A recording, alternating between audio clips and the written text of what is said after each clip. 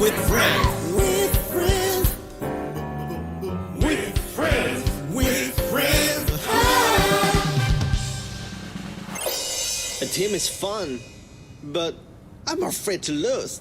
Don't worry. Team up with friends. Rank up faster, rank up faster. Go and rank up. Radiant protection. Go and rank up. Bonus points. Go and rank up. Double challenge point for you or for you. No matter what, just team up with friends. Just team up with friends. Just team up with friends.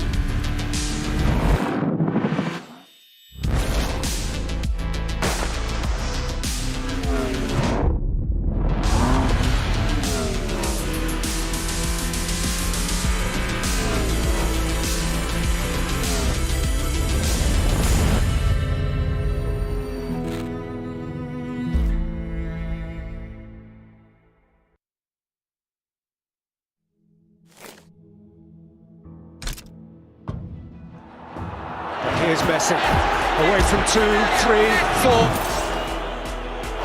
The world's best player shows us just what he's about to get. Is this on? Oh, great. Hi, everyone. Welcome to my secret lair. Everything is getting put together right now. Perfect. This here is testing stage that ensures your safety during your ride. They are currently debugging the hub. See how it goes. Boy, it is powerful and agile. That just made me want to give it a go. Only after careful inception will the equipment be ready for release. All of this equipment can help you achieve victory. Get ready. Join us now. Disfrutar el juego.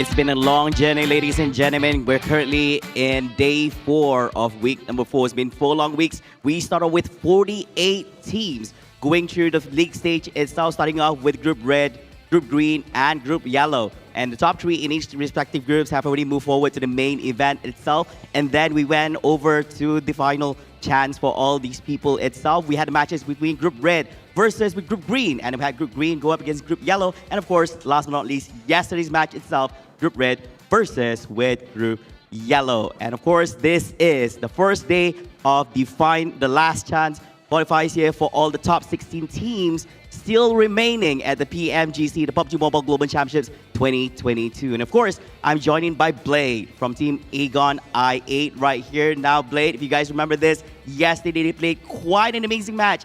Game number 6, 19 eliminations, and of course, a winner chicken dinner. So it comes to no surprise that we're going to be having Blade joining us right here. So Blade, how are you doing today? I'm fine. All right. So you had a fantastic performance in the final game yesterday. What, be honest, what went through your mind and your team's mind, and what did you had in plans in mind for that match? So हमारे पास तो we had nothing to lose, तो हमने कहा कि just extra aggressive जाते हैं, बाकी फिर do or die का situation था, so बस हम extra aggressive गए and alhamdulillah कर गए. So we went just extra aggressive in the last match and we had nothing to lose, so we went for do or die. Do or die indeed. And of course, your team also had 19 eliminations, and that's not a small number in the last match, and you especially eliminated 8 players. Now, did it boost the confidence of each and every one of your team members, and should we expect you to keep playing aggressively now, or do you guys have a different thing in mind? बिल्कुल हमारा confidence ज़रूर boost हुआ है, तो आज हम पहले से बहुत ही ज़्यादा aggressive जाएंगे आज हम. So it indeed boosts our confidence, and we are going much aggressive than yesterday. I think everyone is expecting have high expectations of you guys. You guys climbed really high on that final match itself. Now, with only 16 teams remaining in the tournament, which teams are you watching out for and why? And is it a different team compared to what you had in mind when you started off here at PMGC? सारी teams इधर अच्छी है, but I think we are gonna look out for HVVP and Vampire because of their past achievements. So yeah. There you have it. So definitely Vampire Esports as well as HVVP is going to be in their minds. Last but not least, final question for you here is, what would you like to tell your fans in Pakistan and all around the world? Because yesterday we didn't get to actually had a few words from you guys after that amazing match. Anything you want to share with them? Just thank you for supporting. जो हमको support कर रहे हैं, thank you a lot, and हमें support करते रहो. इंशाल्लाह अब आपको result देते रहेंगे. Yeah, that's it. There you have it, ladies and gentlemen. Congratulations once again for making it to the top 16 right here. Ladies and gentlemen, they have it, Blade from Team Aegon I8. Now, right after this, we're going to kickstart the first match of the day. This is the last chance right here at the PUBG Mobile Global Championships 2022. 16 teams and only 5 will make it to the main event at the end of 12 matches. So don't go away. We'll be right back right after this commercial break itself, and we'll see you guys at match number 1 at the PUBG Mobile Global Championships 2022 final chance. See you guys in a bit.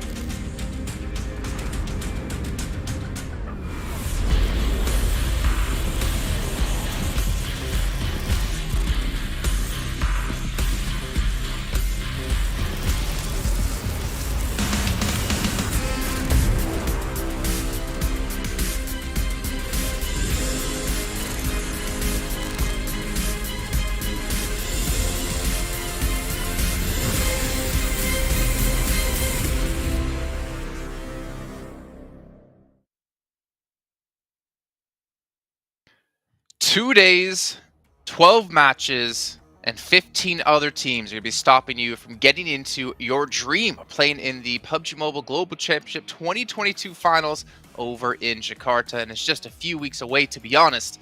We're going to find out what's going to happen exactly over these next 2 days of play. I'm your host, Jason Kaplan, joined by Maxman and Sandstorm to break down everything happening, well, in the last 3 days, and of course, what's coming up these next 2. And gentlemen, as we were seeing before, getting to hear from I8, That was a rough finish yesterday, but they pulled through. They qualified.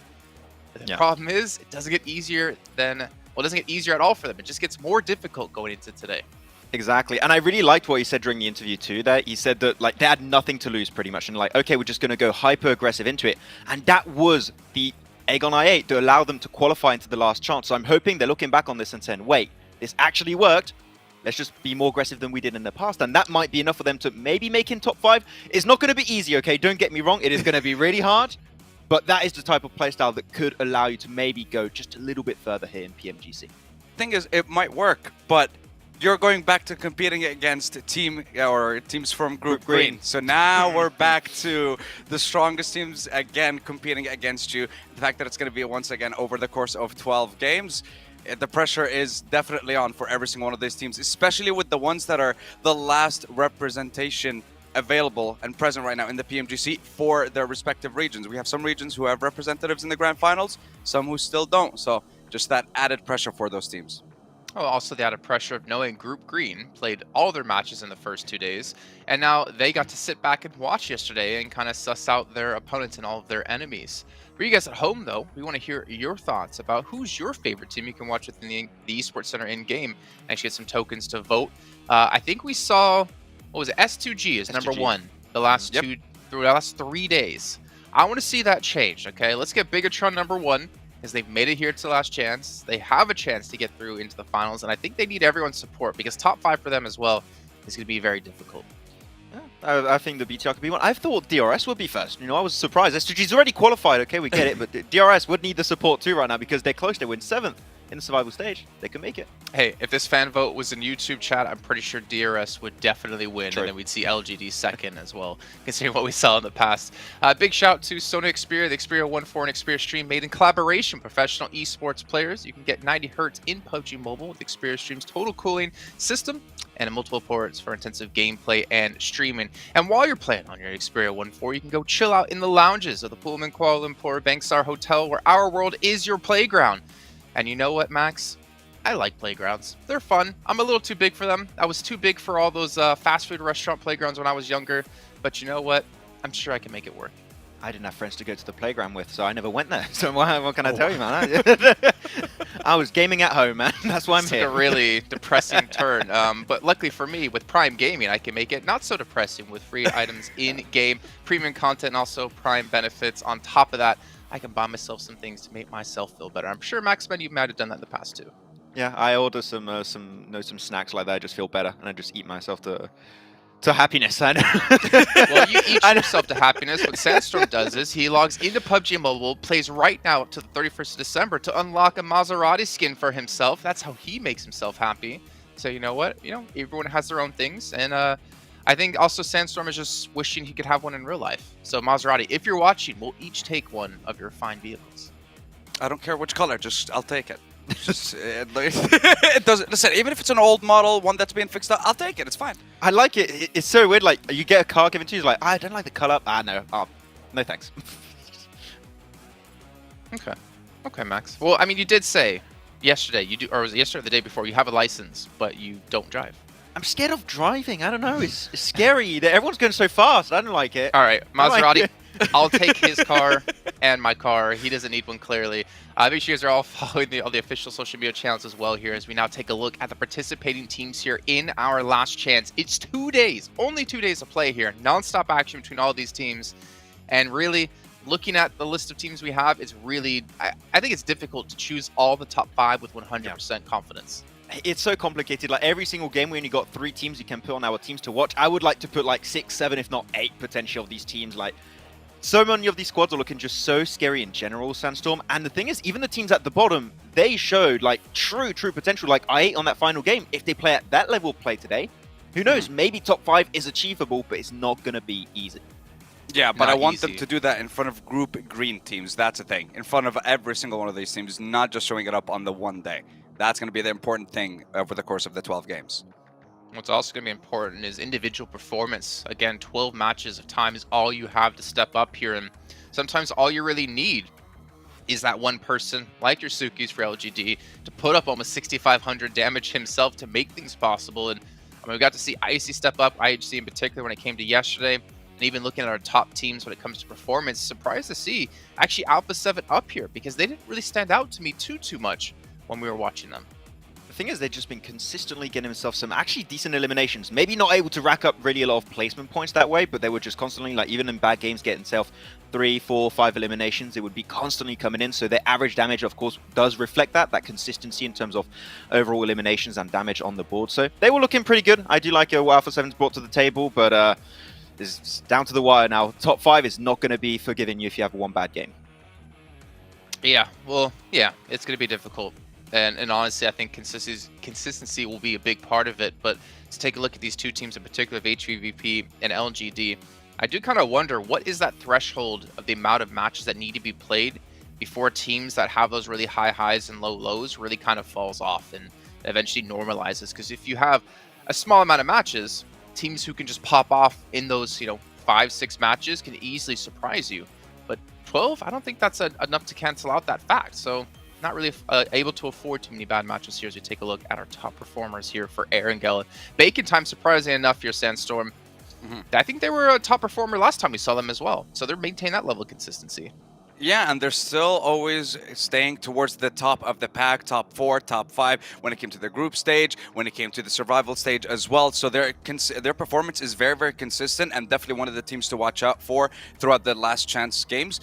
iNCO as well. iNCO, me and Max were talking about it off air, and the fact that the zone was favoring them a little bit at the start of, I guess day 1 for group stages games. So we want to see, or rather survival stage games, but we want to see if that's going to happen with them today or what's going to happen with iNCO.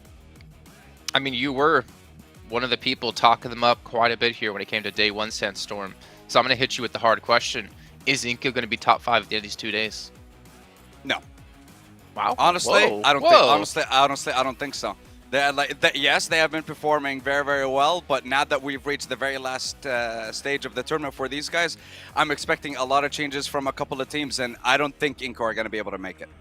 Okay, well, let's take a look at your guys' team to watch here, and I kind of side with you, Max, man. I kind of wish we had like 6 or 7 to use, because honestly, there are so many different teams to focus on in particular, and I am happy to see at least one of you guys put Enigma Galaxy in this, because for me, that is definitely one of the biggest teams to watch, considering their performance from last year at PMGC, considering the performance they've had for the majority of the year. They seem to be shadows of their former selves. But talk me through Besiktas and Aegon I8 as well here, Sandstorm. Why these two teams? So with I8, they had half of their survival chance games or survival stage games in the bottom 4.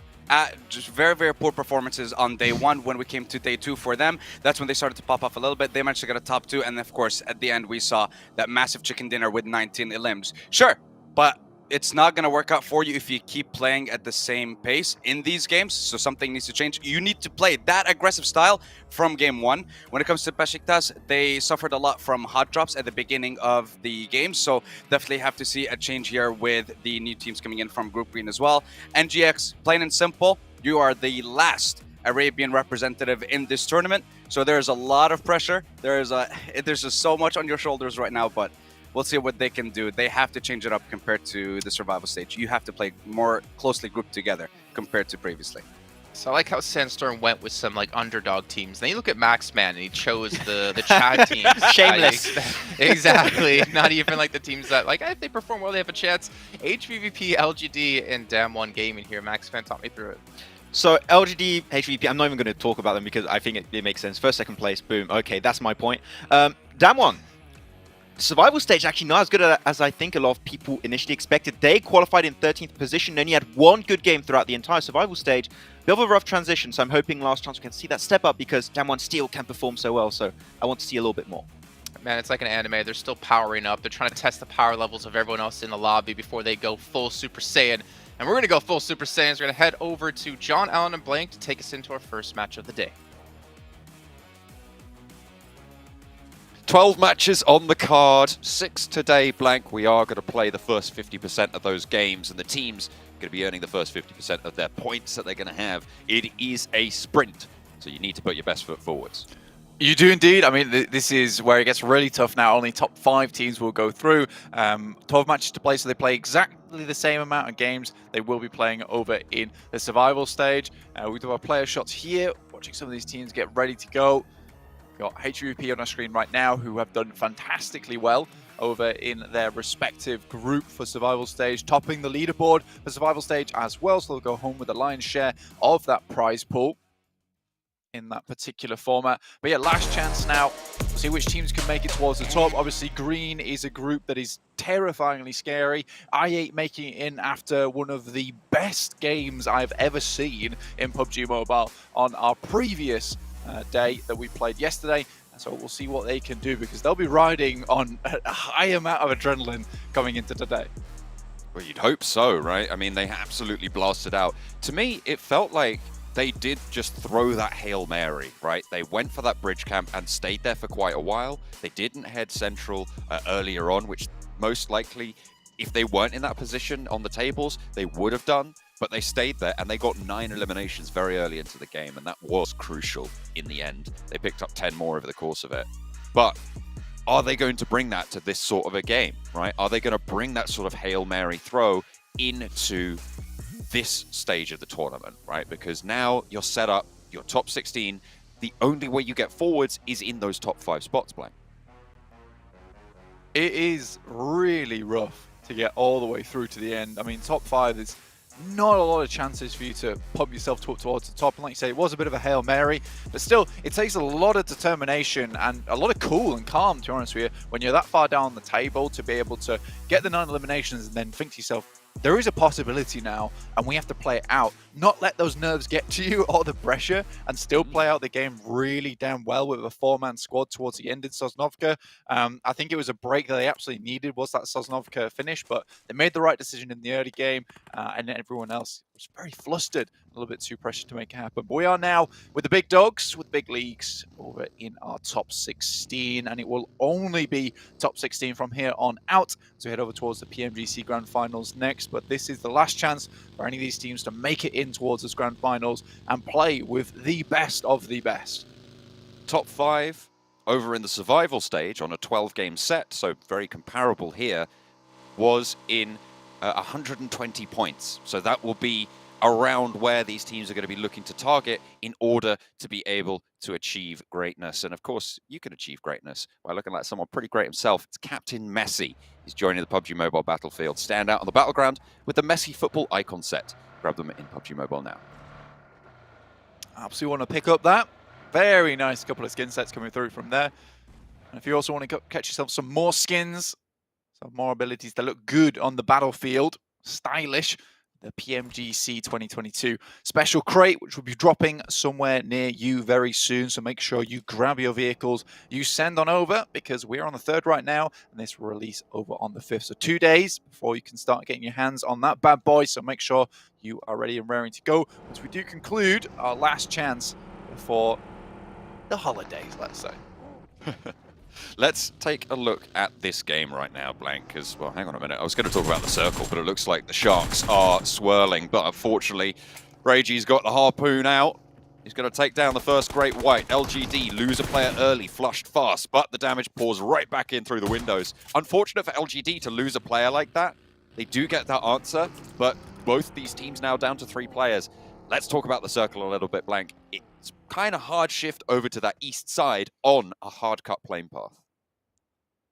Yeah, over towards the eastern side, not too bad for some of these teams. iNCO, very happy with this one. We saw in their group, they were playing very, very central, and particularly in the survival stage as well, very central play to get themselves far towards the end of the game, not necessarily any explosive matches, with Nenebete actually able to pull out some very clutch moments towards the end of the game to get them even further, and I think that was one of those key factors. The rest of the team doing fairly well for themselves. Vitali, very good on these off angles, able to get himself into these sneaky places where some of these teams don't expect the angles that he's shooting from. So that's pretty good for iNCO. They'll be happy with that. This gives them a kickstart to their game plan, which has always been that central play style. A7, on the other hand, they had a really good jump up in performance over in their respective games in the survival stage. We felt like they were a little bit lacking maybe in those first 6 matches, but they certainly fixed that just a little bit for themselves coming in to their 2nd day of play. Hope they can carry that sort of fixing forwards. They can try and have a better time of it because it is still very much a sprint. 2 days worth of games, only 12. Some of the shortest phases of the tournament we've seen across PMPL all the way up to PMGC. But that's what the last chance is all about. Getting those final 5 who can put up the numbers when it matters most. That's what we want to find here in the last chance stage. At the moment, we've got 2 leaders, but only 1 point on either of those teams. Reject and LGD trading blows there. iNCO and Abete spotting out or scouting out over to Alpha 7. Carrillo on the inside. On the east side of prison. Not really going to find those shots, but certainly presence now felt by Alpha 7 playing in Lipovka. Sending a scout out towards that western side. iNCO don't spot it as of yet though, so Alpha 7 should be pretty safe to bring the rest of the team on over. Lipovka kind of a dead spot right now on the circle with it not heading all the way over towards that east, right out towards the water. Perhaps a position that they can maintain control of just in case we do get another hard shift on the circle over towards the east. Game Lord similarly have also sent themselves in, a team that really had a big improvement towards the end of their day. We had a lot of teams stepping up yesterday, essentially. What we started to see was that basically there was a few teams maybe from that top side of the table that are able to hit some big points. I'm looking at LGD in particular, who were really dominating that lobby. But it was mostly down from 16th to 24th where we're seeing most of the movement happen. I think these teams realized that it was time for them to really step it up. And I think that that's the issue you fall into, is that you're on this 12 matches, you don't want to play too fast, too loose because you're worried about going out too early. And then some of these teams realize that maybe they have a bit more power in them than they actually thought when it was a do or die moment. And of course, you have to include the dynamic of removing Group Green, some of the powerful teams in there that allowed them that freedom to try and dig deeper and find a little bit more power. So hopefully they can keep that one going. Besiktas from Yasnaya will start to move south, playing on the mansion area. Being pretty good in their compound right now. It's a little bit north of center, but still pretty decent as a base of operations. Could probably 2-2 split with another compound across the way and see if they can control that northern side. Would be quite valuable. No one really looking to swing in on that north just yet. I mean, you've got Bigatron also in Yasnaya Polyana, and they qualified 79 points. Like the team in 17th place was 78 points, so they were very, very close to not making it here. So Bigatron and also Enigma Galaxy, who also got 79 points, they have a lot to prove here, and they do need those step-ups that we were talking about from teams yesterday. Yeah, you are essentially coasting at that point in time for some of these teams. I mean, you look at Enigma Galaxy, Bigatron Red Aliens, Damwon Kia, in fact, 84 points above Aegon XA. I don't think you can say Aegon were coasting because they had a very rocky amount of waves that came their way, and the boat was shifting all sorts of places towards the end when they had that tempest of a game that sent them through. Damwon Kia, on the other hand, they had a really good start to their sail, honestly, getting themselves very, very far in towards the tournament in terms of point scoring, but then fell off massively after that. And I think that is something we talked about, is that adaptation from a lot of these teams came through, and they weren't exactly sure how to deal with it. VPE coming in from that western side, as are Aegon XI8 now. I can see that VPE are a little bit split off between one another. HVP over that top side. With this next circle heading up towards that northeast, a circle that I would 100% say that HVP is known for doing very well on, especially with their rotation over the top of shooting range. Send themselves towards a compound down towards the eastern side of Yas Fields. Really strong spot for them to start this game out right. Game Lord playing 1-2-1 on the convoy. Leading in, getting the buggy. They will crash in, playing neighbours with iNCO now. Teams rolling in behind them as well. Reject going to have to divert a little bit to the west there, past Besiktas. As Robs takes shots over towards iNCO's position as well. They try and lay claim to a corner of the compound. These buildings, very, very valuable with this hard north shift. Massively useful to a lot of these teams. This one in particular, Besiktas, they hold the better side of this compound. However, Enigma Galaxy is going to be difficult to get rid of them. Game Lord will struggle slightly considering a lot of those windows on that side is open. So getting them into a good spot is essentially, they've sacrificed a spot on the side with high ground for a better positioning in the late game. Because right now they have a super central position within the circle, and they did have a great ability to get towards one of these compounds that Besiktas or Enigma Galaxy had picked up, but they opted to go for something maybe a little bit more towards the circle center. I mean, they've been playing much better from one of these positions, so I can respect the fact that they don't want to go too aggressive early on and take the initiative on these high grounds, and rather would like to play for that late game when they know that they're able to score those points.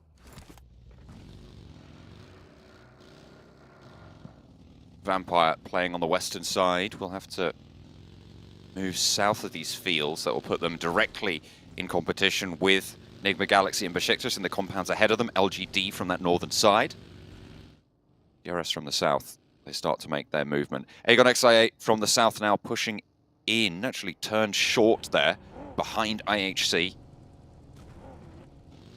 So IHC look to potentially guard them out, but there is position to move through here for Aegon XI8. Godless, though, wants to look for the sneaky little shot over the ridgeline. Tags one, tags two, but not quite able to get the full knock there. UZM just able to duck down behind the ridgeline and stay alive. We'll be able to pop that heal as well. Only the one first aid, however. That's going to be a pretty heavy hit to supplies. Had to move quite far to this team to get into position anyway, so I think for Aegon XI8 is the case of just sending away, maybe head up a little bit further towards that western side, try and punch in for a different way. You don't really want to face off against IHC much longer in this position, purely because they already know the route you're taking and will essentially go for something more of a gatekeep. There's only 2 real rotations you can make around prison anyway, and already IHC is sent towards that eastern side rotation, which has a few of those compounds down on the low ground. Titans are in front of them. However, that's quickly dealt with by IHC, who were looking really good yesterday.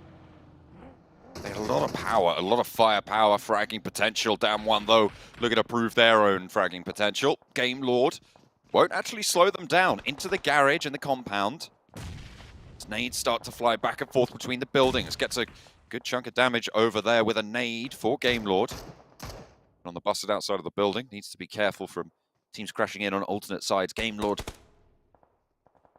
in the far corner. iNCO, they've been hiding in this, well, I say hiding, they've been holding in this building for quite a while now. They've allowed 2 teams into the compound. Yeah, I mean, that's pretty standard iNCO playstyle. A good nade to start off for Game Lord actually gets a big chunk of damage over towards the guys from Damwon Kia.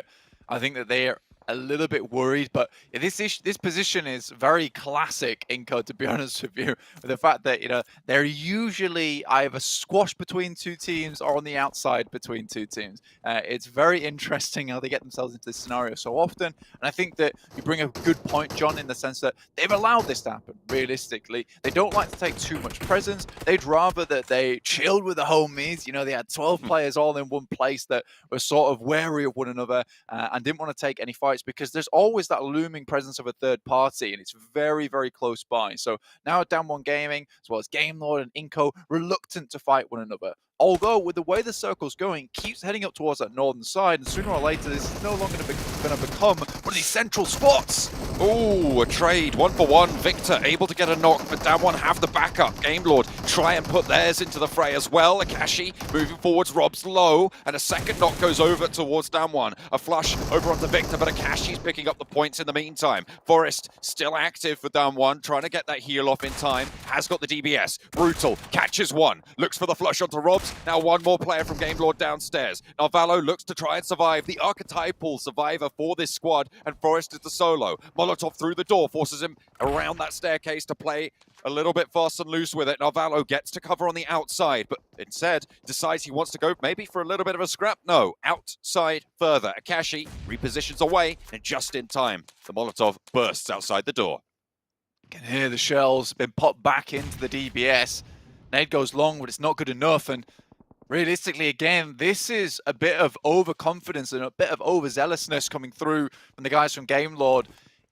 They had a good position when they didn't have to push that. They could have waited. They could have gone for the reses. I think this was Damwon's push. Yeah, what I'm saying, downstairs. After they'd taken out so many of the members, they could have waited and got those reses as opposed to pushing onto Damwon. And now this is that third-party presence that I was talking about. This is why I was ill-advised to go for this fight in the first place. iNCO's moving up. I think the only saving grace for both these teams is how much of a non-aggressive team iNCO actually is. But Narvalo is alive for Gamelord, Blank, and that basically means that Gamelord is still very much alive. He can survive anything, I'm pretty sure. But Besiktas, they've been holding in this really powerful position for so long with Nigma Galaxy right down beneath them in this compound. And it looks like Nigma Galaxy want to turn the tables at the top, but Aegon XIA here to play as well. Sun HP able to find the second elimination over onto Besiktas. They have taken heavy hits, and they're down to just the one player. Looking to try and put this nade in through the window. Besiktas fall first. Nigma Galaxy now trying to hold off on the top, but Aegon XIA, they've taken this brilliant opportunity, frankly, and now it's an entirely new team that Nigma Galaxy need to reconsider in going for this push up the top. They did the brunt of the work, but Aegon XIA get the position. And 2 eliminations for their troubles. Very, very well done to them. A great timing to go for this push as well. Smokes on the top of that ridge side to prevent any of these third parties coming through from VPE that they could basically quietly slip throw. So I really like this play from Aegon XIA. Sets them up themselves well, gets them in the circle, gets them towards a high ground position. Yes, it's not towards the center, but it does give them a great outpost to start playing from, to start scouting from. BTR out, 14th place, 0 eliminations, nothing found for them. Not ideal. We've had 3 teams go down early. And in a sprint format, it is dangerous to take these L's this hard. With only 5 places available, right? You're talking maybe 3 or 4 games maximum you can take a dive on. And even then, you will need to be putting up numbers in the others. At the top, we were seeing that bubble in 5th place around 120 points. That's a 10-point average per game, Blank. So you need to be pushing past that every single game. Yeah, and that's with some of our heavy hitters in the lobby taking a lot of those points in the first place. And I think with the majority of the big players from Group Green actually already in, this lobby is infinitely harder now. With most of the teams that were not doing so well or were down on their luck out from 8th place downwards, it is a rough lobby going forward for a lot of these guys. Good practice going towards the PMGC Grand Finals though. Play all your way through your groups into survival stage and last chance, but it is a stressful situation to be in.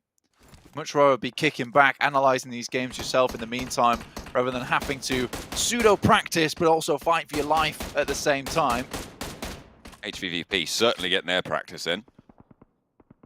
Top of the tables in the survival stage that concluded yesterday, as LGD very much nearly took that spot from them, but they went down fairly early in that final game with only a couple points to leave HVVP the victors.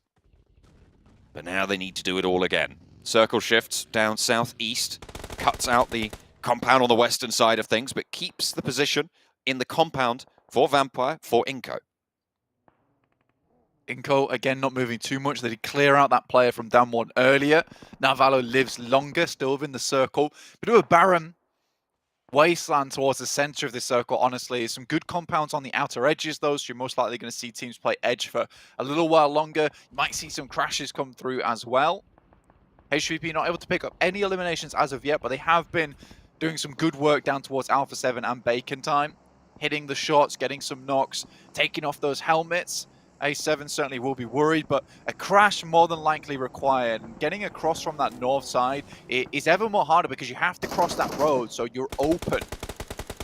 Nigma Galaxy roll right on up to the compound. Nanibete tries to put the nade up top, but they're not quite so fast up the top. Hang on a minute, there's Aegon XIA. They're coming in behind Nigma Galaxy, potentially looking to crash the same building and cause problems, but with iNCO going down, they know that there is a player in there. They're going to instead draw a little bit short and try and take Nigma Galaxy to task because they know they're forcing them to take inopportune angles against the iNCO squad holding on the inside.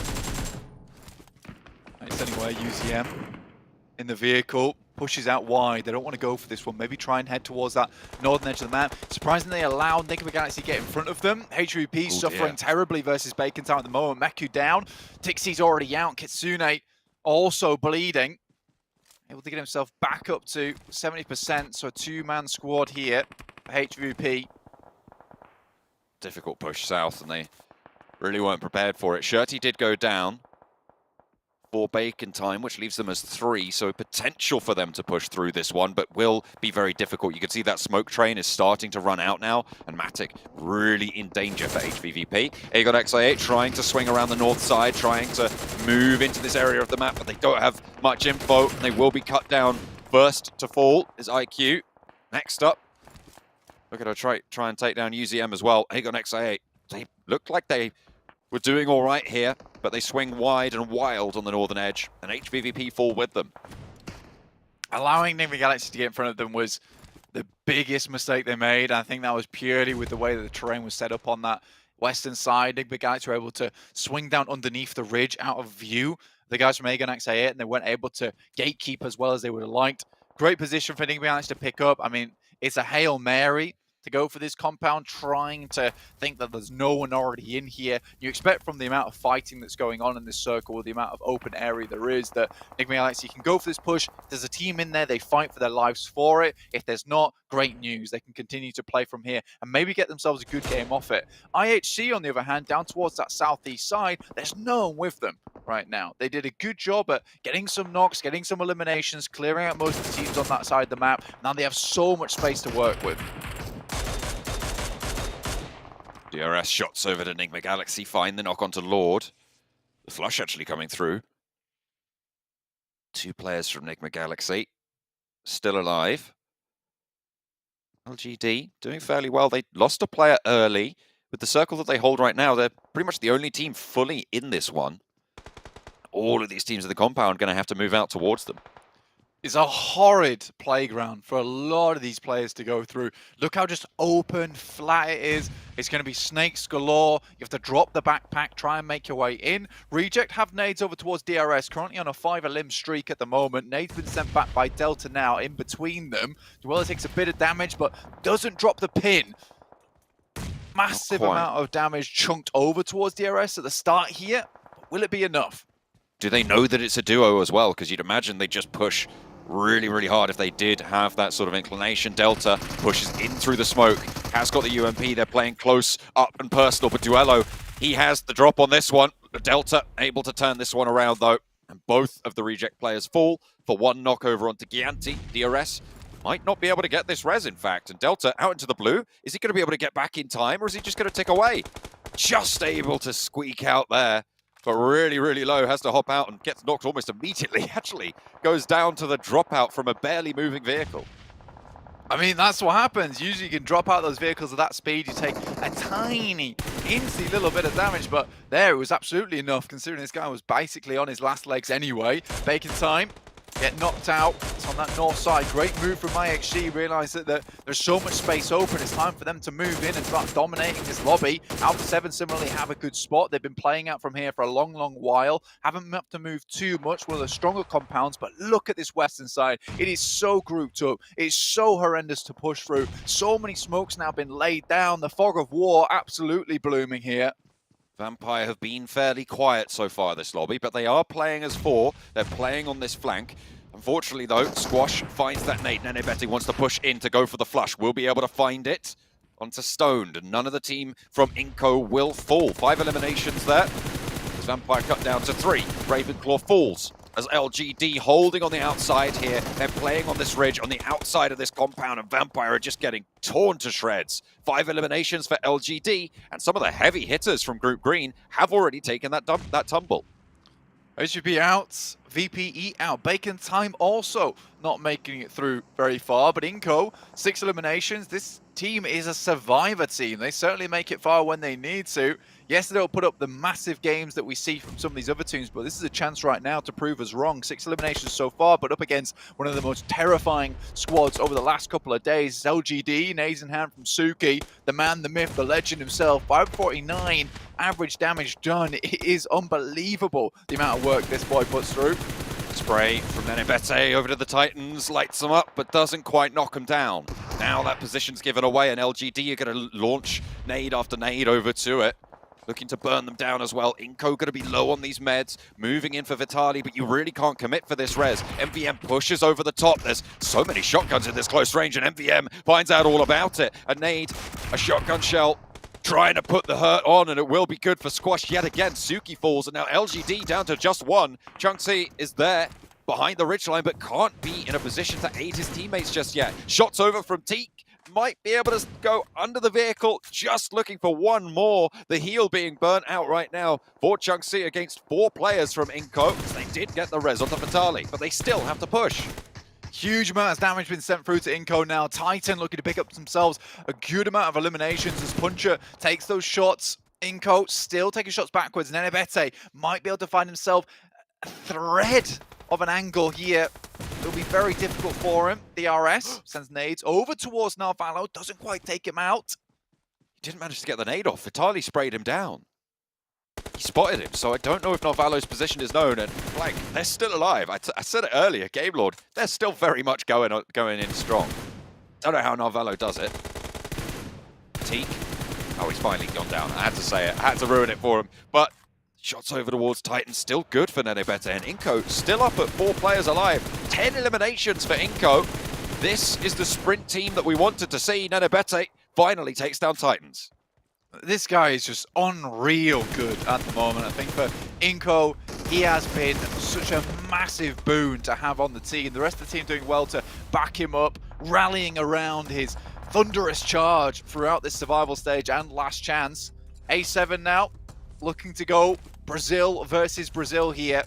TU comes out on top. A7 were able to make things look a little bit better for themselves towards the end of the survival stage, but now iNCO might have something to say about it. IHC in the back though from Mongolia, looking to maybe take out the team that sits between them and the 12 elimination squad. These are all high power teams, Blank, looking to get into this fight. Revo wants the challenge, wants the spray. It will be good, but there's a rundown to be seen for it. A trade-off, a 1-for-1, but IHC come off the worst for wear as iNCO can now start to move up. 3rd place, 5 eliminations for Alpha 7. A good start to their bid, but now we're down to the final 2 teams. iNCO, 4 players, IHC with 3 after losing it on the rundown, but they have 10 eliminations as well. Nenebete looking to hit these shots. 4-man squad now for iNCO from a very unlikely position on the map. Took their time, were passive about it. This is when to really come alive is in these final moments.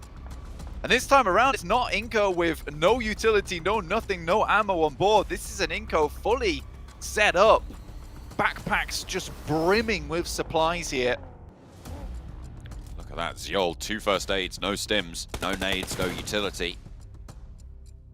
Nenebete, only the 2 first aids himself as well. Vitali, 6 eliminations for Vitali so far. That's almost half of the elimination count for iNCO.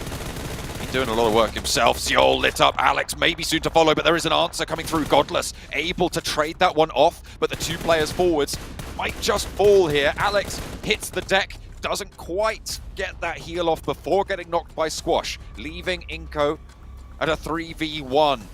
The trade knock is there, and maybe even looking for the res. It's all on Godless now for IHC, but iNCO on the warpath. It looks like they cannot be stopped. Has to try and find another knock here. If you can find another knock, it will provide hesitation, provide limited amount of time for iNCO to move up, but a 1v4 so unlikely. But Godless is going to go for it anyway. Flank comes through. On the side, is limited by this smoke that's been set up. Squash is sprinting into position and Godless has to challenge. Looking to just lease these shells, taking so much out of him. And the final chunk is there as well. iNCO take the first chicken dinner. The team from Brazil blasting out from Group Green, coming back in today, refreshed and looking solid. Insane stuff coming through from iNCO. And I mean, that is a buffer that you absolutely need at the start of the day. I mean, that's going to run them through a lot, right? That could be the difference maker between them being in top 5 and not. Love hearts for the fans at home, brilliant, and you can see these guys are extremely happy about it. Usually on these games, iNCO is able to put up a 5 to 6 elimination game, but this time around, they take it to the limit at the moment. Squash here stepping up tall as well, and one thing I absolutely loved, I adored from this game was the fact they all had auto shotties coming from that building. They realized that when they were cresting that ridge, as it was one of the only places they would leave from, they made an active decision to set 3 shotguns upon 3 of their players. I was astounded by this decision. I thought, this is going to go badly. But when they crested that ridge and it's 3 shotguns in the face of 3 players from LGD, they get sat down real quick and get a telling off of their lives. I love to see that type of thing. Look at that Squash fragging out, but Tali, a demon in his own right. 666 damage, 6 eliminations, blank. This guy was a devil to everyone else in the lobby. And the rest of the team as well, beautifully moving across those hillsides. Really, really nice stuff from iNCO. You said it before, they made some off-the-cuff decisions that panned out very, very well for them. They made it work, and iNCO blast out to an early lead.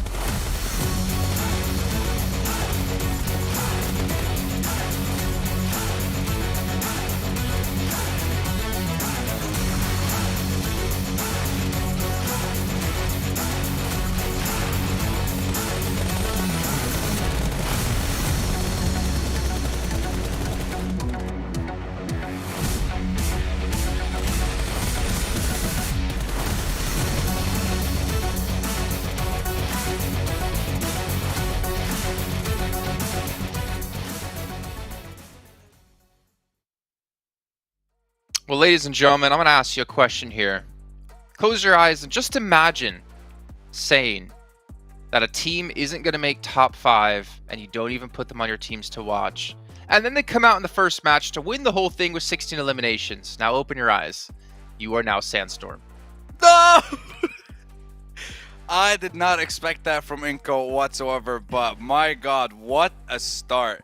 What an absolute start from iNCO. And look, we asked this before we jumped into the first game.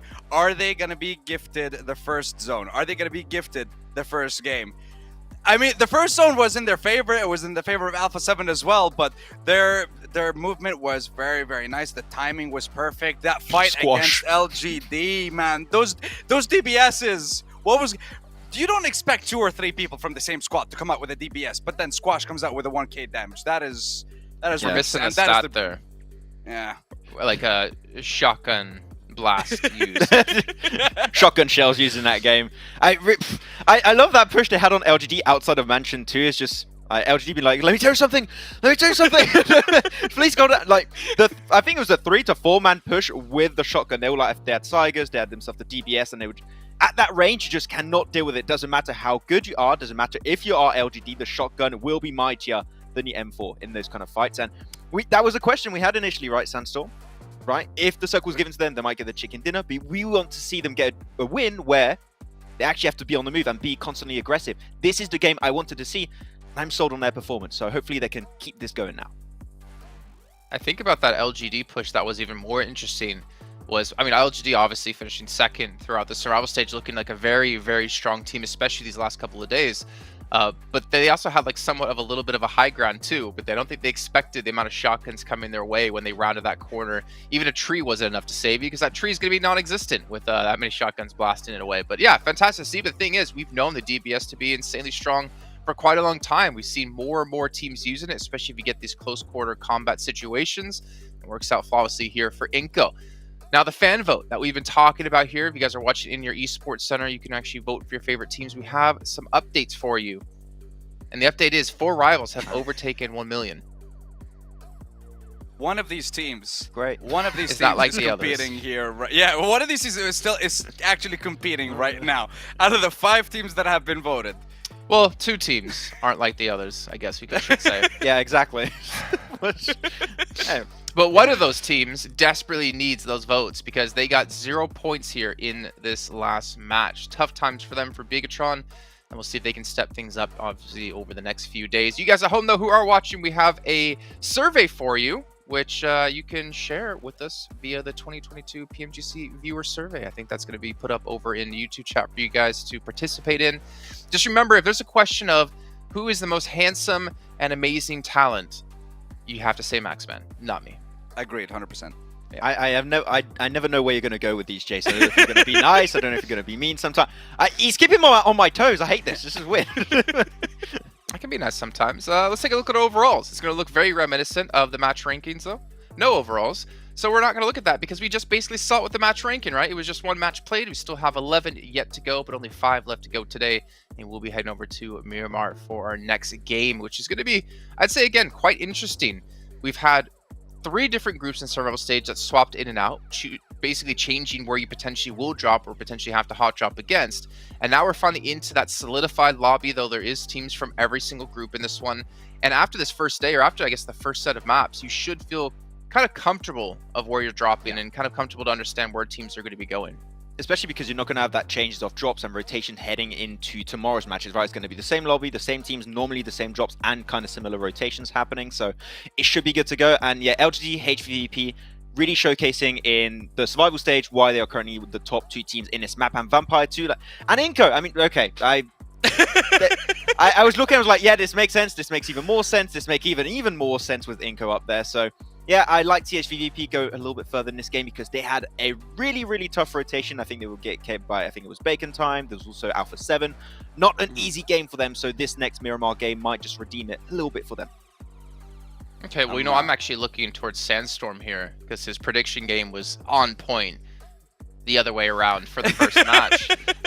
Who are going to be your teams to watch here this time, Sandstorm, so I know who not to watch? I mean, you know what? iNCO, absolutely incredible. Just a complete 180. iNCO, Alpha 7, I guess I want to focus on them. iNCO, what happened last game? Keep it up. I want to see it again and again and again. Alpha 7, another Brazilian representative. We already have one in the grand finals, but I think Alpha 7, from what we've seen in that first game, great start for them. And I think that they might actually do a little bit better coming into this Miramar game. But my main focus is still going to be Enigma Galaxy. We saw a little bit of a change compared to their previous games once again, but this time it's a change for the better. I promise, okay? I really promise this time. Enigma Galaxy, they had, I guess their entrance towards the mansion area was good, but they got pressured by too many teams at the same time. But at least they were playing together. And I want to see that consistently coming through for the rest of the games, and I think that they might actually surprise us again. I love how you said, I promise, and I look down and I see Maxman and I make the exact same sus face in there. Maxman, what about your picks here? We got IHC, which definitely have been performing better, especially when it comes to today and yesterday, DRS and Alpha 7. IHC is a team that I was a little bit disappointed by in the initial group stage. I think in Group Yellow they could have done potentially a lot better, and I think we've seen a slow ramp up of what they've been able to do in these matches. I think that especially on this first match, it was not an easy game for them. They had to keep fighting in the open. They were constantly trying to take fights that were just going to keep them, giving them a good position if they win the fight. So yeah, I feel like IHC is just seeming a lot more comfortable now. I think they're used to this PMGC setting right now, and I feel like they can even be stronger in the matches to come and hopefully get a chicken dinner. I want to see an IC win eventually because IC is cracked right now. Well, you heard him. He's cracked right now. We know who's not cracked is the team I want to talk about currently. The bottom of the leaderboards is 0 points. You know, Sandstorm, you talked about before, you could have one bad game. There's 11 matches left to go. Bigatron, can they afford to have anything less than really strong matches from now on? I think what me and Maxman agreed to is maximum of 2 games, but then you would need to have 8, 9, 10 point games consistently throughout the rest of the tournament. So if you make a mistake in this game, then we need top game performances every single time. All right, well, let's head over to our commentators to jump into Miramar here with John Allen and Blank once again.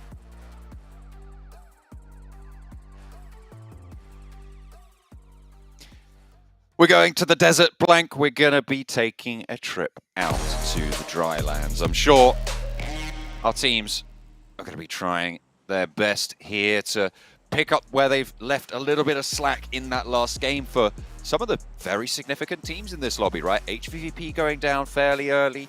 We lost quite a few of those big powerhouse teams. Vampire getting cut down quite efficiently in that compound fight. So hopefully we'll see them return to glory a little bit here.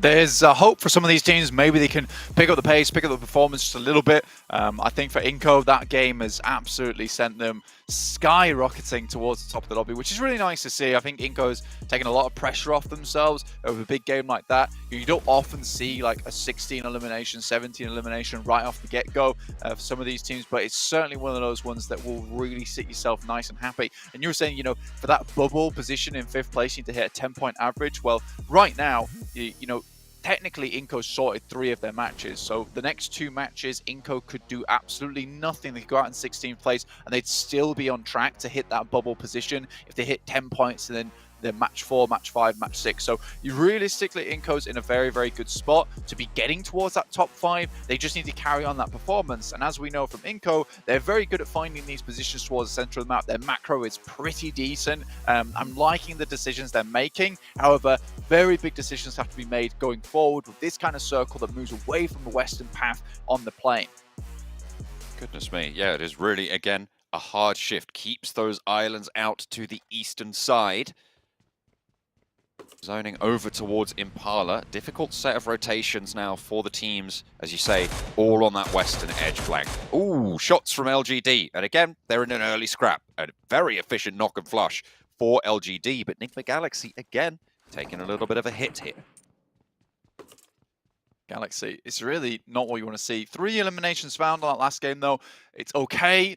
Not amazing. I think 3 eliminations is consolation prize. Again, it's better than VPE, HVVP, Besiktas, and BTR, all teams that we were expecting to do a little bit better towards these finals. Besiktas have had a really good run all year, and I think that we just haven't seen that powerhouse mentality coming out from them. I think you can look at a team like HVVP, VPE, as well as LGD, just bullies of these lobbies at the moment.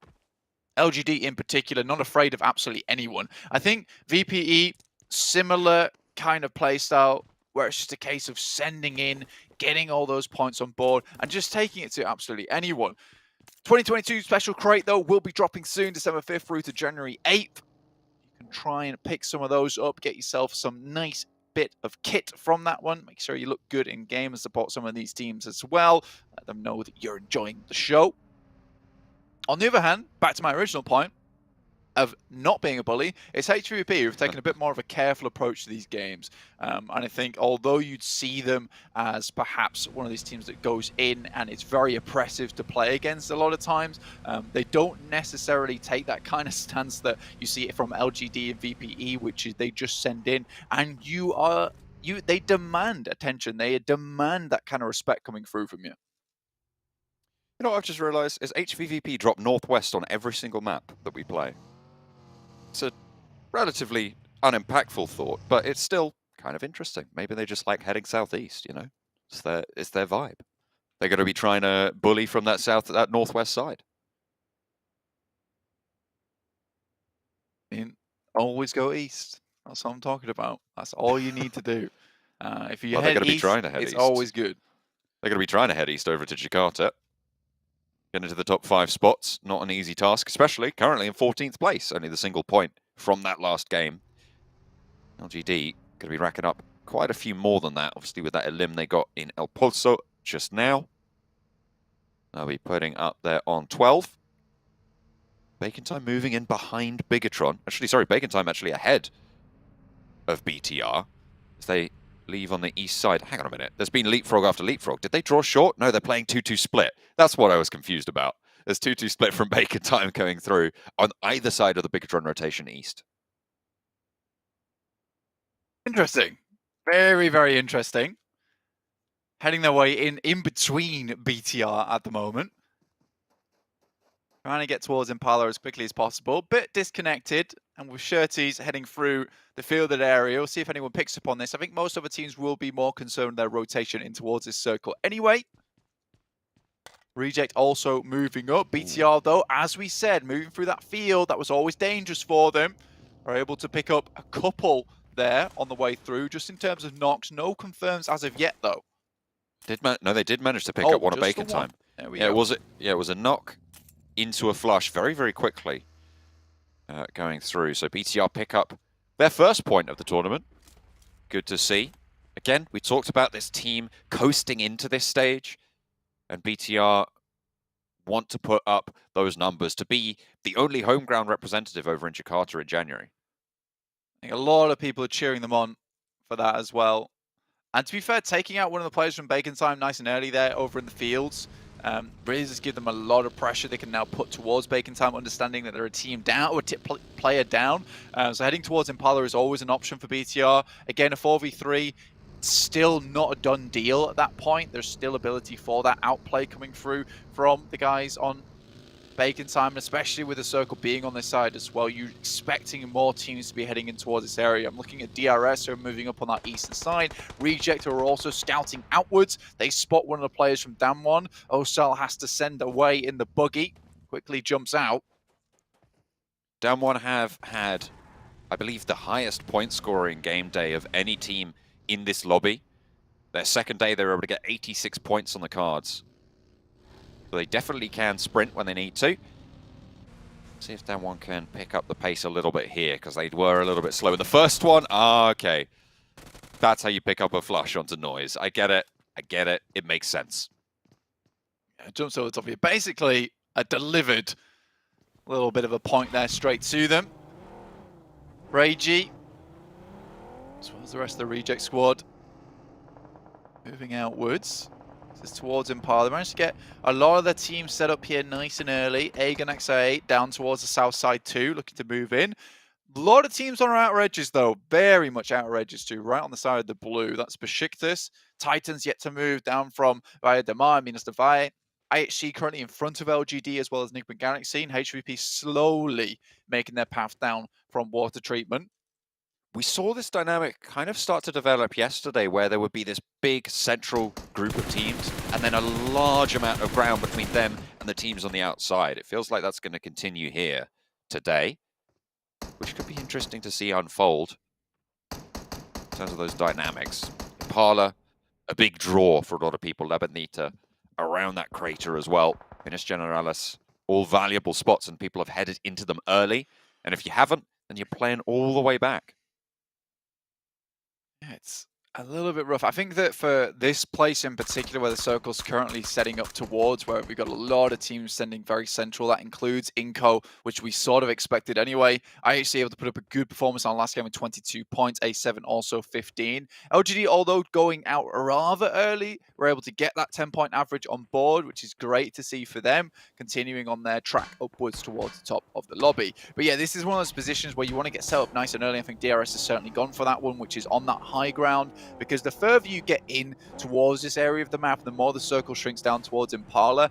It is really, really tough to get through Junkyard. I'm talking stale bread tough to get through Junkyard into Impala. And this is the exact position I was actually talking about, so it's great to set up into our conversation next, is that where Damwon is, iNCO, you see BTR as well, a lot of teams will want to make that rotation through there because there's not a lot of valuable rotational space through Los Leones, up and underneath Impala, difficult to get up towards those mountains, and it might just be even a case that A7 takes a leaf out of Influence Kevin's book on this kind of rotation they saw a lot of times in Americas, which is down south and just playing on that very much coastal ridge and waiting the game out till later. iNCO will go untouched by BTR. They find a little bit of a ridgeline. Okay, I say that. Now I've got to be taking a couple of shots, but only very, very minimally. Victor trying to blend in. You've not fallen anyone, Victor. Your nameplate's orange. I can see you. Get out of there. You're not part of iNCO.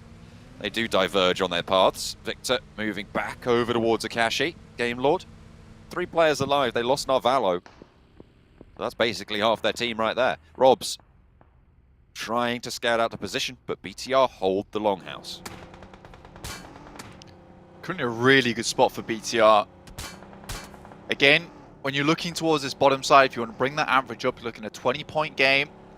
You're in those 0-point numbers. So for BTR, a really big match here required because, again, now you're playing catch-up. And this is what happens in a sprint, is you never want to be towards the bottom of the lobby after that first game. You always want to be ahead because that gives you time and distance to really pull back any mistakes you make. You don't want to be instantly rectifying the wrongs that happened in that initial match. And going down with 0 points is really not the way to do it. So for BTR, being in this type of position where they have a lot of ground to play around with, a lot of open space around them to take presence, take shots at anyone coming in. This is the perfect opportunity for them. Looks like Alpha 7 have indeed picked up the influence Kemin strat. I really like this. This is the exact kind of strat that they fell prey to over in the final game of America's Championship, where they were moving down through Lebendita. They got absolutely picked apart on this rotation. Instead, Influence Kemin take a different approach from El Azahar, send down here and just wait the game out and actually come out with a chicken dinner at the end. So it's nice to see that Alpha 7 is doing their homework and really cool. They're taking a little bit of a strat out of their brethren's book. I like that. We'll be seeing Influence Kemin in the finals as they keep it up. 15 points on the first game. Looking to try and put up a good result here as well on game number 2. It is really, really fast-paced in this lobby, so getting these good results, as you said, early, brilliant news. HVVP on the northern side, going to be close to Vampire. Both teams will have to move even further south, actually towards that position that you said was really strong for Bigatron. It does shift a little bit away from Impala, so the teams will not have to push all the way into the town. And it goes a little bit more into the wilderness, onto the outside of the mountains. Yeah, for HVVP in particular on the northern side, it makes the life really difficult. I mean, you're sending Tixie out now down towards that south side. More than likely, he might take a knock here. I don't think it's very unreasonable to say that this is a dangerous play from him, but he's looking for any little bit of cover that he can pick up. This northern side's so barren. Heading further downwards, there's a lot of space for these teams to play in, a lot of compounds, a lot of ridge sides, which is why you can see 16 teams comfortably sitting in here on a fairly even split. But look at this from HVP. You can see exactly why this is so tough going forward for them. BTR haven't taken too many shots down towards them as of yet, all in vehicles, so they should be quickly getting into a position that is fairly safe. They're trying to stay away from that longhouse as much as possible. We see Meku doubling back at the moment, making sure that they keep the northern side clear. Fallen prey to backfills a couple of times. And HVVP playing it systematically, just trying to stay alive here. Vampire shifted down to the west, 2 players in this building. The rest of them playing on the outside of it. IHC moving in. This is southwest side of the next circle. Titan are further out than they are. So priority on the next rotation will go to IHC, but Titan have the high ground and potential to move a little bit faster out on the outside. Of course, playing inside those compounds, it can make those rotations a little bit slow to start. Alpha 7 sort of locked down on that east side now, especially moving further down towards the south. That play typically works out when you go towards Impala anyway. Though, again, this is a real passive strategy. I think for Alpha 7, they need to commit to this fact that they're not likely going to be in any engagements for a long, long time. I think taking an engagement with DRS and the players up towards there in the warehouses would not be a bad idea, considering they're split off the moment and the rest of the players from DRS currently on the mountain side. They do have to come down. But again, this is a situation where Alpha 7 has to divert attention in 2 directions. So let's be very, very careful. Reject, decent spot, cross the road, making sure they're holding onto these sight lines, onto these crossing, onto these rotations so far is okay for them. But again, very difficult terrain to play here on the map over towards the south side of Impala. A lot of places for people to hide as well. So you're more likely going to see more and more of these straight 4v4s coming through from teams, which is going to make this match at least very exciting.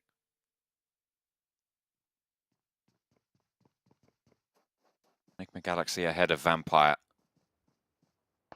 And Vampire are scoping out every angle of ingress to try and move in, which they will have to do after this shift. Keeps a little bit of Impala in there, but Alpha 7 will have to get a little bit more active with it on that southeast side. DRS may be looking to regroup on their 2-2. I think at this point in time, I don't think you can say that someone upstairs isn't looking out for iNCO Gaming at the moment.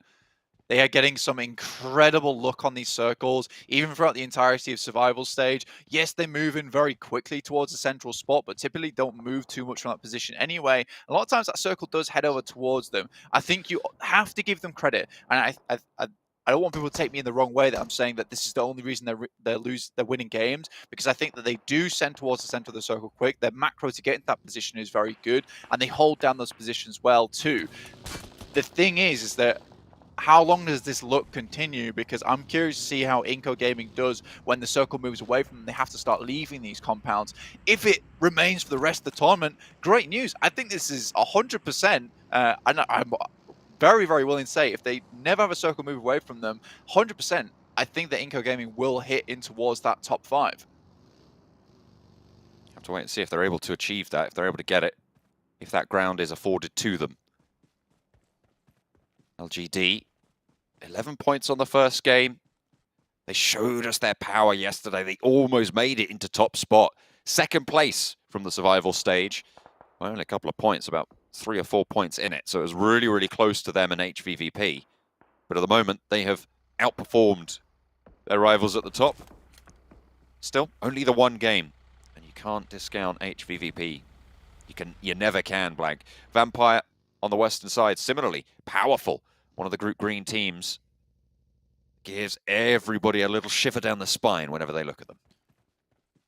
So you can't discount HVP. I think it's one of those things where, if they're gifted one of these great edge playstyle games where they can comfortably rotate in and start clearing out members, they'll do very well. I don't think that this is one of those games though, John, with the amount of compounds that are still available, playing on this edge side, it's going to be very difficult to pick up these knocks to capitalize on the back of it, especially from this northern side where it is so open. So for HVP, they're going to have to play a very long game here.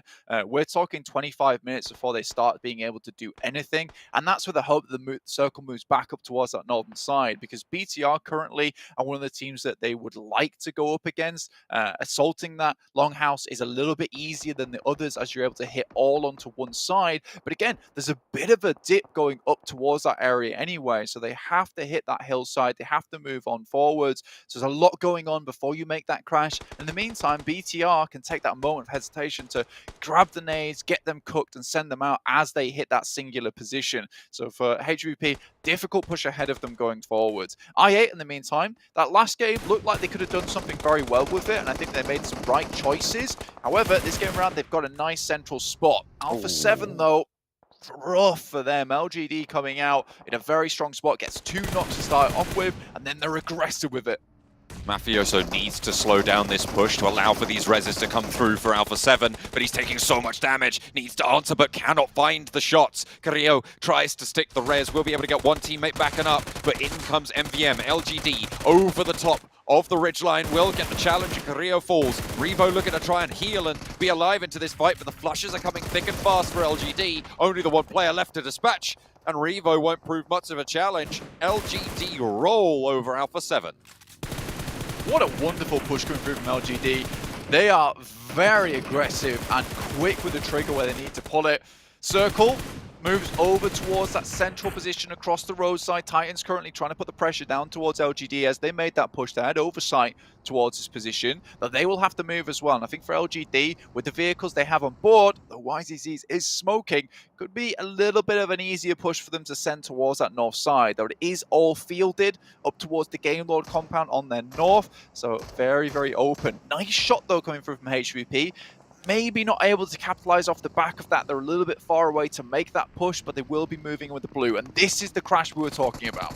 In go HVVP. Tixie up to the wall. Wants to put an aid in through the door frame. Opens it, but Misery has a Tommy gun ready and waiting. Knocked very swiftly and flushed almost instantly. Bigatron able to rebuff the first push, but HVVP still have 3 players active, still have 3 players alive. The nades can start to go in through the window.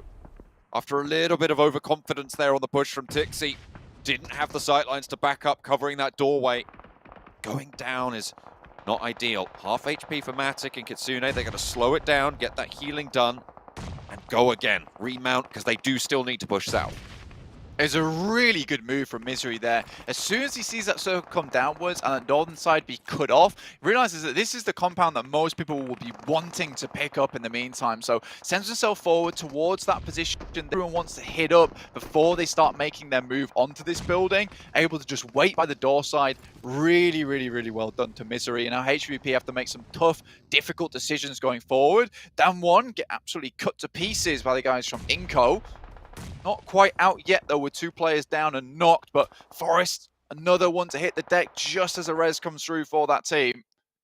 Vampire trying to push in from the western side. IHC trying to stop them doing just that. Aegon XI8 are there as well, just a little bit ahead. It's a difficult push for both of these two teams. We have on camera at the moment, Alex taking heavy shots, will be traded off. Vampire fighting out on two fronts and actually winning both of those challenges. Going well for them so far. Stoned. Pushing Aegon XI8 back a little bit into their compound, retreating their position. Nade over from Icy is good, and Schwepp does go down to Godless from IHC. Ravenclaw moves up into the smoke, moves over, and potentially going to be looking for this res as well. They do not have a lot of time to get it done.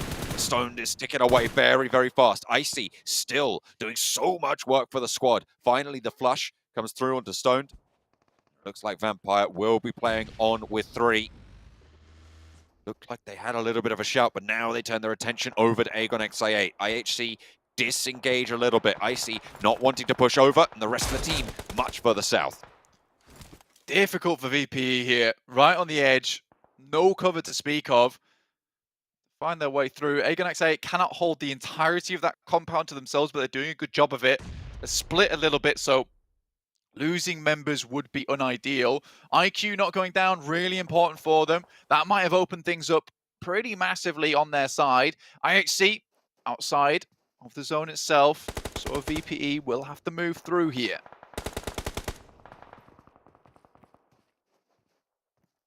Playing as 3. And it is a difficult position, you're right. HVVP slunk down to the eastern side. IHC sending Godless out wide to maybe try and find an angle over towards Titans. On their position in the hold, Teak split from the other 2. 3 players active for Titan. To try and hold out on this position. Aegon XI8 proving to be very, very troublesome. A massive sticking point for the Western teams. So far, this is the question I wanted to ask, is how does iNCO fare when it comes to leaving these compounds? They have the shotguns, but not super useful here. And it's a very typical position. Teams will play, but very nadeable. Gem Foster sends in. I don't think it's necessary for him to hit into it, but he goes for it anyway.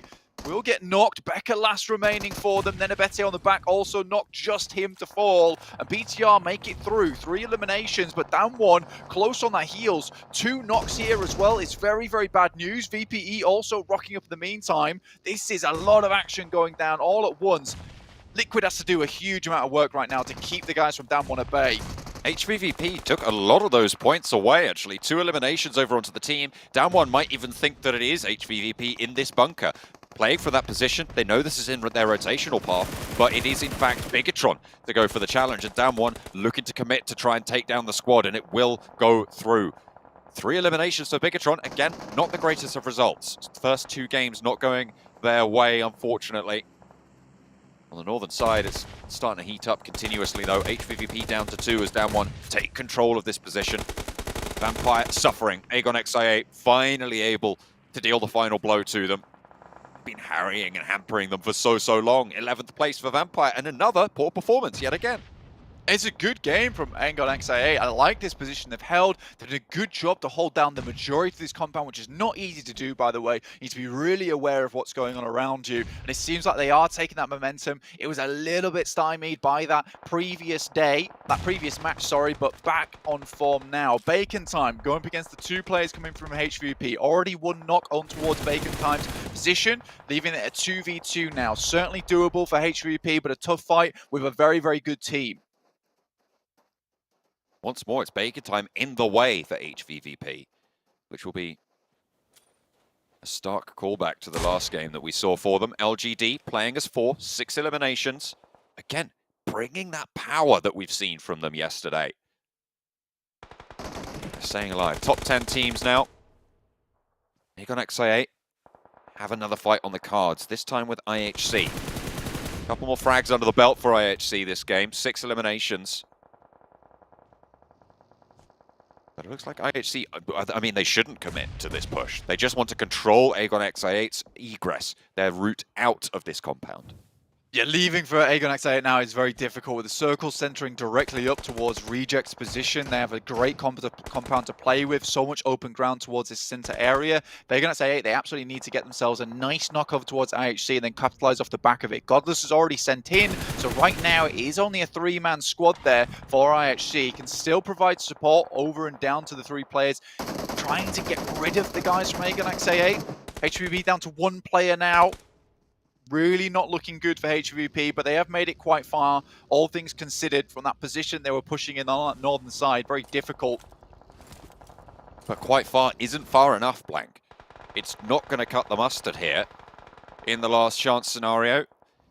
And remember, HVVP was a team that everybody was expecting to go through as a direct qualifier from the Group Green stage.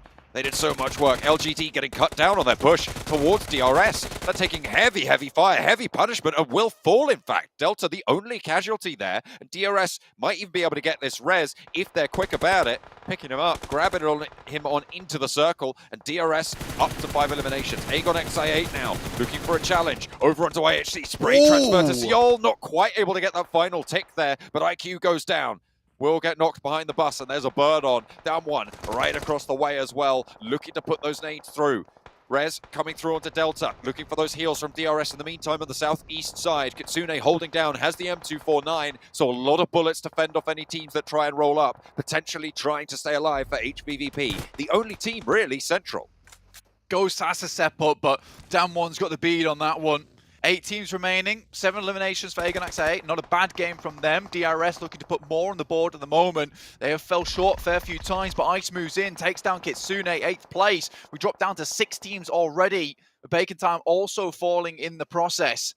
A lot of teams leaving now as we head into a really awkward zone to play from. Reject looking to pick up some big points here. DRS in the wings. And Down 1 finally looking at a good game after quite some time of poor results so far. 4 players for them too. Game Lord out in 6th place. Great at surviving. Down 1.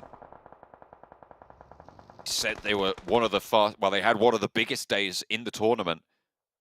86 points on their second day of the last chance stage.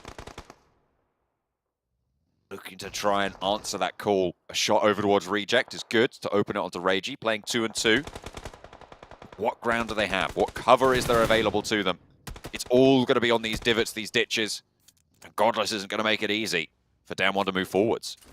Circle really putting things in a worse perspective for a lot of these teams. Understand they have to move out into this open ground. Just have to stand up and start fighting one another. You can see these just horrible spots that suddenly become the most fortified position in the circle. A mound here, a little patch of grass there. These are the best spots in the circle, as well as IHC currently still holding on to this shack, but that's outside. You'll have to leave this at some point. Besiktas finally looking for a good game here. 4 players, but they haven't shown us that potential so far. And even 4 players in the top 5, I'm doubtful of what kind of performance they can bring. So I'd be very surprised and happy to see something good come out of them now. Down 1 looking to move through. Godless is there, still proving troublesome for them, but they swing up and wide, bait the peak, and there's a duo at the back to go for that team shot there. Godless will fall down. Forest able to pick that up. Now their attention turns to Besiktas and Reject, who have started to strike out their way. Down 1 playing on a really solid ridgeline here for the squad. You can see everybody almost looking their way. It looks like everything's funneling there, but there are still sidelines to be fought over, and Besiktas spike out towards DRS. 1 knock going over to both of these teams, and it's 4 full force squads right now, but Enjoy goes down and Besiktas' numbers are dwindling fast. Everybody wants this spot. They're currently Down 1 hold. Nade comes over the top. It's a long throw here from Reiji. One of the top players coming through from Japan. Hits just a little bit too short, but it's kind of on target. Now Reject can maybe push on this. Fabian desperately sending around in the buggy like a bumblebee, looking for those scouting opportunities, but in come Reject. Uh-oh. Gonna be able to find an early knock as well. Sung low HP, they just need to put bullets down range, and that's how you do it. 2 players fall from Reject, and now Forest pushes forwards to try and capitalize on the momentum they've gained. 2 players down from Down 1 as well, and it's an even fight. Forest falls, now it's just Sung looking for the shots over to Divine, has to go for the weapon swap, but it's not there, and Reject take down 1. But they've diminished so much in these last couple of seconds, Blank Reject are only on one player, and they really don't have the time to go for this. They just have to step straight into the next challenge. Delta shots over the top, and Besiktas taking heavy punishment. DRS 2, Besiktas 2, Reject 1. Divine looking to finish this game out strong, unable to get these reses, especially with the way the circle's going. It will be pushing in more and more now. Zessi back on his feet. Zessi almost goes down. Divine stepping up, looking for this 1v4, looking to give Reject a chance into the grand final. The points qualifier from Turkey with 3 players alive. Now left in a 3 versus 1 to try and take a chicken dinner here.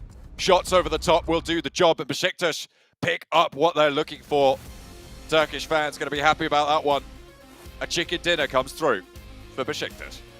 Much needed as well. This has been a long time coming for the players from Besiktas. They are desperate for this one. I mean, you can see the happy faces here. Obviously, you can't see the smiles on either's mask, but the guy in the back, happy days. That's all we need, really. I think you happy to see this one for Besiktas because I think they've got so close this opportunity again in the winner chicken dinner so many times, but unable to close it out, and now it happens. So although there is a lot of happiness and enjoyment from getting that win, there is also this sense of this should have happened a lot sooner. MVP, Sun HP. Staying hydrated, got to keep it up because it is all about maintaining that pace here in the last chance. Getting to those top 5. Down 1. A pretty big game coming through from the Korean squad. Staying alive very, very late. DRS getting into the final mix of it. Reject as well. Really solid stuff from a lot of these teams. But in the end, it was the Turkish squad, Besiktas, to take home the chicken dinner.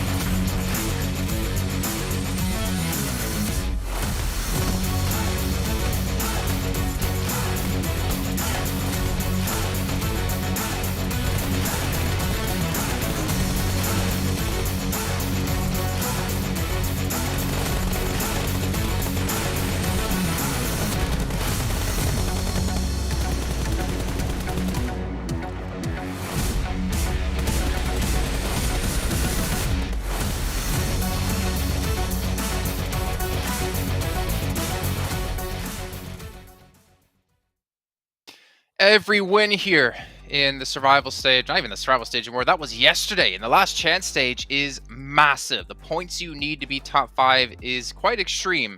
We see Besiktas able to get themselves the chicken dinner, but with only 4 eliminations. But hey, 19 points added to their tally.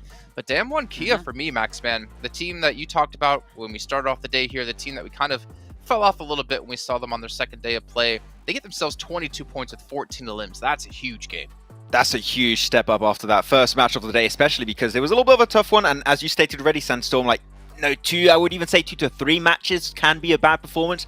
Then you got to stop stepping things up if you want to make yourself in that top 5 position by the end of these 2 days. So yeah, good presence overall. It was going to be hard for them to transition because the circle was not quite going their way, and it is just an open finish.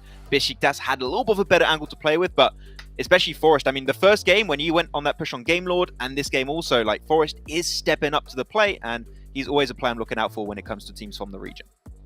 Yeah, and so is IHC. Apologies, Jason. So is IHC and Godless. I mean, the first 2 games that we've seen today, impressive performance from them, considering that when we've watched them throughout the second stage of the tournament, the survival stage, they did struggle on day 1. Then we saw a massive resurgence from them. So picking it up again here in this last chance, pretty good. And we saw what happened in the first game with IC just running rampant, deciding to push the squad all on his own, managing to get a couple of elims and even running one over. But IHC definitely one to watch out for, and I think they might be able to get a decent start for today's games, considering that they've consistently performed so far. Well, speaking of decent starts, looking at the teams to watch here in that last match, Sandstorm, I noticed that your 3 picks went out 16th, 15th, and 14th place respectively. Why did you want us to watch them again? To see them go out early, or what's the... You see, the main reason I pick teams to watch them is because I focus on them and I want to see something good from their side. But NGX, there's no point. I don't think I should be allowed to predict teams anymore. At this point, you don't predict 3 and then just watch them all get eliminated at the start. I shouldn't be allowed. Well, now you know how I'm banning Maxman myself feels from a that. lot of the time. Maybe he rubbed his curse off onto you. We're going to head to a short break, though, while we get things ready to go for our third match of the day. It'll be on Sanhok, so you're not going to want to miss this, and we'll see you guys in a few.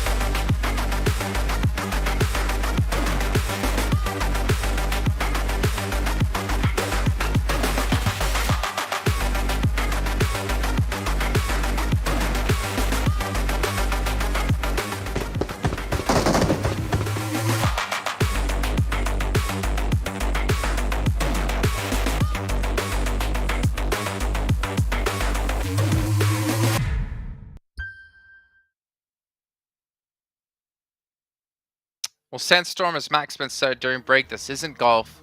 You're not trying to have the lowest score, but you have a chance for redemption. Don't worry. You have another match coming up, and you still have 4 yet to come today. So you have plenty of chances before we completely harass you and just give you a tough time here on the desk. But you know what, Maxman, he's happy about it because it's finally not directed at him for once. But you know what I'm happy about? The fact that we have Sony Xperia 1-4 Xperia stream as our official sponsor here for the PMGC. It's made in collaboration with professional esports players, and you can play PUBG Mobile at 90 Hz. The Xperia stream's total cooling system and multiple ports for intensive gaming and streaming. And speaking of gaming, Prime Gaming. You guys get some free PUBG Mobile items, premium content, and also benefits here from Prime as well. Make sure you guys check that one out because it is pretty sweet, to be honest. Maxman, you know what's also sweet?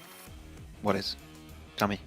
The matches so far today have been sweet, they've been spicy, they've been a little bit salty for Sandstorm since his teams have been going out early, but it's been quite enjoyable to watch, and we still don't have like that one clear winner, that one clear consistent team just yet, but I kind of expect that considering, I mean, you're looking at some of the best teams, the best teams in the world here competing just for those 5 spots.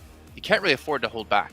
100%. It is going to be really close between all these teams to make in the top 5 position, but I got to say, DRS have been looking really good today. I do wonder where they currently rank because they've been consistent in Game 1, and I think that they are a team that embodied extreme passiveness in the past, and now they are willing to take these fights. And look at that here, Jason. Top 3 position right out of the gates in their first 2 games.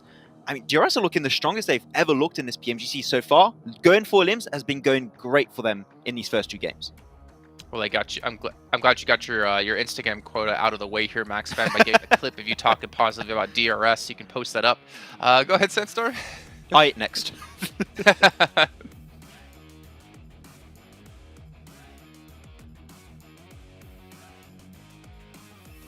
This is what we wanted to see from DRS. Well, when I would love when to we hear were what talking Sandstorm about has it. to say here, Max, but he has unfortunately muted himself. That's his punishment for getting bad predictions. You can see here down the list, though, HVVP 13th place.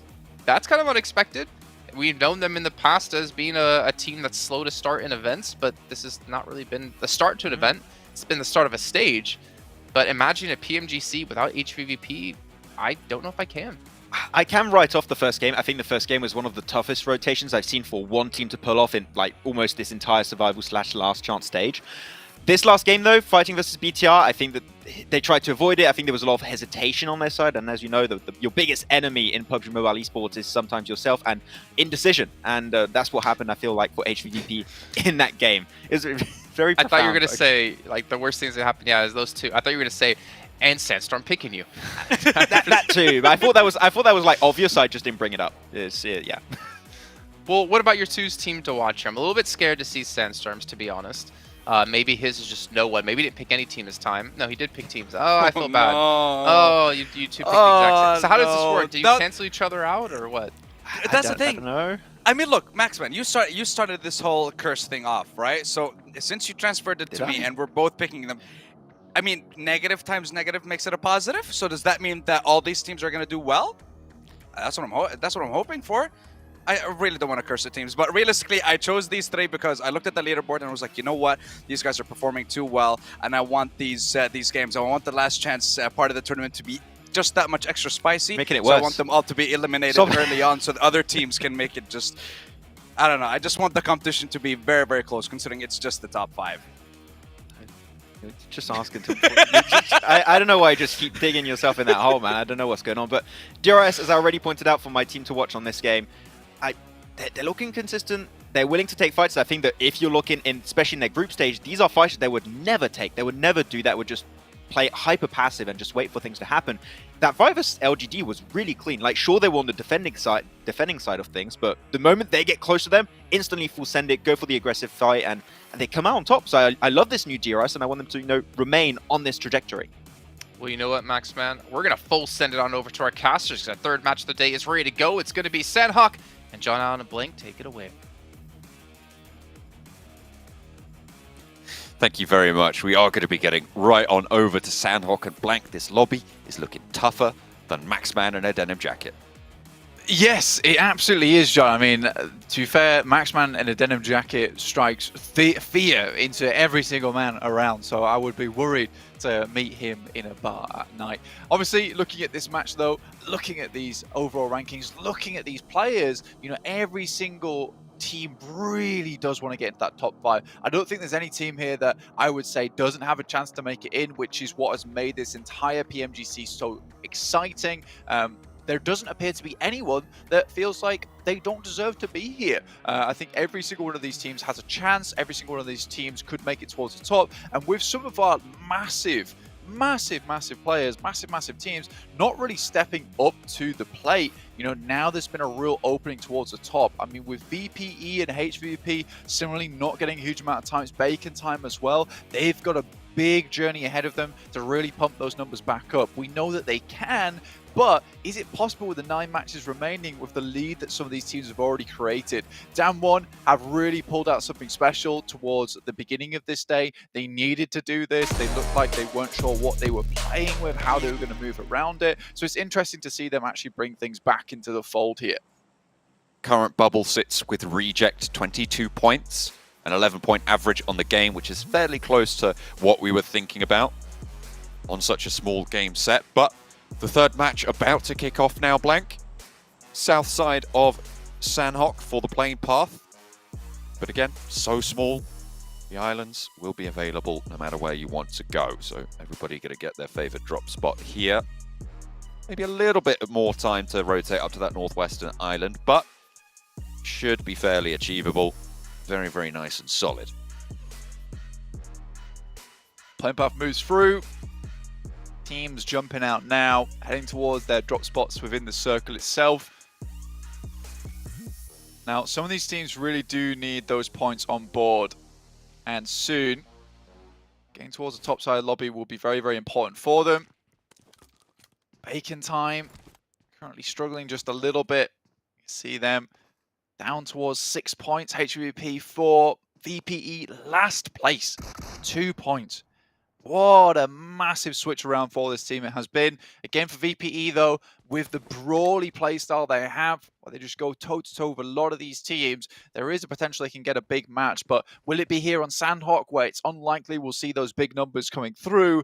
I don't know. LGD also 7th place at the moment, not a team we expected to see here. They still look very strong. They're crumbling under the pressure as a lot of these teams are just 100% turning up the heat here in our last chance at the moment. Whatever they've got left, they are just sticking in the engine and getting it running, getting it moving. Again, there's always tomorrow. There's always the adaptation day. And LGD, we know that they are a bit of a comeback team. You know, they will make sure that even if they are low down on the points, they can always jump back up towards the top of the standings. So them actually being in 7th place, maybe not the worst thing in the world for them. Teams leaving one another alone. Bacon time with Besiktas not wanting to lose a player early, and this is really demonstrating the consciousness of how important each team, well, each game is for each team, and trying to just keep it all together. Besiktas now with the circle as well in a crucial bridge camp spot to stop Vampire from getting too far. HVVP as well behind them in that northern side queue. Will be pretty tricky to make those crossings. The plane and the circle a little bit, well, the circle all the way up to that north side plane. HVP, tough crossing for them. I think a lot of the spots that they want to move through have been cut off right now. Even the bridge crossing up towards that northern side, not exactly ideal. And with a lot of teams like LGD, Enigma Galaxy, Damwon moving up from that south side, you know, even if Rage do decide to move up, try and get through boot camp past Alpha 7, that position on the map, that confluence is going to be retaken up by another team, by IHC, Damwon Kia, or Enigma Galaxy moving up that way. So HVP going to have a tough time getting across. Titans, not seen a huge amount out of them so far. They've been a little bit flying underneath the radar. We've been able to talk about them. 9 points has been consistent from game to game, so nothing too drastically bad, but nothing too amazingly good either. So maybe we want to see a little bit more coming out from them. Similarly, Aegon XIA, I think they've been making some good moves and we've been interested in them and watching them purely from their performance yesterday on that last match. But 10 points, not going to cut it at the moment, about half of what they would need to be on track towards that bubble. But you want to have more points than that overall. iNCO, 1 point after the last game, John. And see, this is that buffer coming into effect. They do want to put some more points right now, see themselves with that buffer once again. But we'll see where things come to pass as they are on the southeast side and still have a long way towards that center. You do eat heavily into that buffer, though, and you do not want to be spending all of those points lightly. So the fact that they do lose out on that opportunity in the last game, fairly significant because it does really curtail that buffer, as you said, that they'd managed to establish in that first game. They're looking to try and keep it up here to make sure they can preserve that moving into the later stages, because that is where it really becomes stressful and where it can really start to affect the mental of your team. Having that buffer into those late stages, to be fair, can also affect the mental of your team. If you're thinking, oh, well, you know, we're fine, we've got that little buffer, we're doing okay, you can let it slip. And with a lobby like this, you cannot afford to have those mental slips. Yeah, there is a huge amount of clawing and scraping from the bottom of the lobby for any kind of points they can get. That 5th place, all eyes on them at the moment. Reject currently in that scary position, 22 points. Besiktas behind them in 20 after their previous game, getting themselves some good points on the board. Again, Besiktas, I said I'd be surprised and happy to see them get that chicken dinner, and I was happy to see them get it. Now they have to continue this kind of performance. It is just on track right now with the 20 points to get towards that top side, but obviously being on track doesn't always cut it at the end of the day. As we can see right now, currently 5th place bubble is 11 points average. So this might change and shift around as the days go on, but also could get himself evened out towards the end of this tournament. Again, only 2 days of play, 12 matches total. All these teams, it's a limited amount of time. You only have 1 day to address any of these mistakes you made on the previous day. But I'm excited for tomorrow. You can tell I'm excited because I'm talking really fast and I'm just waiting for action, essentially. It is very soon to pop off, I'm sure. Vampire managed to get across on that northern side. HVVP yet to leave that northwestern island. Playing it a little bit slow from there. Likely that they're going to have to go for that northern crossing in their current position. Reject. Lying down in the grass. South side of the clump of teams in the middle. South of Paradise Resort. Currently only occupied by Bacon Time, but Bigatron are in the hills to the south of it. South side, obviously Bigatron really desperate for some numbers here. Again, I think that they have a lot of pressure on them. I think they have a lot of pressure on them every single tournament, right? Even more so now because they want to represent their region on home ground over in Jakarta. So I think that, you know, you're looking at that and it is just one of those things where I think for BTR, maybe that pressure is getting them to a little bit. and they can't quite make the correct decisions. I think they're still making some good rotations here and there, but they're crumbling under some of these engagements they go against. I think it was decent versus HVP. They knew what they exactly had to do, but that was that early game where things hadn't got too hectic. And I think already in Erangel as well as Miramar, we've had 2 endings to the zone, which are just brutal as anything. And I think for BCR, maybe it could just take a little while longer for them to find that mojo, find the comfortable jog that they need to get towards that top side of the lobby. But right now, the team is just not working too well versus these quick and aggressive pushes. They can't quite combat that. A shunt in on the south side is necessary now with the circle moving up north. It's going to be DRS and Reject really struggling. Aegon XI8 as well, kind of behind everyone in the queue there. iNCO trying to make their way through, but Game Lord, Spot, Nanebete, and Becker as well, taking a heavy toll. iNCO down to 2 players. Their first game buffer being eaten into yet again. And a nice couple of elimination points going over to, well, I was going to say Game Lord, but it looks like Besiktas were able to steal one of those away. Either way now, for the guys coming through on iNCO, losing Squash as well would be disastrous.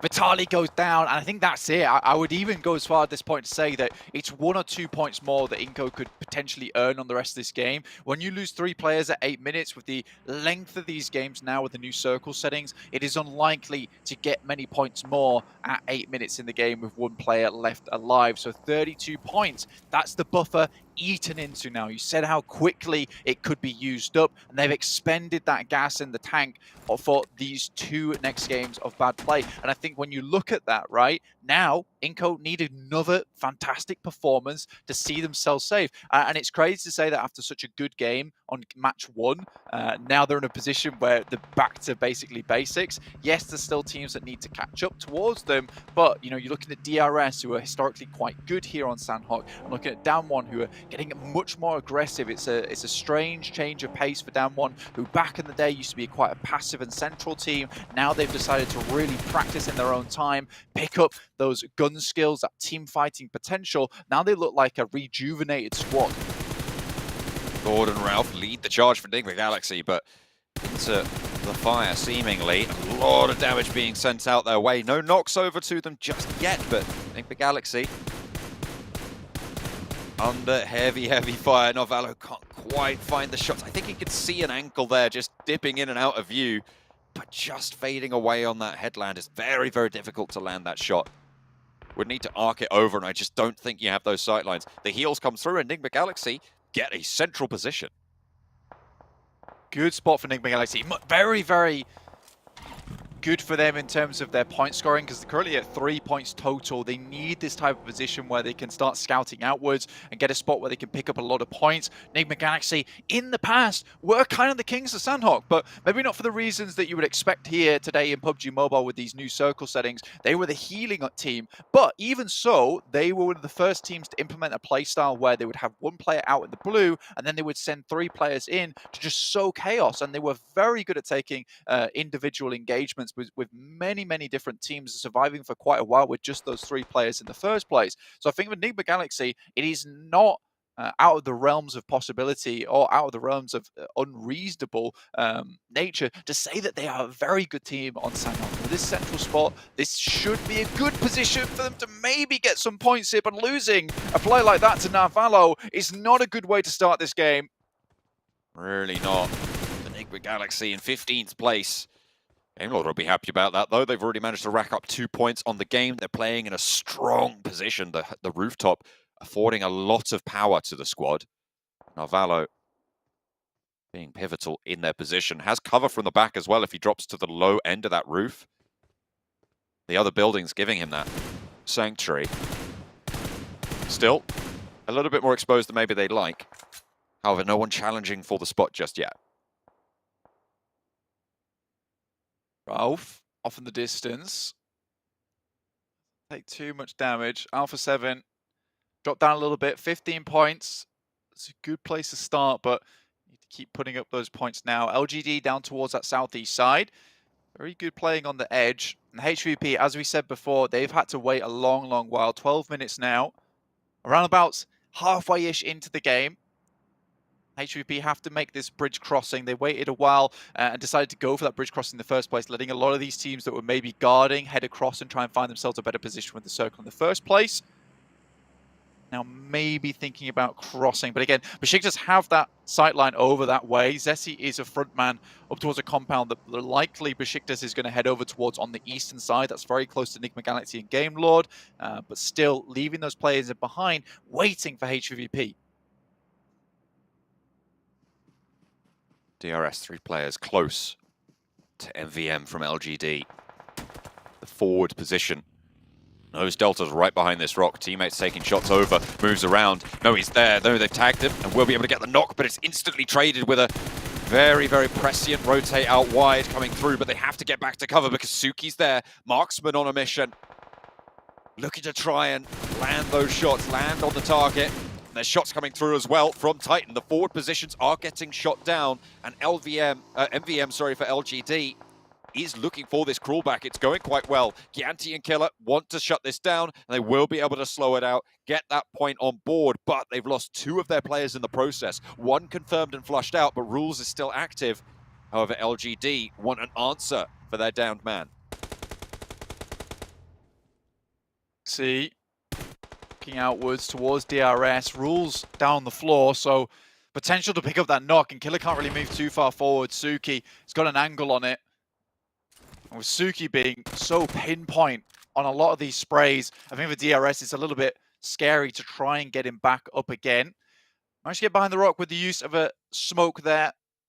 Onus being on Rules to crawl round towards safety. Next turret coming in soon. HVP did make that crossing, got across very easily as well. Not too much damage taken, but still long way to go. Besiktas very happy having Zessi as that forward man. They sent Peace back over to try and hold up on that spot.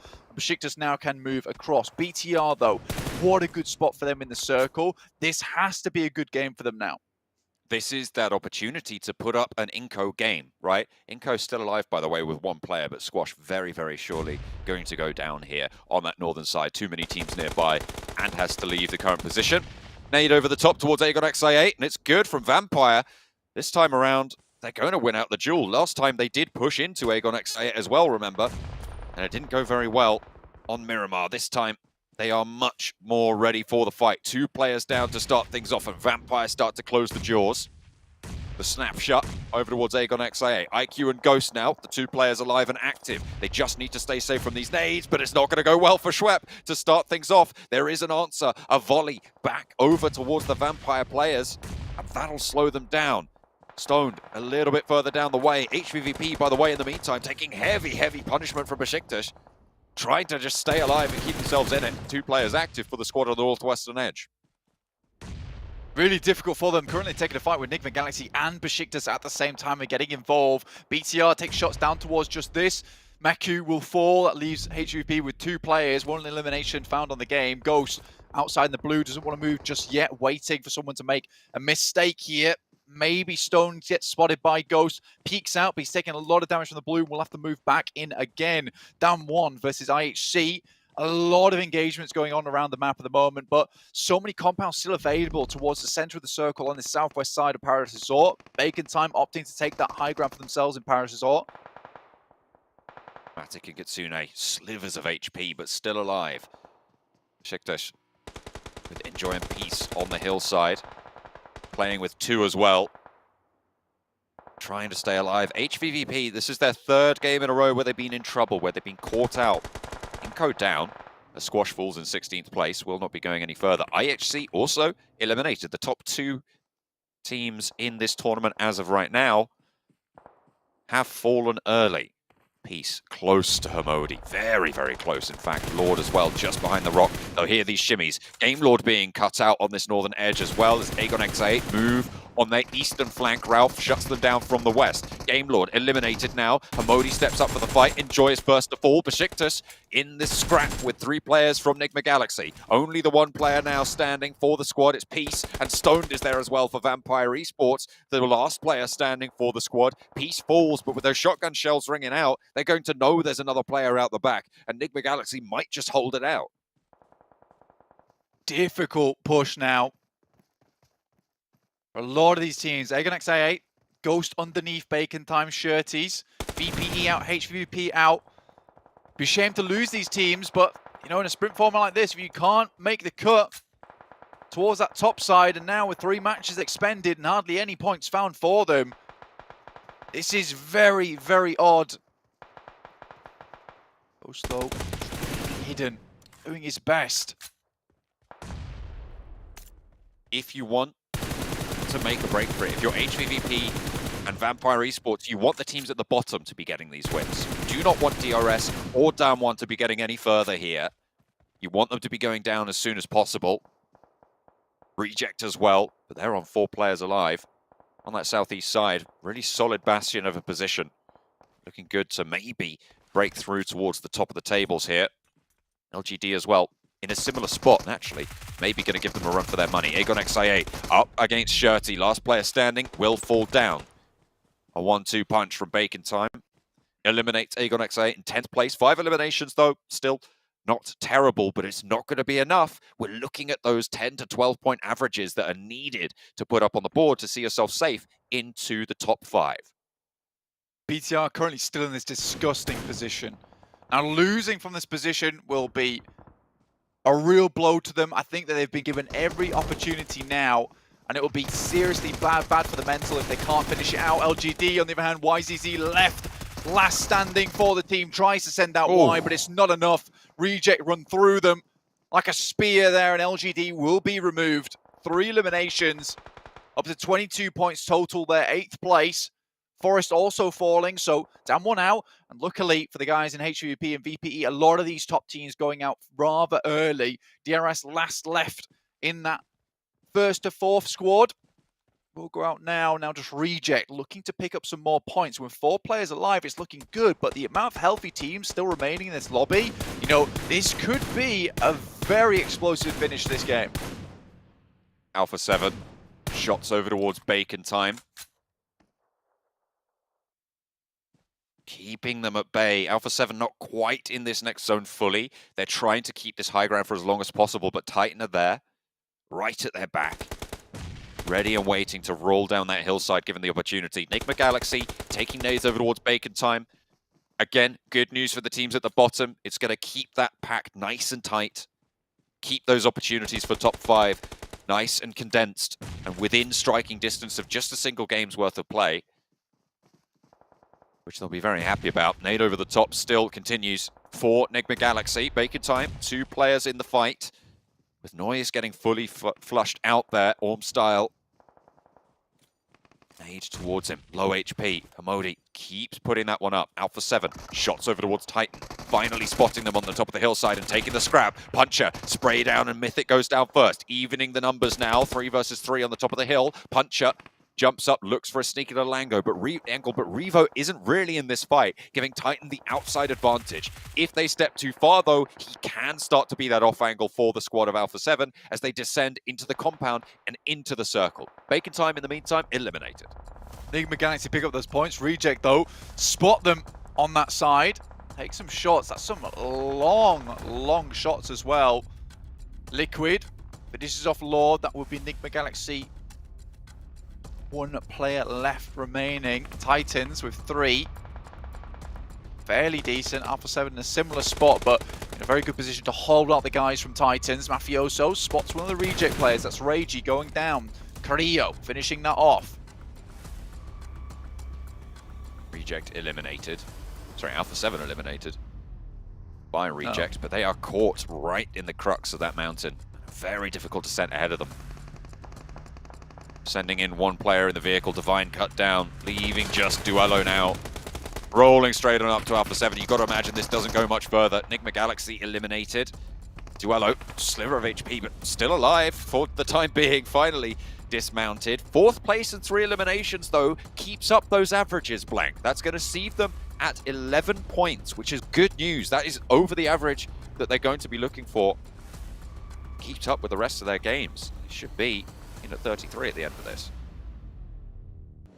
BTR and Titan and Alpha 7 going head to head. BTR finally now in a position where they have to leave this compound. Road ahead of them, smokes required. Zuxi setting up now, a little bit too late in my opinion to be setting up these smokes because they need to get them out much earlier to make this crossing. Alpha 7 concerned about Titans on their side. Misery takes a huge amount of damage and Revo is set up perfectly for this crossing. BTR move out too late here, John. They need this hard cover. There's really nothing they can do against Revo's position. You said it was perfect. I definitely agree with you here. Covered completely from Titan. Titan putting nades down range, and Bigatron are being lit up right now. They had such a strong compound here. But now just the one player active, and the bouncer from Titan will find it. Alpha 7, in the meantime, have been taking this opportunity to get position over Titan as well. They've been fighting from the top of the hill for a long time now, but the knock over towards Titan needs to get rezzed if they want a chance. A lovely little nade around the side might put the cat amongst the pigeons for them. The final zone starting to close now, and Alpha 7 forced to leave this compound. Teak looks for the heal, but Mafioso is right there. A crucial position for Alpha 7, but the blue zone is taking it away from them fast. Will not be able to get that off angle. 6 around the side, definitely spotted by Mafioso, who stands up, takes one down, looks for the rest of them, lines them up, puncher the second to go down, and the DBS out of the back there, and it is Alpha 7 to take a chicken dinner here. For Brazil, 2 out of the 3 games have been claimed by the Brazilians, and Alpha 7 take the third.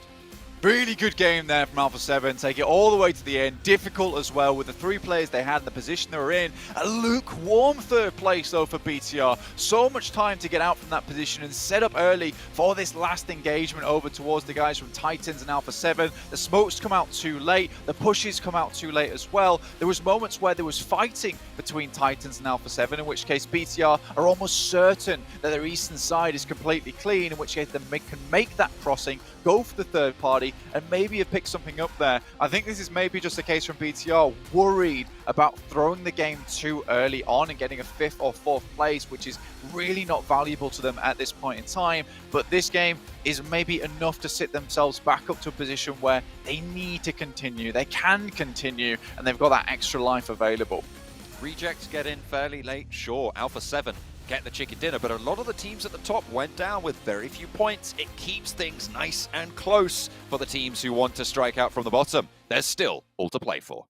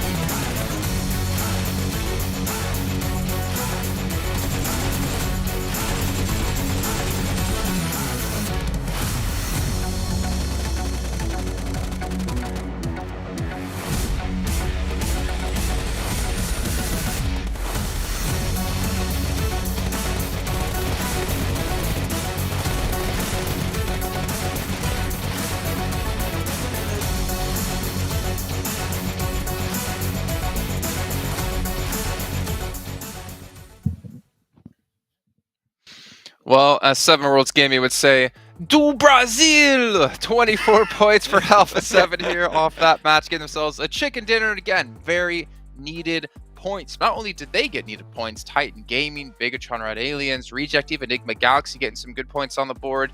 It was a very kind of like split, I'd say, battleground match here between all the teams in these points. I think it just gives a little bit of hope also for the teams that had a rough start to the day. Like you talked about your BTRs, talked about Enigma Galaxy, talked about also Bacon Time that needed some points, definitely in a rough spot before. I think they were in 12th position before this game was only 6 points, so that's going to put them in just a little bit of a, hopefully a rhythm for their following matches. But Alpha 7, I'm not going to lie, Sandstorm, I was a little bit scared in this match because I think they did do a mistake giving that mountaintop over to Titan, but luckily enough, Titan did not want to fully commit to the fight, so they left it happen. But if Titan wanted to and went full aggressive on that compound, I think this actually could have been a Titan chicken dinner. Could have been. Yeah, it could have been a Titan chicken dinner, but at the end, like you mentioned yourself, Revo was able to get into an amazing position, and we saw once again the Brazilians bringing out that DBS, close range, even mid range. They are still using it. They are still dealing Sniper damage. DBS. Okay, listen. Can we allow like a 6x scope on a DBS? I don't know if that's gonna work, but we want to see it happen now. Can I actually hear you? I know this is kind of off topic here. Make the sound effect for the DBS here, Sandstorm. No? Do I have? Okay. Oh, I thought that was it. I thought it was like What? That's the DBS sound. Oh, well, let's move on. That was what was that? I don't know. Well, to be fair, Max, man, he needs to keep his voice down because he's in the lobby of one of the best hotels in the world, the Pullman Kuala Lumpur Bangsar, where our world is your playground. Doesn't want to disturb anyone else in the lobby trying to check in at reception. But you know what, Sandstorm? Head back to your room for the next segment, and we'll get you to do the proper DBS sound. But obviously, when you get to your room, you can maybe hook yourself up with some Prime Gamer, get some exclusive free in-game PUBG Mobile items, some premium content, as well as the other benefits you get with Prime. And maybe you can actually order something to help you do the sound effect because there's just... I don't think you can redeem that. Unredeemable. No, that's the... I give myself a 0 out of 10 for that one. I'll try again next game. Just message Squash, and I'm sure he'll teach you. Okay, I'm sure he can definitely give you a few tips on how that works. Well, the Sanhok's done. One thing we have to point out: HVVP 2 points. They have been struggling today so far. They're looking down towards the bottom of the leaderboard, but a team looking towards the top is going to be iNCO, which we're going to interview on the stage with Flava once again.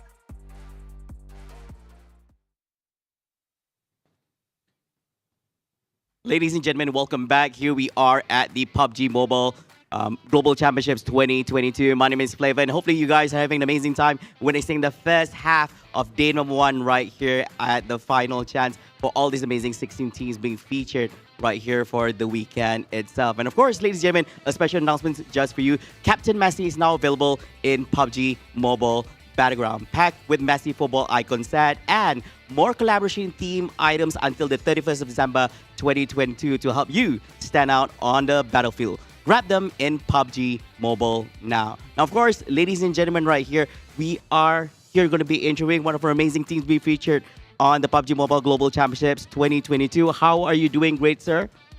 Ele perguntou como você está se sentindo hoje. Tô bem, tô tranquilo, focado para essas próximas 3 quedas e buscar esse top 1 aí hoje ainda. So he said that he's okay. He's like focused like for the next like 3 games for the day. All right, getting excited. That's good to hear. Now, of course, allow me to say this, all right? You had an amazing first match for the day, but the next 2 matches didn't go well for you and the team itself. What happened after Erangel? Ele disse tipo o primeiro jogo foi bem para vocês, mas as 2 segundas caídas não foram assim tão bem. O que aconteceu? A gente fez o que a gente sempre faz nas outras 2 quedas. A primeira a gente aproveitou muito bem as oportunidades. A gente fez o nosso jogo de centralização. Na segunda a gente não soube aproveitar as oportunidades que a gente teve, como a gente teve na primeira queda. Teve time que trocou perto da gente não tomou a escolha certa das ações, né, que a gente podia ter feito quando a gente teve as oportunidades. Na terceira queda acabou que foi uma infelicidade, a gente foi cortar ali no meio da safe e bateu e foi cortado. Mas a gente tá bem para essas 3 quedas, com certeza a gente vai sair bem nessas próximas partidas aí.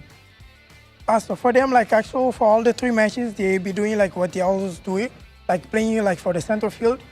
Like for the first one, of course, they got like the chicken dinner. They had like a good point. But for the like second, they like made some mistakes, special like in the center field, and the other teams like didn't allow that. For the third, almost the same thing, but it's like focus for like the next 3 matches.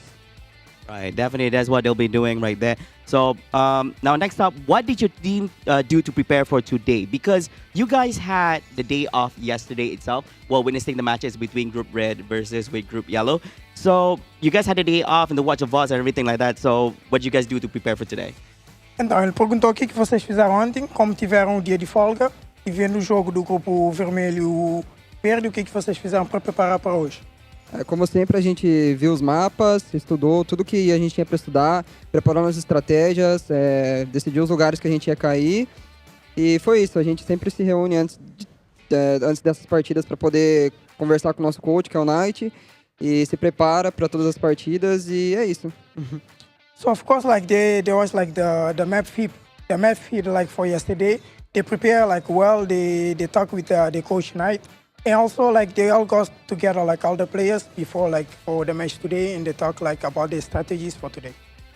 It sounds like the team seems to be very prepared for what's about to transpire today as well as tomorrow as well. And of course, last question I have for you two right now. Now, what are unique strengths that your team has that other teams don't have, and what do you think you guys need to improve on to perform in today and tomorrow? Então, qual é o ponto mais forte aqui da vossa equipe que as outras equipas não têm? e que vão fazer para melhorar para os próximos 3 jogos? E o nosso ponto mais forte é a nossa união e também a nossa capacidade independente. Quando a gente vai mal, a gente consegue resetar a cabeça e ir para as próximas partidas. Vários dias aí a gente foi mal nas 3 primeiras quedas e depois nas outras 3 a gente conseguiu recuperar. Na primeira fase a gente foi mal nos 2 primeiros dias e nos 2 segundos dias a gente deu o comeback. Então, com certeza, acho que essa é a nossa maior qualidade, o nosso psicológico. So like for the most strength that they think that they have is like the unity and the friendship between them, because like even like the first games, if they do bad, like for the first week, there are like two, 3 bad days, but then they also do like the comeback for the next matches.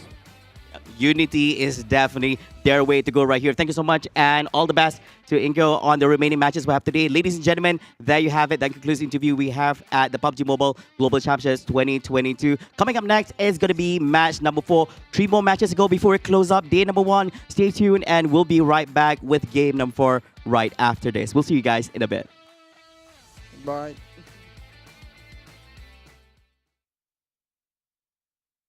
Well, welcome back here as we take a look at our overall rankings to see where our teams currently stand. Remember, top 5 is what it's going to be about, and DRS, iNCO, Reject, IHC Esports, and Alpha 7 would all be going to the finals over in Jakarta in January if we ended things off now. But we're not doing that quite yet here. Sandstorm, you went, ooh. What did you go to ooh about? Ooh, about the fact that Alpha's now in the lead after getting that chicken dinner, and just the fact that we also have both Brazilian teams are in the top 4 at the moment, and there is already a Brazilian representative in Influence Chairman in the grand finals.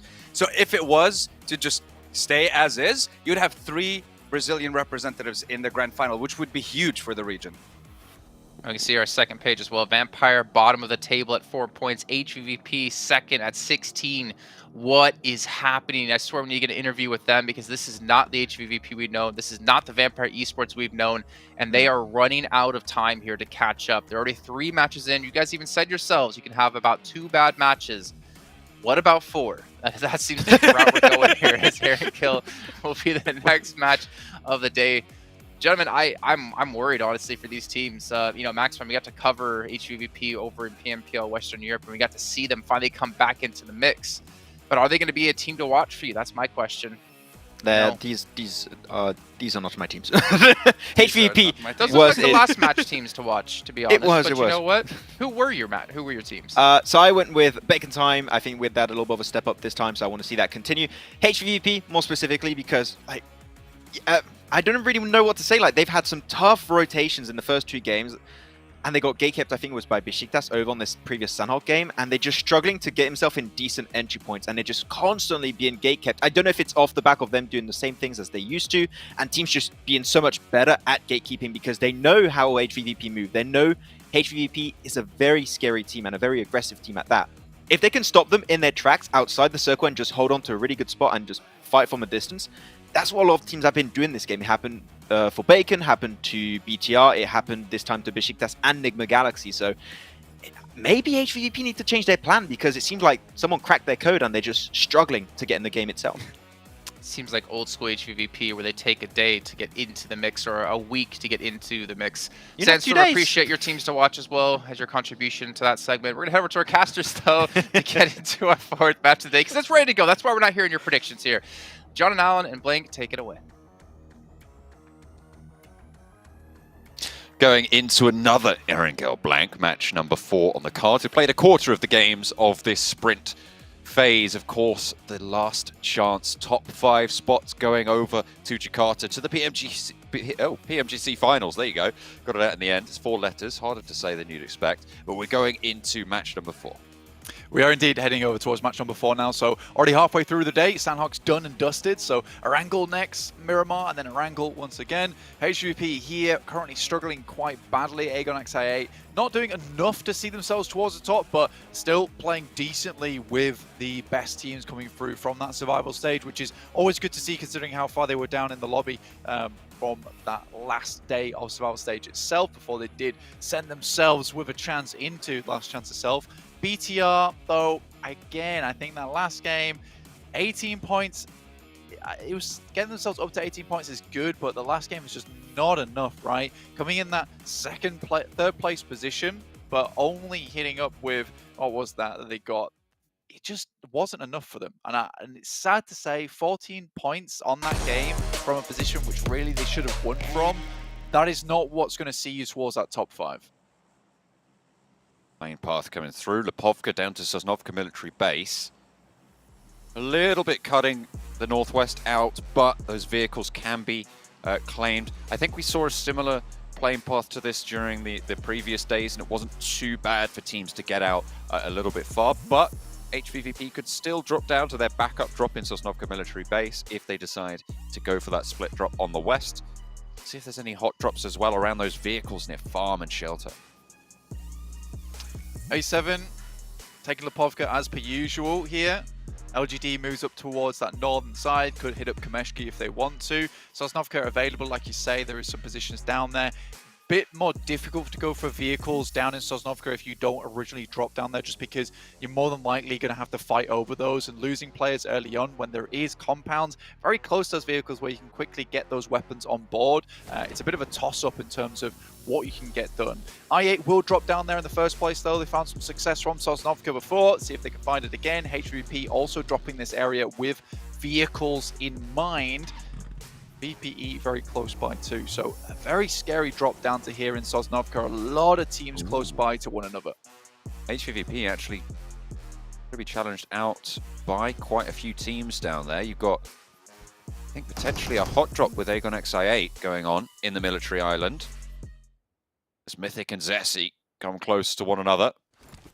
Looking for that vehicle drop. Trying to get to the garage. Zessi, does he know there's a player there? Certainly he's going to know about it now. Here's the nade go off.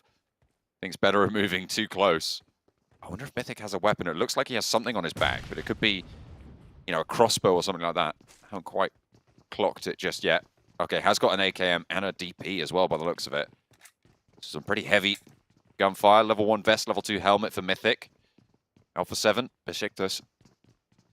Both just trying to keep himself safe. I wouldn't be too surprised to see Mythic just hop in the vehicle and razz it as fast as he can. This is an active hot drop over towards Alpha 7 though, with Mythic taking his position practically every single game up towards this side 4. Alpha 7 scouting out nice and early. Zessi dropping here alongside him does make things slightly weird. Now the rest of Alpha 7 do come in, but Besiktas also here. 2 shotguns available. Not the best ones. You have to hit those ones hard. And 2 players from Besiktas immediately go down, and now they just have to dip out. Alpha 7 did a really good job to get them off this spot. Very happy with the response time from the rest of the team from Alpha 7 down in Lipovka. Immediately Mythic's like, I have the inside track here. He's locked inside a building. I'm on the outside. I need some help. I have locked down the majority of the fences. So a very, very good response coming from Alpha 7 to salvage that engagement. And now BTR basically have Yasnaya all to themselves. Leaves Besiktas down on 2. It's going to be very difficult for them to really push in too much further than very east of Yasnaya. The circle keeps a lot of the gap between the military island and the mainland in play. So those teams on the military island have a little bit longer to get out of dodge. It's still possible that it potentially could go down south all the way to the island, but the majority of the land in this next circle in that mainland position going to be playing around that potato hill, that sort of area between there and shelter. BTR, looks like they're leaving actually from Yaz. Nice and early on, looking for maybe a different position on the map. HVP didn't take too many casualties down towards that south side. VPE instead taking up Quarry, as well as Primorsk. Not a bad spot for them. Can certainly play from here for quite some time. Enigma Galaxy heading back up to their usual stomping grounds in Pachinki. They do have some players still on the outside, but they did regroup fairly quickly.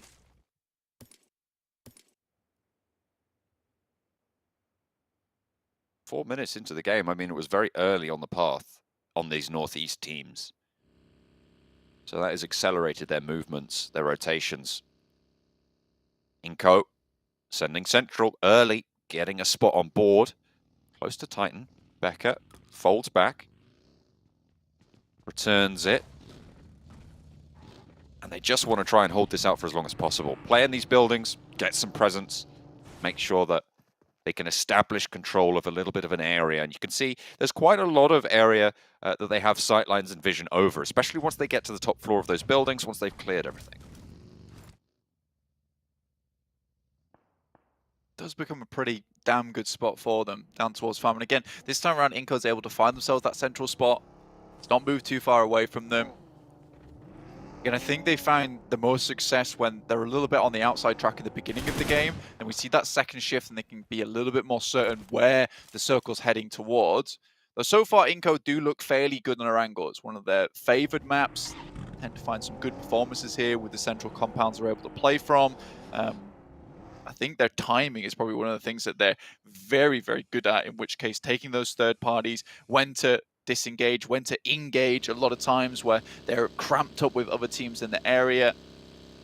That has really helped them out. And I think that comes from a place of, you know, being one of these underdog teams, one of these teams that maybe people didn't expect much out of. However, coming into this, yes, they're a bit more careful at times. They don't always take these engagements, whereas other teams would be thinking, we have to take this right now. We have to challenge this position. Whereas iNCO is very happy, just sit back and bide their time and wait for the best moment to strike. And that seems to be what has been securing a lot of these very strong central compounds for them, even with teams surrounding them. BTR moves down to position on the top side. They have high ground in the Wizard Tower, trying to scout out some of these compounds underneath. Think about where their next rotational path might take them. Teams on the military island still yet to make a move away. IHC still playing fairly split on their position on the east side of things. Don't think they've managed to go across just yet. No, they are still just all four of them on that south military island. Potato Hill now claimed at the top by down one. Pretty important rotational path, but a lot of teams have headed center early, which means that not many teams are going to be rotating through there. HVVP do need to move north at some point. You'd expect this circle not to end up down towards Sosnovka. VPE got a fairly easy rotational path on this western side. Sort of reminds me of back in the day of Western Europe, Mad Bulls and their rotation through this position. Made a lot harder come group stage because there were a lot of teams playing in Gatka downwards. With this specific playing path coming from Kameshki to Sosnovka, there's not a lot of teams taking up these positions in Gatka in the first place. So VPE, fairly easy rotation, get themselves to a position on the coastal side and then can start to take shots and move their way through. Will depend on this next circle shift though. Interested to see where that one does head. Should be in fairly soon. Besiktas on the northern side trying to move in, but Bigatron are in the way. Looks like they might have scouted that out. Peace actually going to poke his head closer. I don't think they realize there is a team there just yet. But it's worth checking it out. The question is, can Peace get away with that information? Will he hear those footsteps? Will he hear a vehicle? Looks like Jen Foster's going to lose a couple of shots.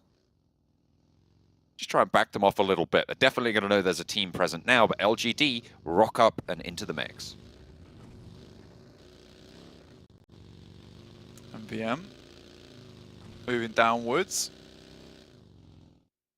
Been taking a while for them to get into position, but yeah, finally here now. We'll be playing around that north shelter area. Most teams heading very central very quickly. We're having discussions ourselves before this game about why VP and HVP maybe not doing as well as maybe we expected them to. And I think it's born purely off the back of their edge play style. A lot of times you'll see that edge play style work out very well when you see more and more teams playing towards the edge itself. You can start to clear positions, but with this lobby that favors getting towards the center very quickly, picking up those compounds, there's nothing for HVVP to clear. Alpha 7 come in from the back and a third party sideswipe on the eastern flank here. Besiktas, remember, they're already down at 2. LGD have been now severely diminished as well. Both middle pack teams right now looking to break out, but neither of them going to have too strong of a showing here now, with only those 2 players left standing. They are, fortunately, still in this next circle, sure, but how long can they keep this going with 16 teams still in? That's the question. It's going to be difficult for them. I mean, 2 players, we've seen some good work come from that before, but yeah, for LGD, as they start to slip away from the top of that leaderboard down to 9th place now, 22 points, they would like to get some more points today. And in match 4, now's the time to be really sitting up those points margin. We're talking about how one big win can see you towards that top side. It's a very even split at the moment.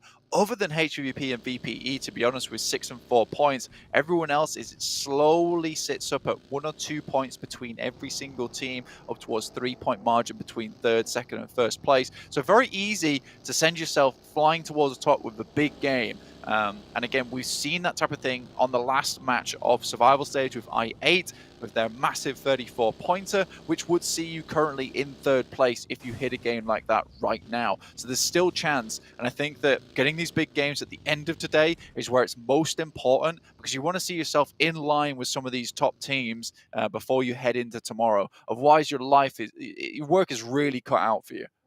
Yeah, and I think it's most important for those big teams who haven't performed well so far. You know, it would be great if HVVP and Vampire can get some big numbers up on the board, right? They're looking to be 2 of the teams that everybody was expecting to qualify, quite frankly, in those top spots. First place for HVVP, third place for Vampire. And it will be a relief if nothing else. You can kind of write off the day and be okay with it as long as you get one good game here today. And you have to take a good day tomorrow, but it's match 4 and we're still, I mean, we're talking about end of day results. It is such a short form short format tournament, there you go, that it really does matter. These small little junctures and the way that you handle them, really important. Already you can see exactly why I'm talking about this edge playstyle and why it's not working out for some of these teams that are looking to rely on it a little bit too heavily. You can see that with the circle that's shifted in, it's headed towards farm side, so DRS, Enigma Galaxy, Damwon, iNCO, Titans, Game Lord, IHC already set up here.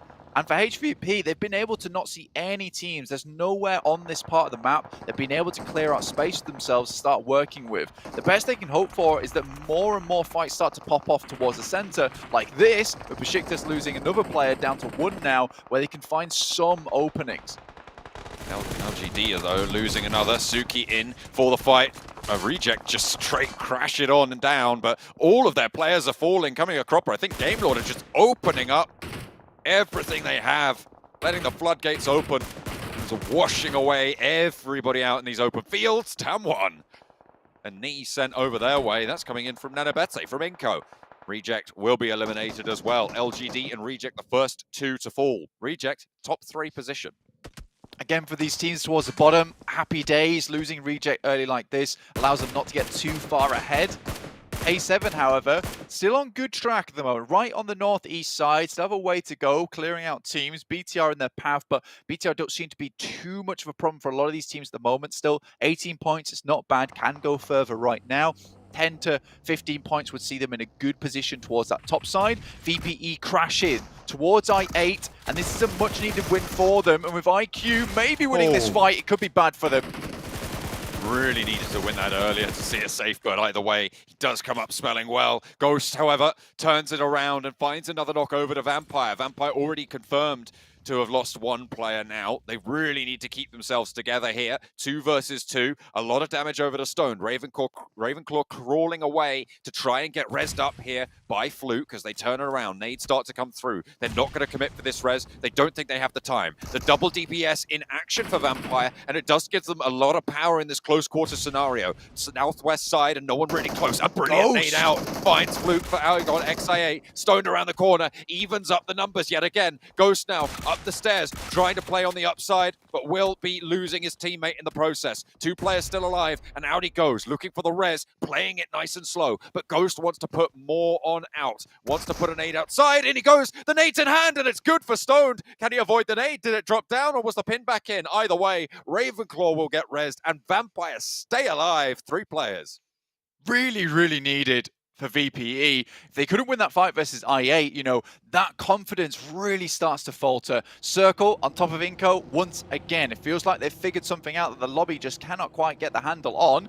A7 in the meantime, pick up one player there from BTR. HVP maybe hear the shots on that side, start to move across, start to coalesce around the guys from A7. They're currently moving in. They're a bit split off, so aren't able to take these shots as of yet. You can see them rotating alongside one another. Tixie's in the back, takes a huge amount of damage from Mafioso, and now A7 can start to leverage this. Split and isolated. Alpha 7 cut Tixie off from the rest of HVVP, get the flush as well. And now there's a line of fire. HVVP needs some sort of answer here. Their 4th match of the day, and they've already started it off in an ideal fashion. They're moving ahead, and they're looking like they might just disengage from this. We saw this come through on the Miramar game as well earlier. They lost a player and then they just fully disengaged from the north side. They tried to just rotate away and play in a different spot. It looks like their confidence might have diminished a bit, Blank.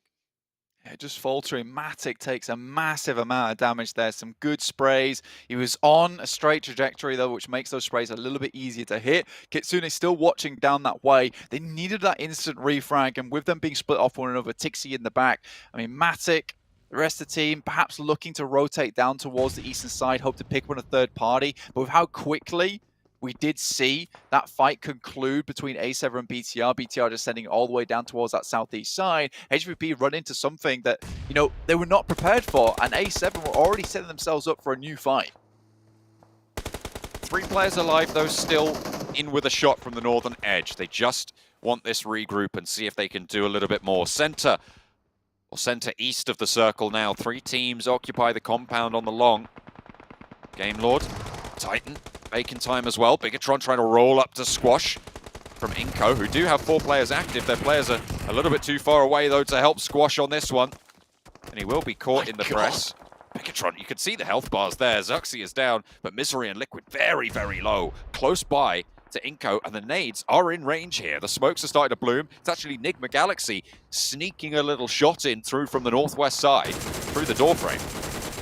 More and more through. Game Lord Narvalo steps out a little bit too wide.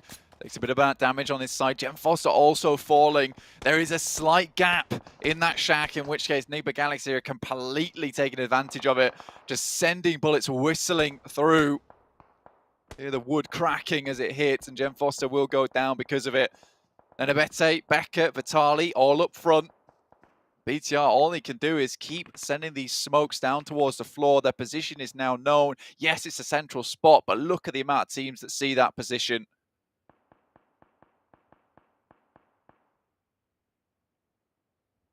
Bacon time. Have the upper floor here and a lot of sightlines over towards Narvalo. A lot of the teams on that hillside. Down 1. Tied, I think, for the highest elimination, or maybe on the highest elimination count so far in the lobby. Alpha 7 might have just surpassed that with the 4 elims they've got this game, but Down 1 have been blasting today. All 4 of them alive. They're in a fairly solid spot right now. The next circle just about to pop, Blank. We'll see who it favors. Very simple little shift towards the center. iNCO still happy with this. HVVP can move down slightly. That's towards down 1 spot. Crossing the road, always the scary part for them. Besiktas off in the distance. Alpha 7 will have to take a similar lineup. Fairly split, though, at the moment. So perhaps 1 or 2 of the players can get picked off. Maybe Sun goes for these shots. He does, but now that's the presence known. Vehicle dropped out a little bit too wide, though. Should get blown up, which limits the amount of rotational ability coming through from HVVP. Not entirely sure. I don't think they've lost that buggy just yet, but it still won't provide them with everything that they need on that northern edge. They are in this next circle, however. Nigma Galaxy scouting out with Ralph as well from that northwestern edge. Alpha 7, they've played divide and conquer very, very effectively, I would say, on this northern side. This edge strategy working out for the Brazilian team. Yeah, they're up and down, guys from A7, but right now they are certainly up. BPE lose Flukov on the scout to try and find a position to play in. Now just stoned remaining. Yes, they got 4 eliminations over towards I8, but it has been a rough run inwards. And that same ability to just get into those compounds and fight with teams, take them down, and then move forward after that. They are hemorrhaging players. Yes, they took knocks, but they always got players back up to 4-man strength. Smoke goes down. Nigma Galaxy look like they're going to try and move up towards it, and Stone's in a very tricky position now. Spots that smoke start to bloom and has to fully go for a 180, repositions away from this rotation. DRS have spotted it. Delta wants the spray down, but it's not going to catch him just yet. iNCO holding off against the aggressive change. Coming on through, and HVVP start to get into the fold against Nigma Galaxy as well. A lot of teams taking shots out that way. Stone does go down. It's Game Lord to pick up that point. 4 eliminations on the game. I mean, it's just not good enough at this stage, Blank. This is 4 games now with a poor performance from Vampire. HVVP similarly struggling, having taken a knock just now. They do manage to condense into that res, but this tower, very, very difficult to hold. The good news is the Besiktas only have 1, and down 1, unlikely to push out this way. So the nades, not going to be super, super impactful. Yeah, for down 1, I think the most important thing for them was the fact that it was the buggy that got saved in that situation. It was the Dacia that got exploded, so there's no way that HVP is going to make a 4-man crash onto that building, the buggy only taking 2 players with them. So they'd have to leave 1 player behind as a backstop there, which is not ideal. Taking a 3v4 as hard as it is, taking a 2v4 with a backstop who's not involved with the fight, where maybe Peace can take shots, Mythic might be able to take shots, it is difficult. And with HVP right on the edge of this circle, they need this northwest shift if they want to get further in. Down 1, on the other hand, very happy right now. Nigma Galaxy got towards the center, but suffered heavily to the hands of iNCO. Next circle coming on through into phase 6. DRS, western edge. Very, very on the edge of it as well. We'll be cutting through potentially even some of the positions that they're in right now. Next circle pops, and it is a westward one, which will leave Titans out. Alpha 7 are going to have to move as well. Bacon Time, Game Lord, all of these teams are going to have to move. iNCO in their shack will be okay for the time being, but HVVP will have to leave theirs. It's a little bit better. I think for HVP, though, happy enough with this one. They will have to move down towards where down 1's gaming, maybe challenge out the RS's position. A7 have a little bit further to go, but with a 4-man squad, they have the manpower to make these kind of pushes. Game Lord will have to move alongside with Titans and Bacon Times. That's going to be a rough run out for these guys. All against one another, trying to shunt each other off the road, down and towards the ditches and out of this game.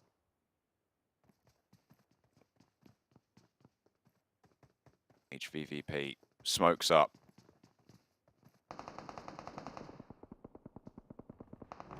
Waiting for those peaks. You can see they're just stationing themselves at those windows, maybe looking for people shooting out those smokes. Alpha 7 slowly move forwards, lining up those vehicles for the rotates still to come. IHC swinging out as well, and now Alpha 7 find a knock over towards Bacon Time.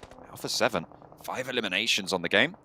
And in comes the rotate. Now, Valo already down. Robs looks to move in and potentially look for a res as well there. Victor and Akashi left at the back. They have got that foothold into the circle now with Robs getting that res. But in comes Shirty to lead the charge for Bacon Time against the remaining duo, but a lovely little step up for Akashi, finds the forward position. Noise is there, getting isolated as well. Akashi around the side, looks for more, has to swap out for the Mini 14, but there's backup from Victor, and now he looks for the reload on the UMP. Player at the back, spotted, going into the side building there, side room, but there's an off angle, there's shots coming through, and Game Lord now may lose their backstop position. The duo at the back will fall, but it's only ice for Bacon Time to keep going, and Titan shut it down.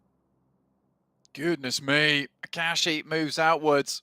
There's 2 players holding, Nalvalo and Robs, hoping to get these 2 players back in towards action. HVP lose another member on their cross. They try to move down towards that western side, but down 1, we're waiting for that push for a very, very long time. Maybe HVP gets their teammate back up in action, but they need to get towards a top 5 position now to see them with maybe even just a chance towards the last 2 matches of the day. Titans fly in towards where Game Lord's holding. Very limited space to play in, but right now Robs is making it happen. Doing a lot of work with him and Narvalo. Tight pull down. The crunch is held off. Alpha 7 now at their back. They need to turn their attention back up the hill, and they have more to deal with. Game Lord with the remaining duo, keeping things going. A little angle found. Robs looks to light it up, but the res comes through, and Alpha 7 are starting to regather momentum. Narvalo needs to keep this pressure on, but he needs to heal as well. All the reses for Alpha 7 are in. The circle is still pushing them, however, and they will need to move forwards. Nades, Molotovs, everything pouring through, but Narvalo gets the better end of the deal. Rob's trapped in the shack, sure, but Alpha 7 will need to move forwards further. Carrillo is knocked out, and Alpha 7 getting cut apart.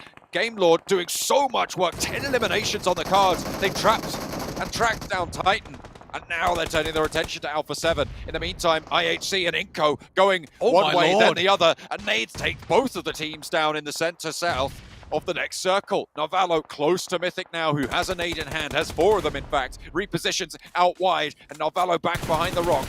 Revo low, Game Lord hold on with the duo on the east, but Bigatron are right there, ready and waiting.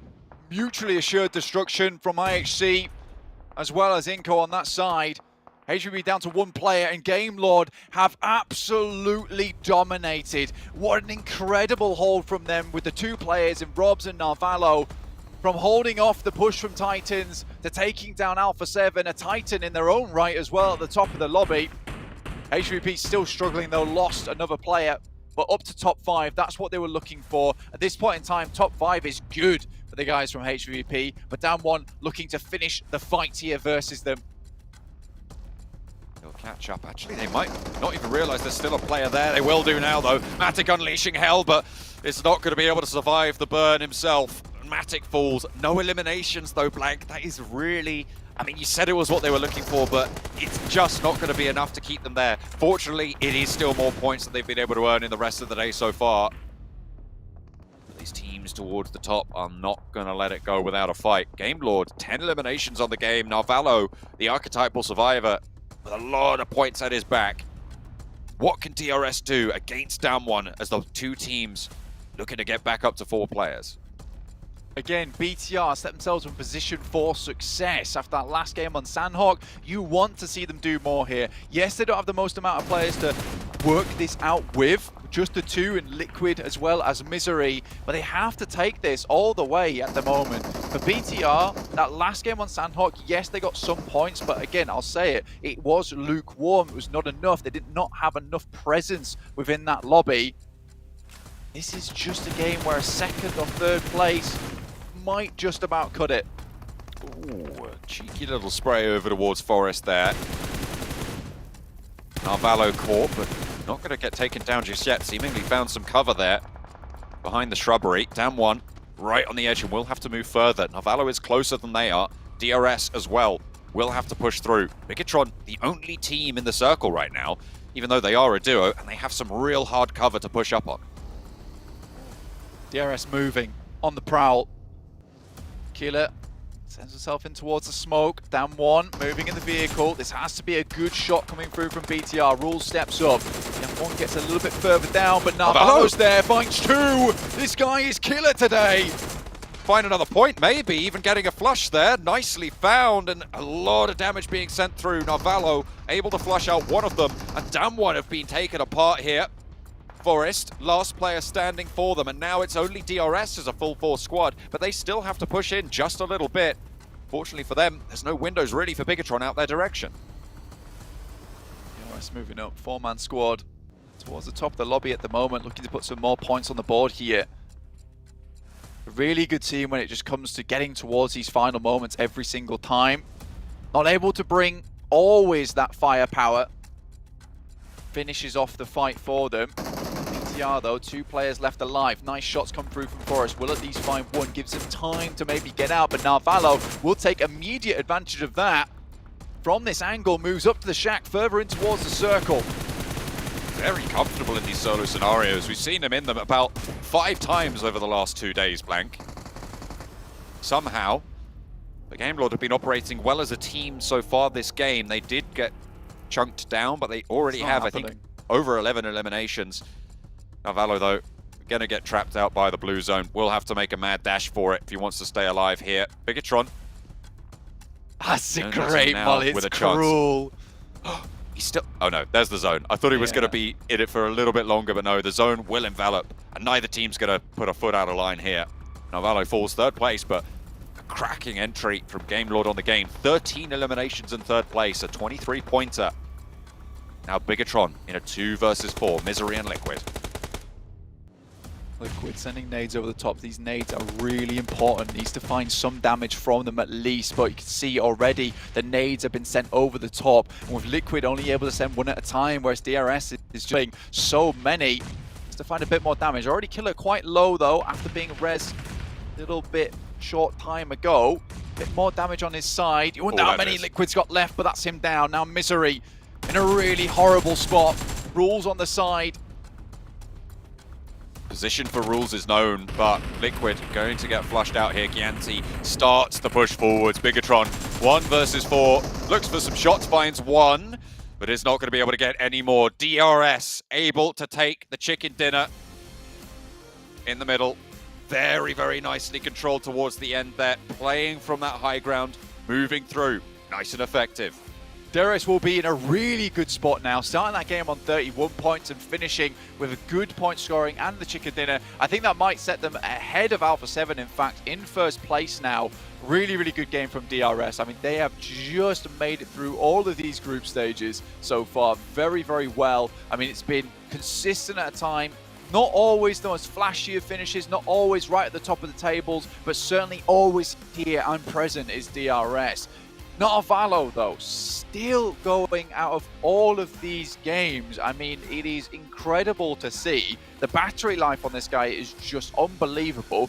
The amount of time that he just remains in these matches as well. Like, why can't the rest of Game Lord just step up to this kind of pace, or at least move and shift to this type of play style? If I would just get Narvalo on IGL duty at this point. He is about 3/4 of their team. It seems like he has earned so many of the points for the squad, and with that, that might even see them closer towards those top 5 positions. It was a really massive point scoring game, 23 on it, but it was DRS from 5th place to take the chicken dinner.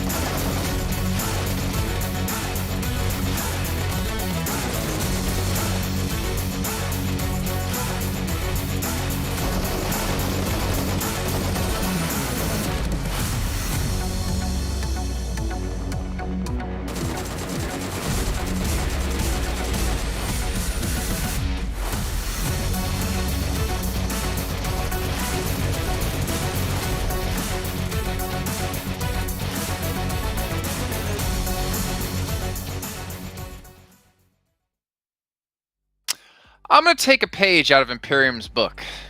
Now, you guys might recognize the name Imperium. He's caster for PUBG Mobile, though I think he just retired recently from it. Nepal #1, DRS Gaming, 25 points. A fantastic game for them, putting up a chicken dinner and, again, potentially pushing them past Alpha 7 on the leaderboards. However, another 2 teams here we have to point out. Game Lord, well, I should maybe rename them to Nervalo and Co. Gets 23 points on the board. A fantastic showing. Narvalo Lords, my favorite team. Clearly, I don't know how he just keeps surviving as the last player. Is really, really impressive, and he's up there. And as I said, Sunstorm, during that game, I feel like Game Lord just has their very first taste of a DBS, and like, wait, that's actually really good. This is broken. I want more of this. We just 2v4 Titan in that fight. This is an incredible fight, but I still want this one thing, Jason, from Game Lord. It is to remain as a 4-man team in the late game. I've yet to see it, but if they do it, we could see a chicken dinner because they truly have the chops to take, as we saw, a 2v4 versus Titan. That's big. Won't happen, Max. I'm sorry. It just won't happen. It's Game Lord cannot win games with 4 players left alive. They have to at least lose one player. Yeah, too easy. Exactly right. But Bigatron as well. Sandstorm able to do a decent result. They get a 2nd place finish, as we saw there. A good chunk amount of points for them, and that puts them closer to reaching the top echelons of our top 5 in our leaderboards. Whereas teams like HVVP, again, another another underwhelming performance. I don't know if great came from. I'm used to saying great when talking about them, but it was anything but that. There's a lot of teams starting to struggle here that I'm getting worried for, and we're almost through the first day. We're almost through half of the matches we have in total in our last chance stage. I don't know what to say, Sandstorm. Yeah, and this is what I wanted to discuss when we get to the last, the last chance stage of the tournament. You have these teams that just come out strong in the group stages, in the survival stage, but then when they get to the last, I guess, stench or the last part of the tournament, they always seem to be struggling. They're not adapting well enough, and that's what we've seen with HVVP. They have dominated Group Green for the first 3 days, and then they changed their strategy on day 4. They started dropping on the west side of the military base, and they lost first place. They didn't even make it to the grand finals, and now they're here. And they're repeating the strategy again. I'm not sure why they're doing it, considering that's the reason they couldn't get to the grand finals, and now they might not even make it at the end. This is very bad for HVVP, and they have to turn it around now. Yeah. They need to turn it around right now, but for us right now, we have to go to a short little break. And we come back, we're getting things ready for our 5th match of the day.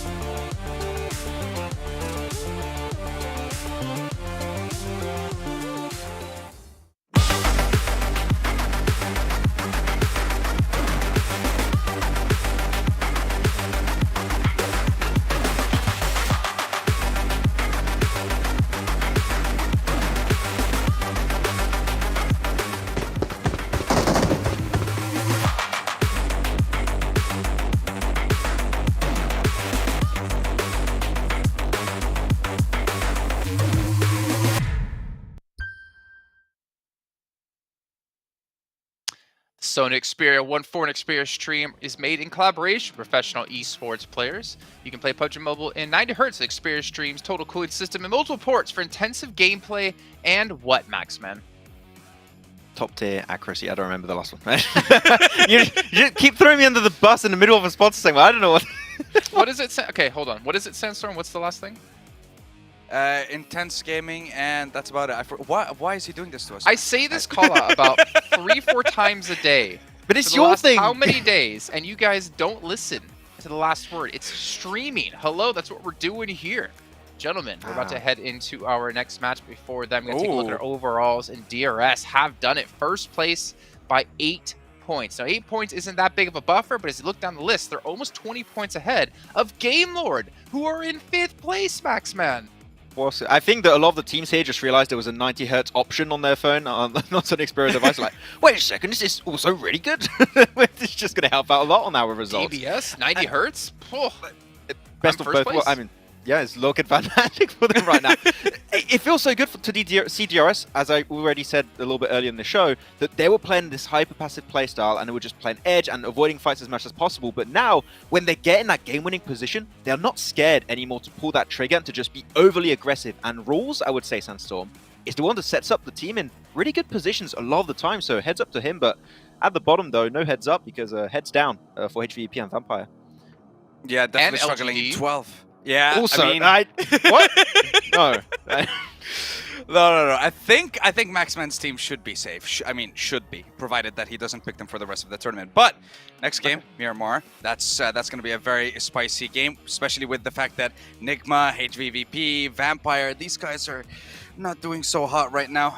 And with this 5th game of the day, HVVP Vampires, I'm not sure if they can bring it back at this point of the turn, especially Vampire. In the last game, a couple of times they would send one of the players to kind of scout out, find out some information, find out which compounds they can actually just breach instantly. They didn't manage to do that, and they lost 2 players in 2 different locations to do 2 different teams. They're not able to get the information they need to get into the last couple of zones of the game. All right, well, it's time to take a look at our teams to watch here, and I'm kind of hoping both of you have focused in on the lower-ranked teams to do. Well, of course, Maxman's got to throw up Game Lord in there after their recent success and discovery of the DBS, but Titan as well, Max. Yeah, I think they had some interesting fights in the previous game, but I'm mostly focused on teams in the middle of the pack right now, and the reason why I'm not picking lower teams, I think it might be over. I really looking at the lead that the teams had at the top, and I'm thinking, unless we see a step up in these last 2 games and seeing how things have been going so far, I don't know why I would put as teams to watch like HVVP, Vampire, Enigma, because even if they do get good games, I don't know if that's going to be actually enough to reach top 5. Well, So it's looking scary at the bottom. Yeah. Right, 5th place was 36 points. 20 points in a match, pretty doable. Even Possible, like 25, pretty doable, right? That does put you in striking range. I feel like one game right now from these bottom teams, if it's a successful one, and then they start to improve from there, I think there's definitely a chance. I don't want to call it just yet, Maximin. I agree. It's just I have not seen them being able to, I think, perform at that level. HVVP has not been able to get in a single circle the entirety of today. Vampire is just looking like a shadow of their previous selves in what we saw in, the last 2 stages of this PMGC. Until I see something, I'm not going to put them as a team to watch because they're just not looking anywhere as good as they were in the past. Okay, well, Sandstorm, respect your picks here as well. You had Enigma Galaxy, you had HVVP, and you had Vampire. 3 teams that need to step up, and 3 teams that I would never expect to not make it to the finals here of PMGC. But we'll see. So we head into our 5th match with John, Allen, and Blaine. That's right. We're going right into match number 5. It is going very, very quickly, Blank. We are making our way inexorably, inevitably, towards the point where we will have to cut a lot of the teams out here. 11 of them will not be making it any further. Yeah, we're really getting towards that end mark now, and it is not at all how I expected this to shape up at the end of the day. We have some teams that we thought were 100% going to get towards that top 5 position, yet here we are with DRS, Alpha 7, Down 1, IHC, and Game Lord currently in 5th place. What a strange leaderboard this currently is, but I'm happy to see it. Game Lord have been down bad throughout the year. I think towards the beginning they looked very, very strong. Last year they looked like one of our best Western European teams.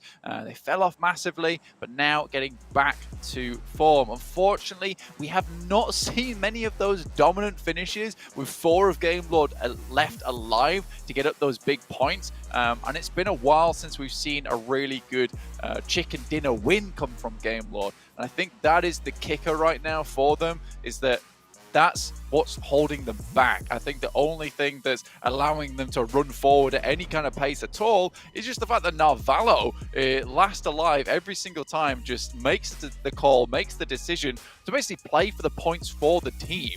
I think he's getting the vast majority share of them for them. Other than that, it's just a case where they have a good position, they start battling out and getting a huge amount of eliminations across the board.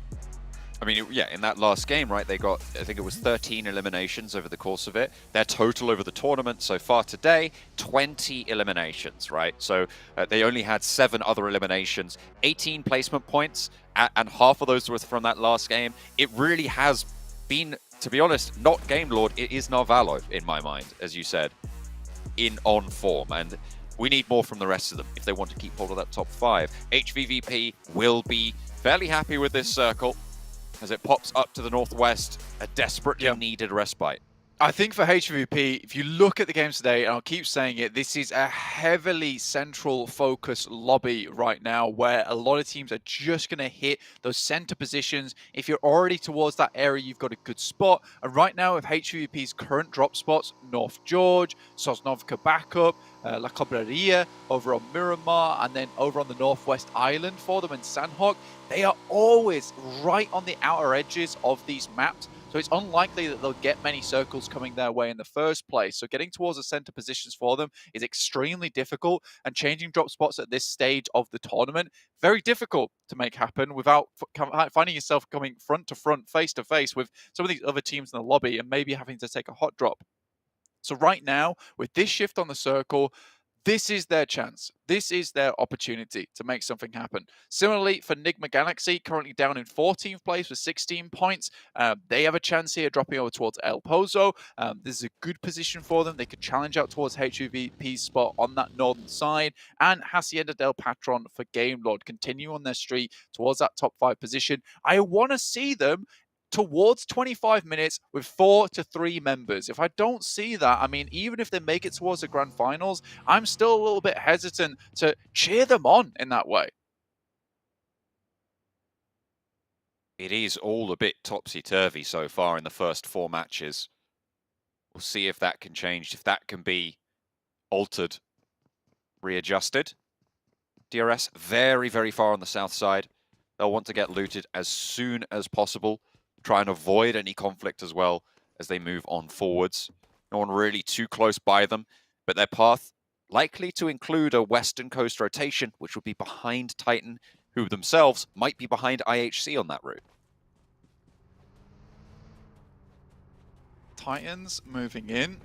Like you said, DRS.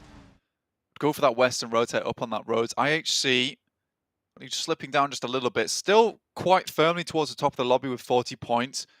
I think I'd be happy to see IHC make their way through to the PMGC. Considering the splash they made a couple of years ago, back when they were Zeus, I think this is another good chance for them to show what they're made of, really test their mettle against some of the best teams in the world. But again, right now, this is still last chance. This is still the survival stage. These are still some of the weaker teams from the lobby. Some of the teams that were just eked out right at the very, very last minute, coming in a 4th place. I think for HVVP, VPE, this right now is not right. This is very, very wrong to see it happen. This is what happens in a sprint format. Sometimes is that you don't get always those expected values. But I don't think right now that 8 points and 12 points apiece for these teams can even be sat outside of the realms of expected values, right? I think you could easily say, oh, HVP would be in 10th place right now. And that is them not doing well. But at the moment, these two teams look like they cannot find that same kind of performance that they were looking at when we were watching them in that survival stage, when we were rotating those groups in and out. Definitely needs a step up.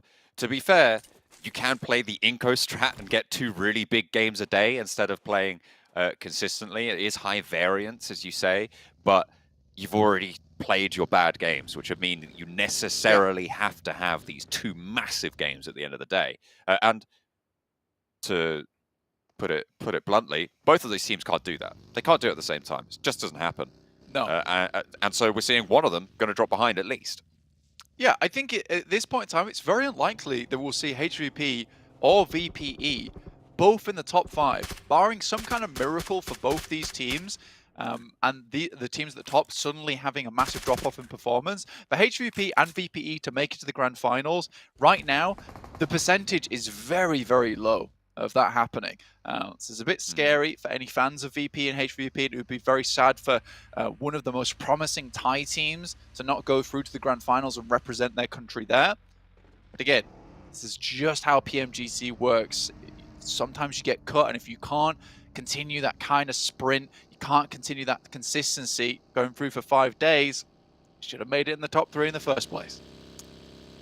I mean, we were talking about Vampire after the show yesterday, and I mean, they are generally quite a streaky team. They have had massive performances. I mean, you look at PMWI, for instance, back earlier in the year, they came first in both phases of that tournament on a global stage against some of the best teams in the world.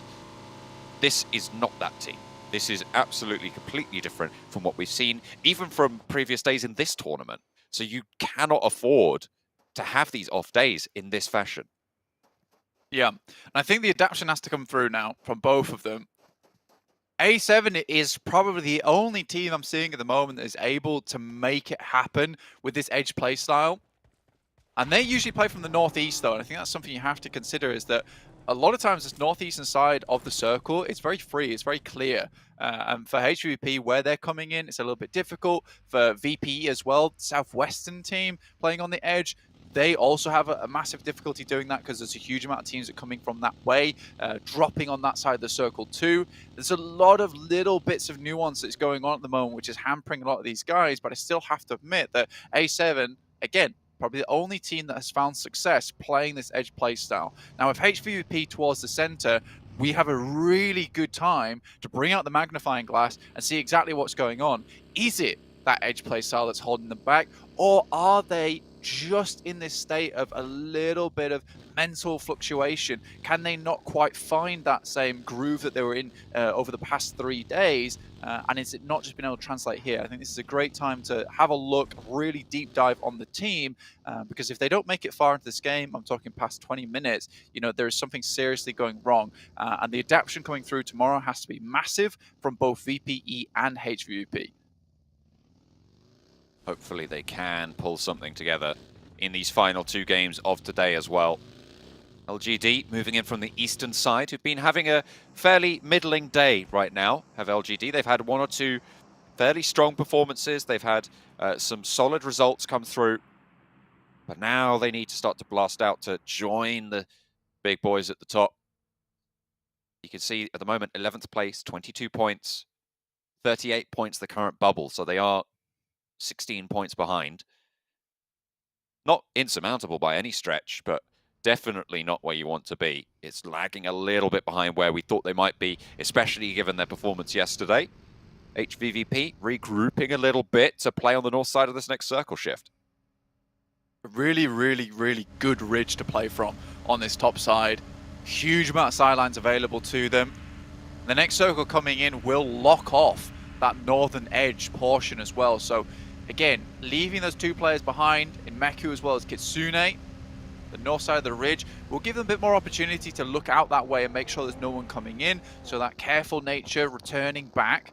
But you can see there is a difference. There's a really big difference. Yes, HVP got the circle, but it does seem like VPE has switched things up as well. I mean, they looked at what's happened with iNCO. They find that they're getting a lot of success on board, and you wonder why. And it's like, well, they're just sending center. They hold center, they get far into the game, they hold on to these compounds, and VPE, instead of trying to play out on the outside now and move in, they've taken up a very central compound. They're a strong team. They've got good team fighting capability. They can play off the back of one another, but they've been constantly on the back foot every single time at risk of toddling backwards and just falling flat on their back.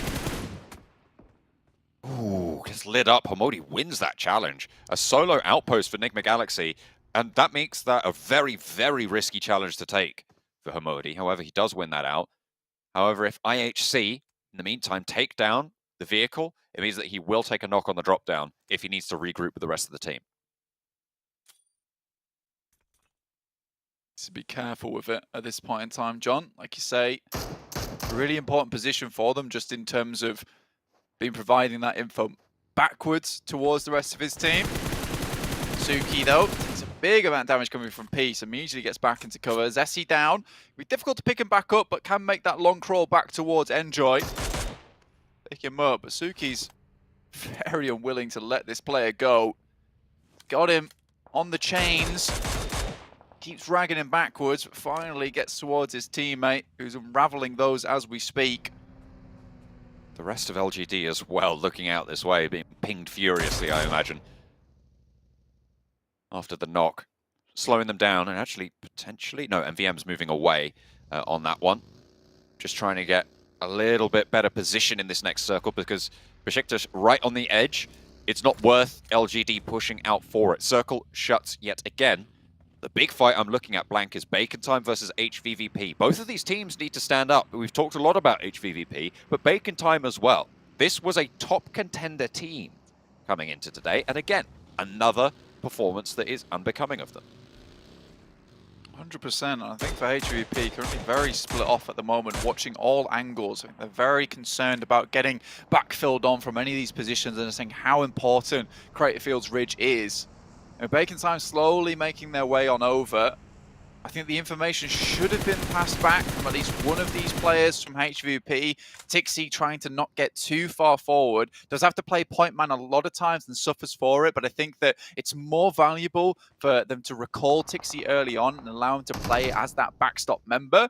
Reject moves up towards Sung's position. Just this goes down, but Sung has fallen.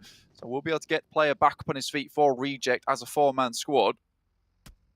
With Reject holding off those sight lines. Ooh, nearly losing another up the top there, but Ghost does get the angle. Potential for Titan to take a little chunk out as well, but Reject lose one player.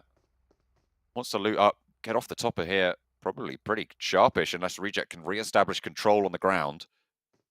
with Duello and Divine. It is valuable as a sightline, but if you're getting shot out, it's not going to have any value at all. DRS moves up. Currently our first place team, 56 points, looking good at the moment. Poly fans can be very happy about this for them. Moving through. This is all the way down on the southeast edge though, so not quite in the circle as of yet. A little bit further to go. Enigma Galaxy moved down. Challenge off against Titans. Great nade from Teak. This is on the southwest side of proceedings. Nade already finding the opening onto Enigma Galaxy. What hard to be here. They keep just about squeaking in, but they continue to find themselves a lot lower down the tables than they find themselves comfortable with. Modi has got the angle and will be suppressing the Titan knocks on the inside. Won't be able to find any damage there, but Lord underarms it over the top of the wall. Could be good, repositions them, but they've all moved back. Titan with a really timely maneuver. Nicely done there. IHC unfortunately did take down one of the Titan players in the back there. Knocked, unable to regroup with the team. That's Axa down. IHC picking that one up. Might not be able to finish him off, but I don't think that you'll see the rest of the team be able to get there to help him now, all the way on this southern edge. Bacon Time as well as HVVP chilling in the same area. Really, it's very important for HVVP to take a confident and clean fight with Bacon Time.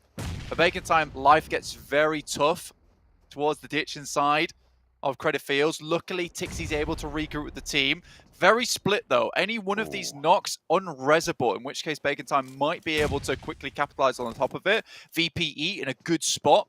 And iNCO holding off versus Down1 and DRS, who are very close by. Good push from DRS actually to get into that position. Nice nade. Knock over towards two of the Titan players. They've already lost their backstop, remember, as well, so only one active puncher. Last player standing for Titan now. Lord up and close for Enigma Galaxy. 4 players alive. Free Fire on the corner. There's backup as well further down. Playing as a duo, Lord and Freak. Trapped on the tire buggy there, but will be able to save it as he swings out wide with Ralph. Nice little hold and fight against Titans. Eliminated. 16th place. 30 points, 9th position. They're going into the last game, still very much in the conversation, but we hop over to IHC. Godless forwards against Bigatron's position on the south side. Will have to move up north on this next circle. I also close by with some good sightlines down towards this spot. Smokes are out for BTR to keep this position nice and safe, but it's not within the circle. They have to move forward already. You can see backstop sent out by AHC. Very dangerous outpost actually. A little bit risky, so they will move back down towards the team. See if they can find any of these team shots down towards BTR. They don't, so regroup instead. Smart decision coming from IHC. Might just want to send away from this one. Getting into the buggy. There you go. There's that reposition. There's that regroup. Bacon Time still sheltering under the windbreak of HVVP on the northwestern side. Alpha 7 northeast. Looking to try and challenge out DRS's totals. But in the fight, it's Down1. Having to fall back through the fires, not ideal. Taking quite a lot of damage there, trying to burn away at Aegon XI8 on the scrap. 3 players alive for Down1. Aegon XI8 with 3 in the compound as well. Forwards position and an aid over to Ocel. Fabian low as well. Needs to try and get a heal, and that's the last. They don't even need to see them. They don't need sightlines. Aegon XI8 take all of Down1 down, and 3 players active for them to move forwards. Reject on the mountain, fending off against IHC, but the roll-up is a little bit too strong. It's going to move Ragey off, and 3 players from Reject, not enough to stop them. Brilliant nades there coming through from Ghost and Blade. Will decimate the players coming through from Down1. Reject though, IHC were able to move up to a good spot here. It's a long shot for them to get there. In the meantime, HVP spotting those players from Enigma Galaxy down towards that south side. Wonder if they can hold this spot. I mean, Bacon Time will have surely heard them now. They've been very quiet. Certainly have. It's been quite strange that they've stayed there for so long. I guess they know that no one's really going to crash them in this position. They're in the circle. They don't need to take this fight. Just stay alive for as long as possible. Get some consistent points on board. IHC moving in against Reject. Lose Yol, but we'll be able to res that one. Duello and Ragey now. Last player standing for Reject. Close by to Alex and Enigma Galaxy as well. A little bit around the corner. Everybody needing to move north though, which means that this fight is going to be forced. Nade over the top, right on top of Alex. And Icy moves into position. Duello trying to swing out wide as well. Ragey super low against Enigma Galaxy. Fighting off against two teams as a duo. Really, really tough stuff coming through for Reject. That south side, very treacherous indeed. Center compound is there, but HVVP get this shift again. This is the game that they need to win, but they haven't managed to rack up the points yet, Blank, and there's still plenty of teams for them to go down in front of. Still a massive challenge. Gamelord have been taking a fight from Besiktas as well as LGD at the same time. It's been really good stuff. A very wide peak there coming through from Robs, though. Maybe a little bit ill-advised, considering they were fighting two teams in the first place. Taking a wide peak like that is very dangerous. Narvalo, Victor still alive. Victor making some very risky and dangerous plays as of recently. A bit too far out. 7 eliminations found so far for them. In the meantime, Enigma Galaxy still taking shots down towards the guys from IHC. Finds a good amount of damage through. IC down now. IHC currently 1 player alive. Uh-oh, Narvalo spotted. Bigatron, 3 players just moved straight on into the third party there. Only the 1 player active for Gamelord. They're looking for the res over onto Robs, and Bigatron playing as 4 will be swinging in from that south side. Peace. Last for Besiktas in the shack.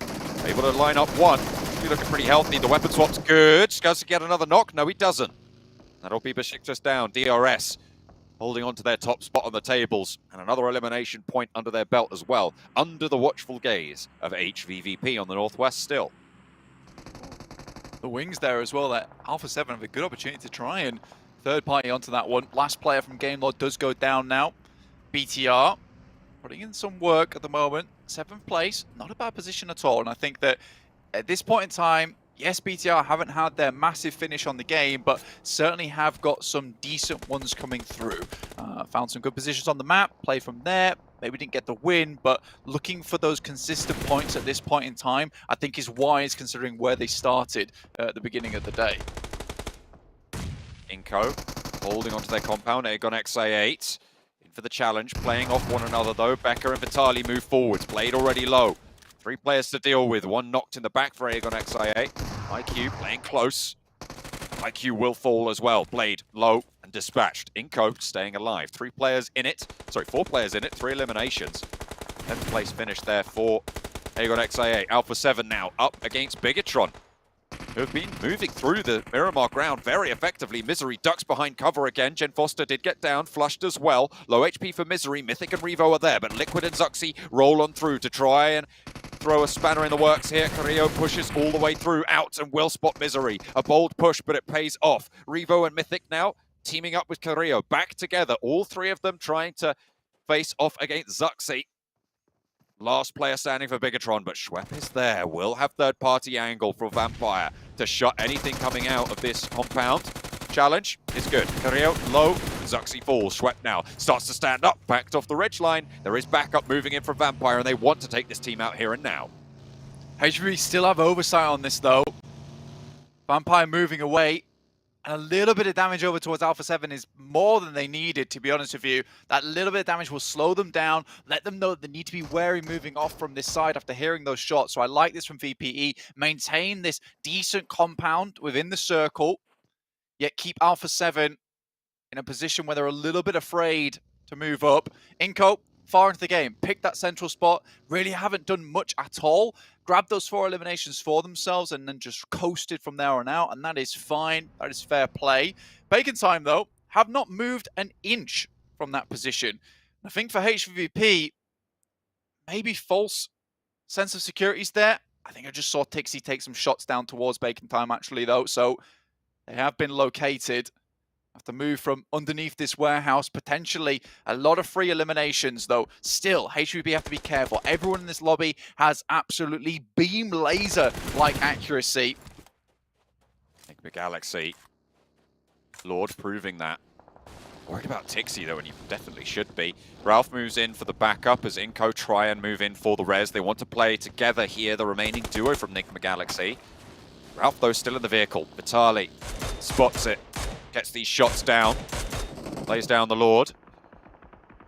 Will be able to get that flush, I'm sure, very, very quickly. Ralph, last standing now. Bacon Time being opened up on, and here we go. HVVP finding those shots. Last player now for Bacon Time, trapped down in the crater. I think HVVP have known for a long time that they're there. They would have heard the vehicles move up a lot earlier, but they've just been happy to leave them chilling.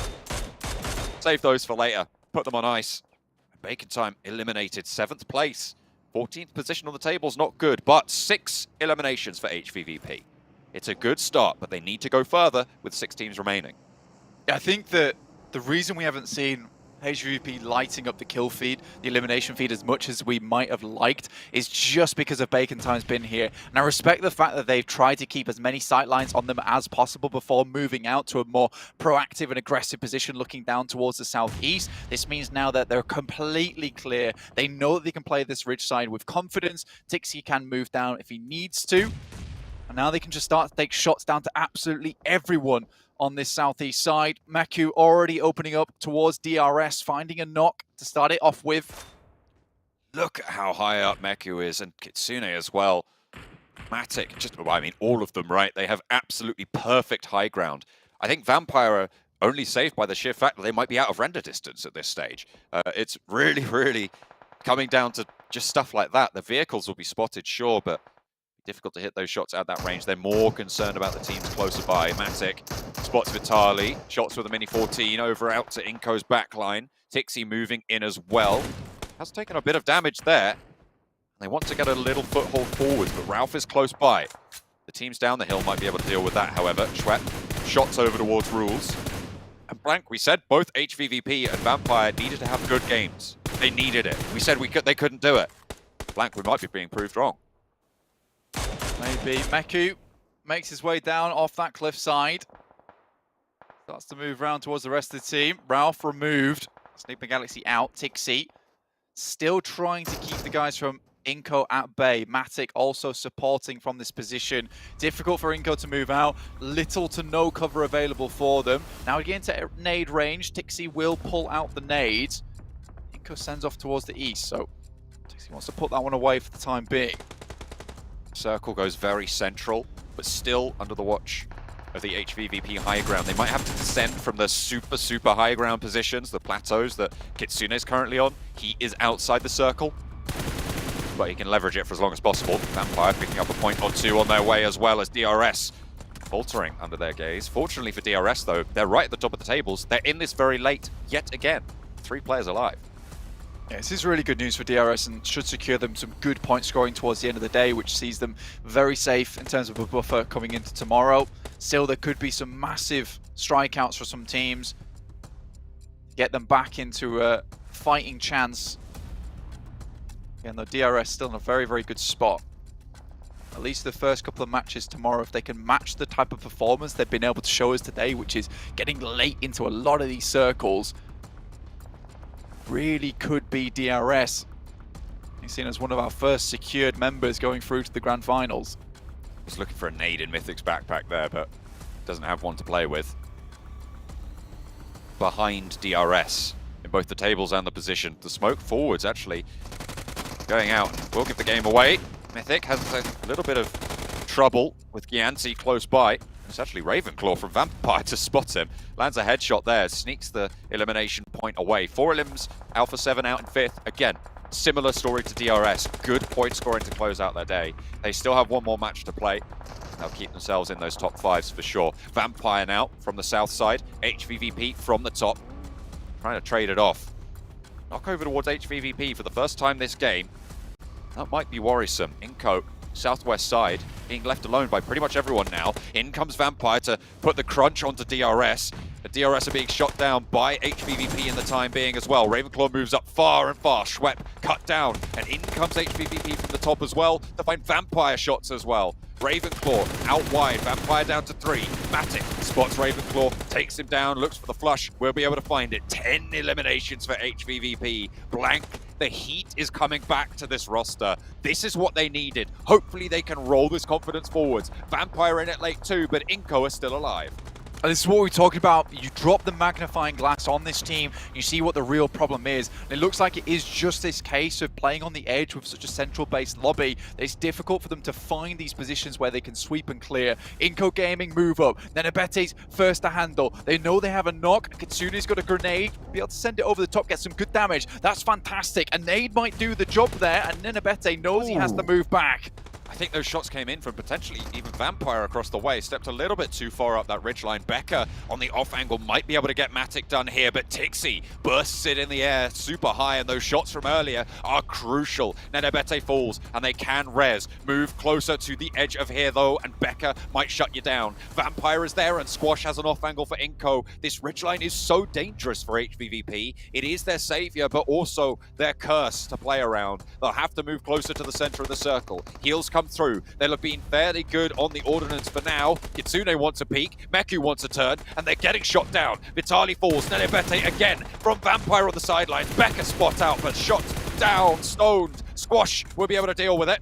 And out Fluke, the only player for Vampire. One player active for iNCO as well, with the backline still active. Vampire eliminated. Third place, 3 eliminations. They'll take it. 13 points is not massive, but it's better than what they've been able to do so far. iNCO now against HVVP, who have been claiming so much of this lobby in such a crucial time. And iNCO as well, performing in a way we haven't seen since the start of the day to get this late in. Squash down to the zone. Nenebete looking to heal everybody back in for the roster. Nenebete moves up. Back to challenge here. Squash denies the point, out in the play zone, but Meku with a disgusting angle on the side. But Nenebete's already up, takes down one with the DPS, looks for a little bit more. Will push through, all the way through the smoke, looks for Kitsune, who's in the reload. He'll find a second as well. Nenebete for iNCO, needs the challenge, but HVVP turn it back around. It's not elation, we've seen them. The Icemen of the lobby. They keep it calm, even under such pressure. And they are happy, they're relieved to keep themselves alive in this last chance. And with that kind of game, honestly, 12 points at the start, we'll see them around about 20-ish points there on the higher end of 20-ish points. We should see them just about underneath, getting into that top 5 now. I mean, it was a little bit good there for DRS, getting quite far into the game, secures their top side in that first position spot. And VPE also similarly getting some points on that game too. Very, very well done. Look at that, Matic. Look, man, when you don't go and scout out with the vehicles and get shut down about 500 meters away from your squad, look what you can do. It's unbelievable good stuff. That's crazy, isn't it? 8 knockouts, incredible stuff coming through from Tixi for the roster. 14 eliminations, 29 points, Blank. It is a great game, an absolutely insane game coming through from the guys from HVVP. And again, it's this thing where we had to take a look at them from a position where they could play, and it seems to me that there is just that edge play that is causing them some problems, John. Vampire in late. HVVP getting this chicken dinner. This is the turnaround that is needed. But is it too late? Have they got enough time to make that run back?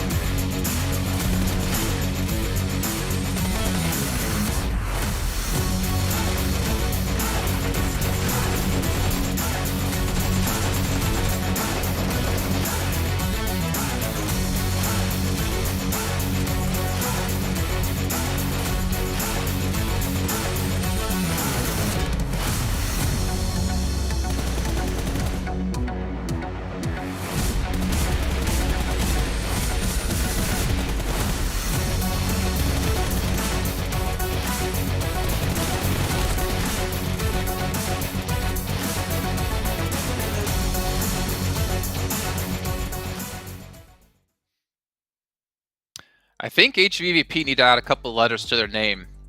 It stands for look good, smell good, if I remember correctly. They also need to add in play good. 29 points for them. Getting 14 eliminations and the chicken dinner. That is exactly what they needed, Maxman, to get back in their running here. You said it, Jason. I was a little bit doubtful because I was a little bit disappointed with their first 4 matches, but this is a game that not only they needed, I think, for their moral boost, but this puts them back in the race for top 5. And now, I have a reason to potentially put them as my team to watch for the next matches, because this is, I think that they needed something. I saw a little smile on the face of Matic there, and it's like just a little bit of relief after a game like that. And a confident one too. That great 2-2 split, you're just fragging out as much as you can. The only problem though, Sandstorm, we did see Alpha 7, we did see iNCO, we did see DRS as well get some really good results here, which means the HVVP aren't really going to catch up to them too much. However, the teams in 4th and 5th place, like your Game Lords here, they're going to be able to at least close the distance on. Yeah, the mission for the 6th and final game of today would be to get within that top 6, top 7 level of that leaderboard. And I think HVVP will be able to do it considering the massive turnaround that we've seen in that last game. But to be fair as well, the zone did just go straight to their drop location. So that was massive, massive help for the side of HVVP. And hell, we didn't even have to wait for the 6th game. They're already in the top 7 part of the leaderboard. So that's a huge boost to them. Only, what, 3 points now between them and qualifying. So one game can have a huge impact on where you are on the leaderboard, especially with the amount of eliminations that we've seen HVVP get. I mean, they were 15th, I believe, going into this match, and they're able to just completely shoot off the bottom. Vampire was last, but they were able to get themselves into 15th now. Unfortunately for them, not as many points as they were hoping for, but at least a sign of life. I think that's the upside here for me, Maxman. HVVP and Vampire, they're not dead just yet. However, LGD, a little bit sad considering they finished 2nd overall. They looked really confident. They didn't shake the hand of the interviewer, as we saw yesterday, so they have no curse on them. But they're struggling as well here, Max. He must have shook his hand off camera. I mean, that's the only explanation about what's happening to LGD, but not sure what's going on. It's so weird because they're taking these fights. Like, when it comes to macro, they still get in good position. I think their rotations are good. But when it comes to taking fights head on, like, they lost a Game Lord right away, I think, in a 2v3, 2v4 situation, which is really, really surprising. So LGD maybe just losing their tact when it comes to these fights and engages, and it's a tough one, especially as you enter the last game of the day. You don't want to end on a bad note because that's tough going into the last day. Yeah, and I think one thing that's maybe not working in their favor is the amount of aggression we're seeing out of some other teams potentially. And I know you two were talking about iNCO being very aggressive today, and you've actually been quite happy with that, Sandstorm. Yeah, very, very pleased, and definitely not what I expected from the side of iNCO, but seeing how they're taking those rotations, going to the middle of the zone time and time again, and just trying to get as much information as possible. I mean, in that last game, they were able to be in the middle of the zone, I think zone 5, zone 6. You had a lot of teams on the high ground that were just constantly fighting each other, so they had all the free information. They knew exactly where they could move, and even that fight with Nigma Galaxy, they lost a player, but they were still able to instantly push, get that position instantly, and then they just had complete control once again. Very, very good play from them. And now, especially with that result, I think, you know what, I'm eating my words. I was completely wrong at the beginning of the broadcast. They might definitely do it, but is that going to curse them? I don't know. I hope not. I really hope not. I do remember hearing someone on the desk say, if you struggle on 2 matches, they're not really gonna have a chance. But we'll see if things, I mean, it's not done just yet, right? We still have our top 5 set at the moment. Let's see your teams to watch here in this next match. And Max, man, I'm expecting to see an HVVP out of you. Hey, there we go. Got 2 HVVPs right now. I actually, even though HVP had himself a really good game, well, of course, gave himself to chicken dinner, I think Vampire showed also some really good potential in that previous match. Like, they seemed like they were actually trying to do something compared to their previous matches. Defending their compound against Breach after Breach, actively pushing uphill. They took a fight, I believe it was against DRS at one point. That was a non-easy fight, yet they come out on top. And they were trying to also sneak a top 3 position at the end, which they were able to secure. So, still a tough start to the day, and they, of course, still only in 15th position, Jason. But they started off this game with 8 points, and now they're up to 21. So they're getting there slowly, and they still just, with one strong game, can catch up to that top 5. But I still need to see a little bit more from these guys. Yeah, one game could easily get them into like top 7 like we saw for HVVP. The problem is they are running out of time to do so. Every match that they continue to not perform to the levels that we know them to be at means they're falling further and further behind, but so are quite a few teams. But DRS, iNCO, HVVP coming in for you, Sandstorm. I can kind of expect why most of those were picked, but let's hear your thoughts on DRS. So DRS, the team that had the biggest change, I feel, coming into the last chance stage of the tournament. They struggled a little bit during the survival stage, but we said, or I focused on the fact that when we get to this stage, it's going to be a complete change in the strategy from them, going from playing the edge of the zone and being super passive to actually picking the right time to take your fights. And now they are leading last chance. So I want to see if they're going to be able to finish off the first day of this stage and still keep that lead, because I think that would actually cement them as one of the 5 to already qualify, because it would be quite difficult for the rest of the teams to get to them, just with the fact that they still managed to get a top 4, top 5 in that last game as well, with HVVP getting the chicken dinner. So good performance, and hopefully they'll be able to keep it up and secure themselves a spot in the grand finals. I mean, yeah, if we talk about regions with big fan bases, like DRS has a massive fan base when it comes to Nepal. the DRS for them to qualify would be honestly be phenomenal. The thing is, we've known DRS, the real soldiers, for years now, Max. Like, we've seen this organization around in PUBG Mobile, but we've not really seen them make the splash that we've seen out of a couple of other orgs. I think I mentioned it on the very first pre-shows that they were like, it's a tradition to have DRS in PMGC. It wouldn't feel like a real PMGC without them here. So yeah, and I think that they're a team that for the first time actually for their first time in PMGC making big changes that I have not seen in previous iterations of this team. And I think it just looks amazing to see that they go for this passive play style and now they're just ramping things up because they know a middling average performance is just not going to cut it to make into top 5. It really isn't, and you need these big step ups. And I think that that's maybe what LGD's struggling with, because PL, really long tournaments, and now you got this 2-day tournament now where you have to qualify. They're struggling to the teams that are making these massive changes, like your iNCOs, like also the side of DRS, and they're really bringing the heat in these games. And bringing the heat indeed here as we take a look over on the side of Titan. No smiles right now for this team as they are well, and then there's a smile, of course. You know, why would there be? I own Caster Curse. But yeah, I'm not looking to new happiness necessarily. And we're also getting word that unfortunately we'll be playing with 3 players in this last match as Axer unfortunately needs to go get some medical attention. So a little bit making things a little bit tougher, but maybe more awesome for Titan if they can manage to get a top 5 here at the end of our day tomorrow, to kind of relive things and potentially push themselves further. But on the HVVP side, I mean, even with that last victory that they just had, they're not looking really calm. They're looking a little bit worried. They are looking a little bit stressed, and my question to them right now is, which drop are we going to see from you guys in this next game? Are we going to see you revert back to the good old-fashioned drop in North Georgia pool that gave you first place in your group 3 days in a row? Or are we going to be seeing you drop off on the west side of Military Island, get mediocre loot, and then suffer with a lack of information and a lack of ability to rotate into the zone, like we've seen in the first half of today's games? We saw in Miramar, they tried to go in from the north and they struggled against BTR. We saw that again in Sanhok throughout the day. So there needs to be the proper drop location and just the proper start for HVVP if they want to stay within that top 7, top 8 range, just because of, again, how close the overall ranking is, and because of how us not having so many teams dominating, the results are just so squeezely tight, or tightly squeezed rather, at this point in the leaderboard. I like squeezely tight.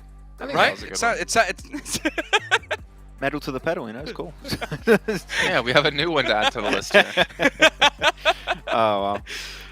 Yeah. I have another team actually I want to bring up right now. It's going to be, I want to see Besiktas step up. Then you have one chicken dinner. Outside of that, not too much. So Besiktas, I want to see, you know, a good baseline coming through. All right, well, we're going to find out if Besiktas can do just that. Of course, all of our other teams participating here in our final match of our 2 days in total. First day going to be done after this one. So John on a blank, take it away. Reaching the halfway mark is a daunting prospect for teams towards the bottom of the tables, but with HVVP blasting out in that last game, they might have alleviated some of that pressure. Although you wouldn't know it looking at their faces. They're looking very, very serious when we've seen them on the cameras. Still, they realize that, you know, they need to do a little bit more here. I think match 6 will be important to them, and I think that when you look at that last game, light bulbs should be flickering on now for them, in the case that on their side of the map in North George, yes, they might need to play there still because it is their drop spot. It'll be unlikely they'll change it right now, but I think the looting session needs to end a lot sooner for them, and moving towards the circle can occur quicker. A lot of times we have seen the eastern circles or down towards that south side, which is getting a bit more difficult for HVVP to actually contend with and head down to early on. But I think if they make an early move, perhaps they can get towards one of these compounds that can be picked up right on the edge side, and at least they're not playing inwards versus a lot of teams that are currently holding a lot of these western compounds. Alpha 7, on the other hand, towards the northeast, able to find a lot of easy positions to move in towards the circle, a lot of undetected areas. This still requires a lot of skill and a lot of scouting from that team, but getting in through that area a little bit easier than for VPE and HVVP currently, who are held out on these western sides. So I think earlier movements, more central case positions, and when we saw it that last game, I've been talking about it all day at this point in time. VPE sends center, HVP gets a center position as well. Both teams end up in the top 3. I don't think there's much left to say about that because the facts speak for themselves. They are better in the gunfight than the majority of this lobby, I would say. I think that's self-evident from what we've seen from them before. even if we didn't see it at the start of today. So hopefully they can pull it back together, pick up the pieces, and rearrange them into the shape of one of those last chance spots. Top 5, of course, being that bubble. HVVP seeing themselves very close to that now on the overall standings. Alpha 7 going to drop out late. Imagine heading up towards Severny potentially, but is that VPE as well also heading out on the northern side? Hang on a minute, Alpha 7 maybe up to North George. What is going on with this circle? It's really kind of changing things up here as well. Alpha 7 may be hot dropping HVVP in North Georgia pole, and the circle contains Zaki Blank. Goodness me. Zaki in this one makes it for a very interesting start to our game. Also up on that northwestern side with this circle, again, HVP given another chance right at the end of the day to bump up those score totals. Currently in 7th place with 41 points. Very doable to get into the top 5, in fact, at this point in time. Just need to not have one of their games they've had from match 1 to 4. Though I would even go as far to say that right now for HVP, there's a very good likelihood that we'll see a good game coming out from them, especially being on this northern side, coming off the back of a good game where they found success with that central position they were in. They've already got another chance at finding those positions once again. Meku out towards box compound, Alpha 7 sending over the tops. Alpha 7 will have seen the shoots from HVP and know they're there just because it's their general location. But similarly, HVP will be looking back towards those shoots, knowing that there's a team over towards that northwest side. I'd sort of expect them to try and gatekeep a little bit. LGD down towards South George as well is a bit of a scary scenario. You've got two very, very good teams crunching in between you. You can see that Meku's already making the run over from box compound immediately to assist with the guys from Alpha 7 that are currently in their area. Yeah, they have fully regrouped on towards North George now. LGD on that south side. I'm very interested in where these hot points of contest are going to be, though, for the southeastern group of teams, because no one currently playing in Primorsk, with Vampire heading up to Severny. They're going to be safely on the north side of the river. But I imagine that around Ruins is going to be fairly hot when it comes to those rotations, as well as that north side of Yasnaya moving through there. Roshok may be a little bit calmer, but Reject are holding out around that area as well. There's a lot of positions on this side of the map where, you can hold up, you can get a really good chokehold on the circle. I mean, box compound's very good. You do need to have to be aware of the banking that's underneath it, in which case teams can kind of come out from the water and sneak up on your side. You have to be careful of that one. But yeah, definitely not as many compounds as available as there is over towards the eastern side of the map, in which case some of these compound teams like iNCO, like Game Lord, are able to get towards that center, pick up a very, very good position, then just sit there for the entire time. This could be much more tactical play involved. Micro rotations required to get down to certain positions, slowly move your way into a better spot while sweeping, scouting, making sure there's no teams around you. So definitely a good way to end our day. And I think that I would 100% say this circle is very fair in the sense that so much of the previous 4 matches has been favored towards a lot of these eastern teams. It's giving a bit more of a break towards those guys that have had to play Northwest a lot. Interesting split from VPE as well, heading up towards Severny side after seeing this circle, opting not to head down towards Primorsk. I think you're now starting to see, these teams that are not doing so well, like VPE, like HVP, start to make some adaptations to try and fix some of the scenarios. And they know that Severny's a free area, so pick that one up. It's a no-brainer. LGD make a break to the northern side of the river, so they have got 2 players now playing on the east end of North George. It's going to cement HVVP into that location a little bit further, a little bit firmer as well. Reject moving up as well along the north shorelines, with Reiji scouting out for the squad. Closer again towards that box compound, towards LGD. And potentially looking to hold a valuable choke point on the other side of that central island. I mean, LGD's already moved up past Hospital, past Crate, up towards the eastern side of George.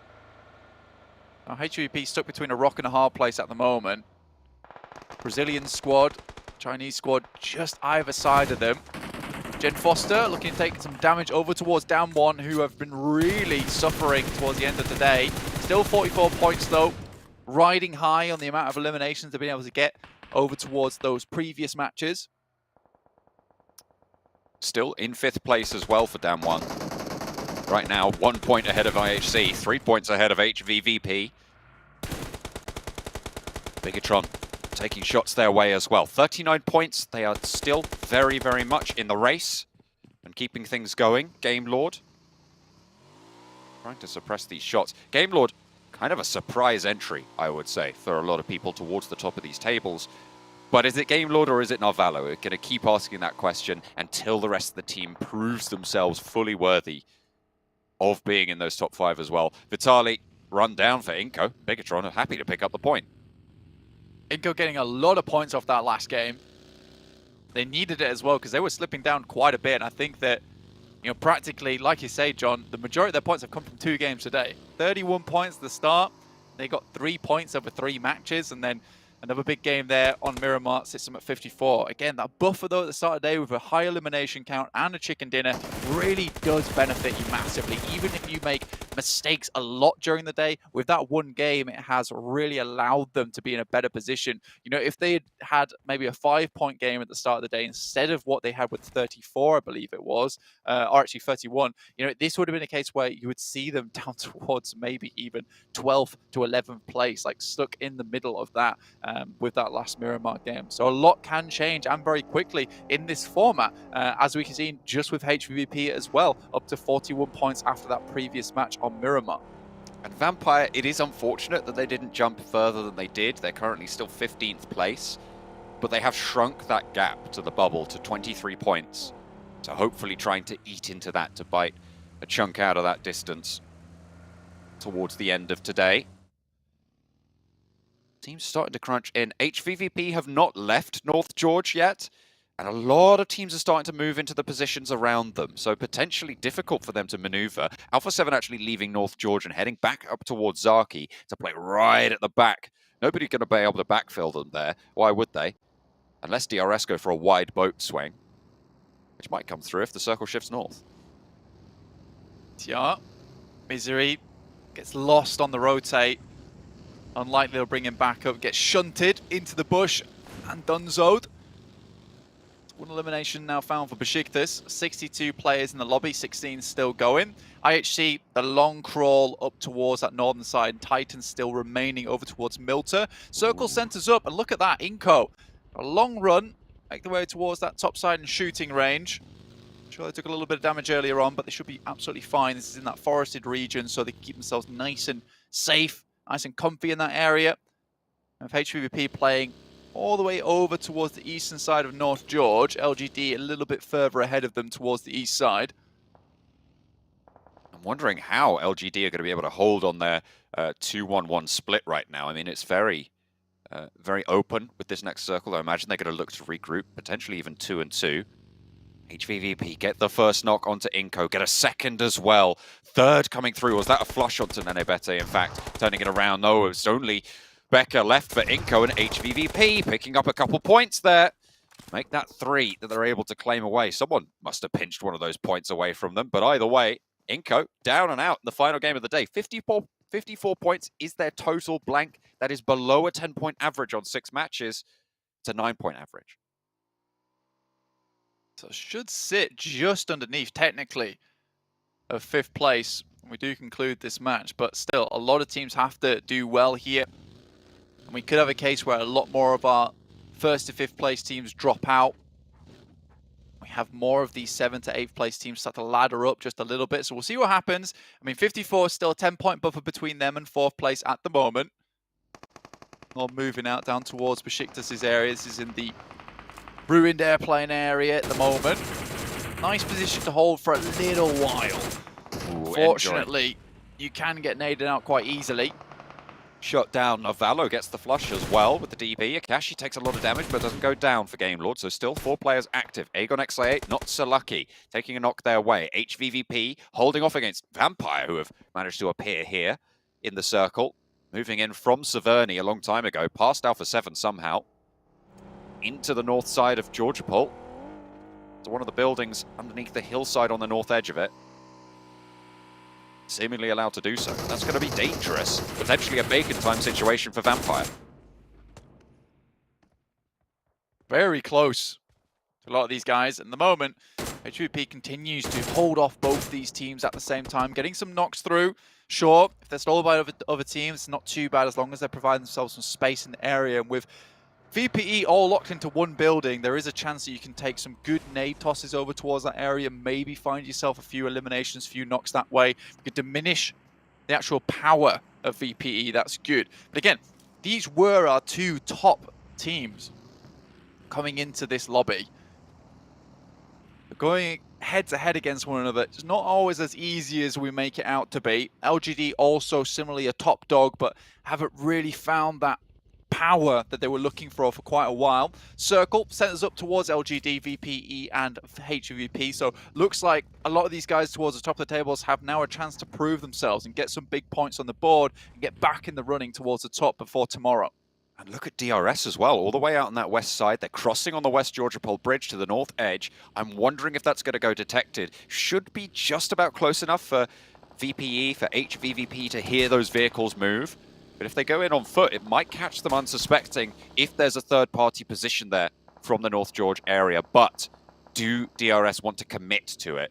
Looks like they are actually just going to turn back around. They're not even going to go all the way across just yet. Teams making their way in. Bacon time. Sailing in the hills underneath Alpha 7. Noise gets knocked out, flushed easily. Information gathered short. And a dangerous rotation for Bacon time. Probably necessary, to be honest, to spend the player's life there. To be able to get a little bit of a safer route in, but in they crash and right towards Vampire they go. They could be sailing right into the Lion's Den. They will do. They send down. They're going to know there's players there and they have to just keep on going. Try and send wider, but Matic's waiting out as well. He'll be able to shoot one maybe. Out nearly gets a second. Ice getting flushed. Will be able to take a little bit of damage. Crawls back behind cover and Ormstyle stays alive. If they can get back in, great. But a nade being cooked up and Meku's flying in as well for the backup. They do not want to allow another team to have a foothold here, and a nade over the top gets the flush. Looking for the next player in as well. Shirty's across the way. Two players active for Bacon time. On the staircases, Tixie goes down first, but they were moving as a pair. HVVP are playing as a team, and they're getting their confidence back. 5 eliminations.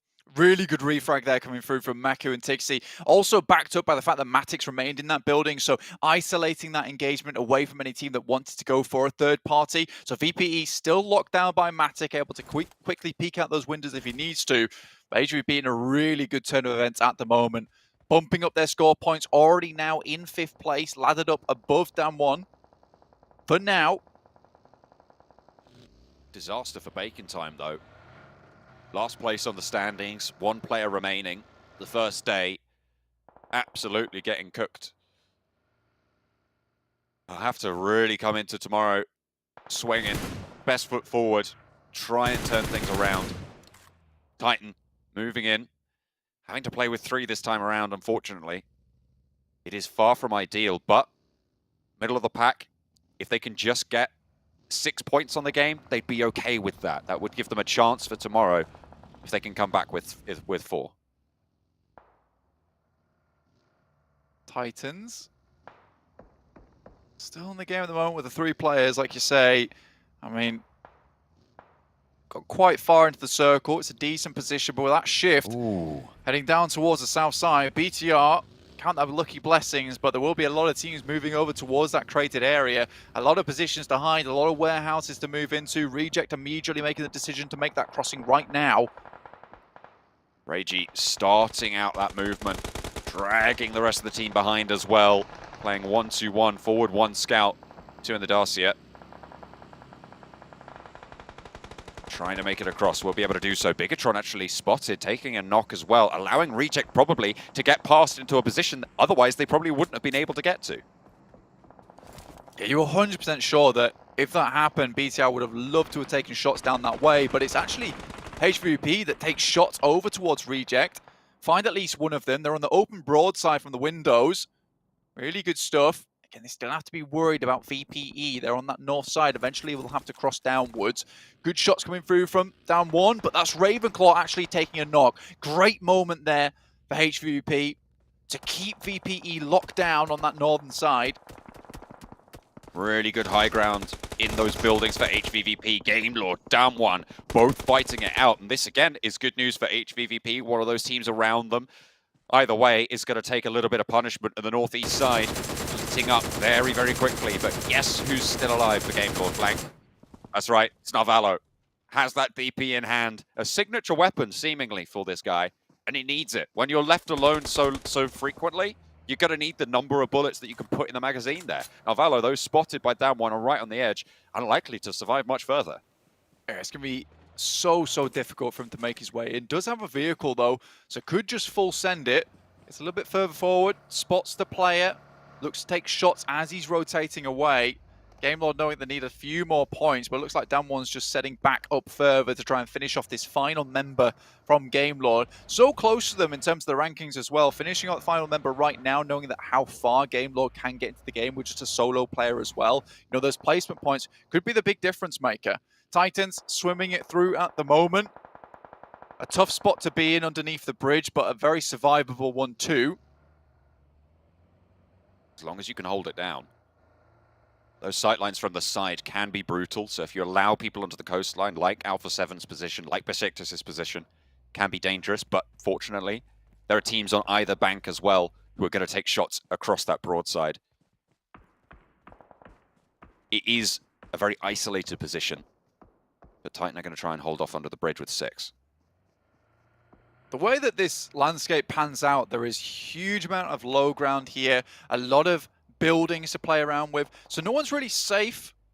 If you sat in these crates or you sat in these compounds on this side, everyone can take clear shots back at one another, so you're going to see a lot of these long-range engagements unfolding as the game goes forward. You already saw HVVP all the way in North George taking shots down towards rejecting crates, so long shots available. Of how good these players are, it is not unreasonable to think that they would hit these shots either. And DMR's also being buffed recently, gives them really good opportunity to hit some headshots, plink off some helmets, even get a couple of knocks on their side. Next circle, south or north, straight middle. Oh, awful. It keeps the HVVP position in there, but do they commit to staying there, or is it going to be more valuable to move out and try and take the position away from Aegon XIA, or even try and just get across the river if they can? I mean, it's very difficult choices to make. Maybe they just try and play for the points and get as much as they can from the spot that they're in. It's very tricky, but it's equally tricky for all of these other teams as well to make that decision. And likely, we're not going to see anyone except for Shirty move, except for Novalo, down one, and Vampire are going to have to make that choice. DRS have a really difficult push ahead of them, with Reject looking down that way. I mean, their best bet is just to head down towards the south and move into one of these warehouses, which they're currently doing now. I think that if you are forced to move over that coastal side towards Reject, it's almost a death sentence. So the fact they're able to quickly swing downwards, pick out that compound, realize that no one's in it, that is a perfect opportunity for them. Getting further into the game now too. YZ lighting up down one, and all 3 of them fall.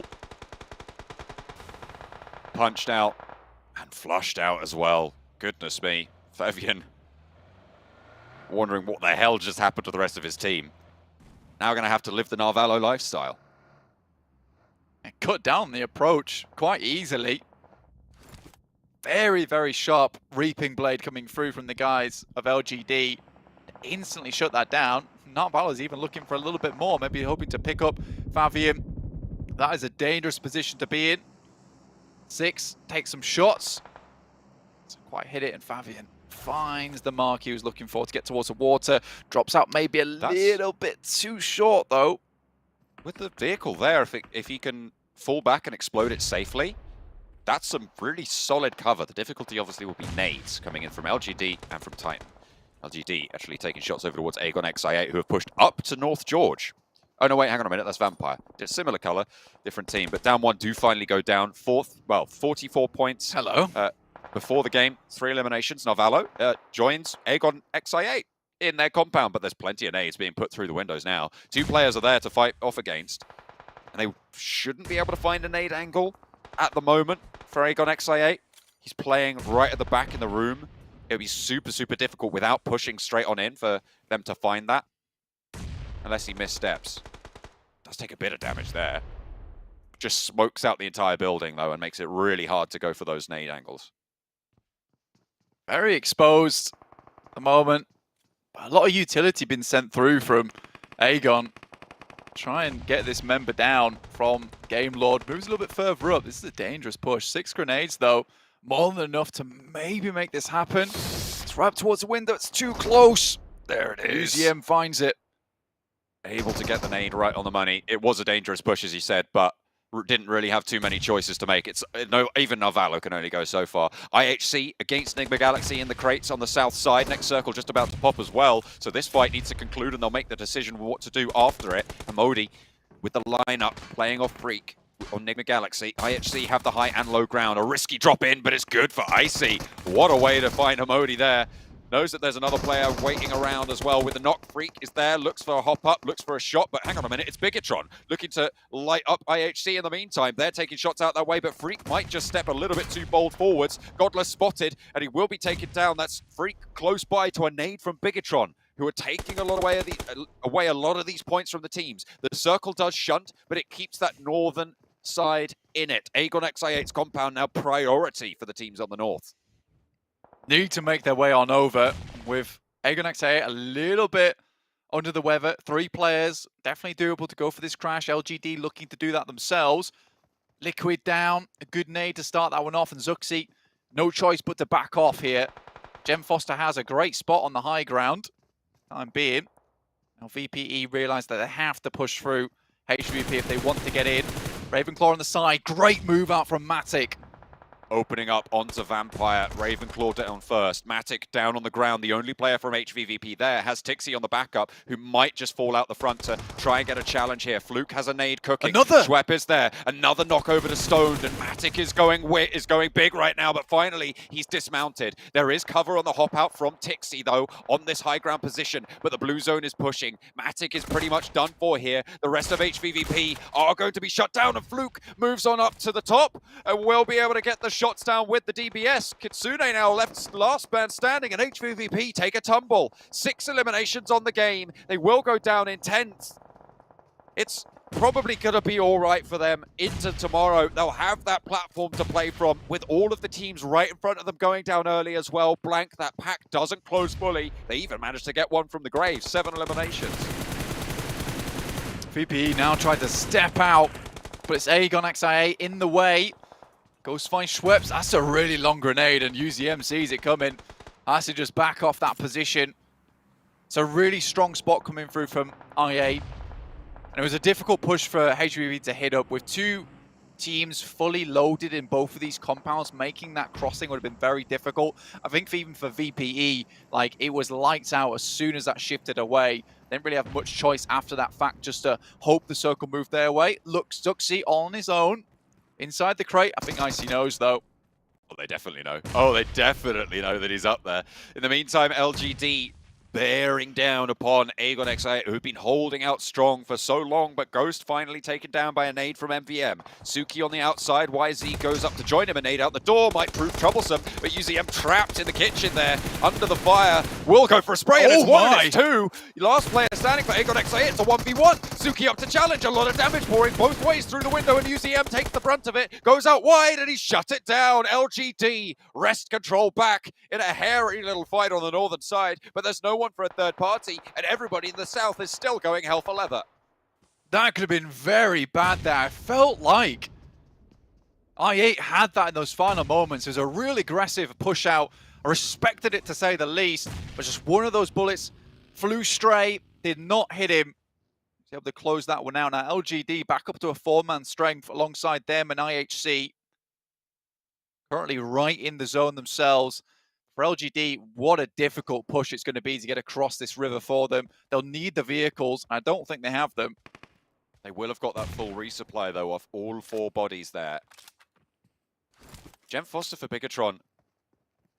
Just chilling right now. I don't think anyone's really looked out here. And because he could, I think, can he crawl forward and be in the next zone on the arm of the crane? Maybe. I'm not entirely sure. We'll have to wait and see. IHC are going to push out. I don't think anyone expects there to be a player up here still. I imagine people are thinking that everyone was down and descended. Although, to be fair, they would have got that knock onto Zuxi and known that there was still a teammate around from Bigatron. I don't want to jinx it just yet, but Titans, 3 players in a really strong spot all the way on the eastern side. They started this game with 3.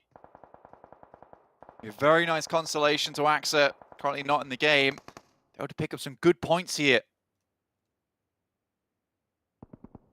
would be such a relief for them as well. They've already got to top 7.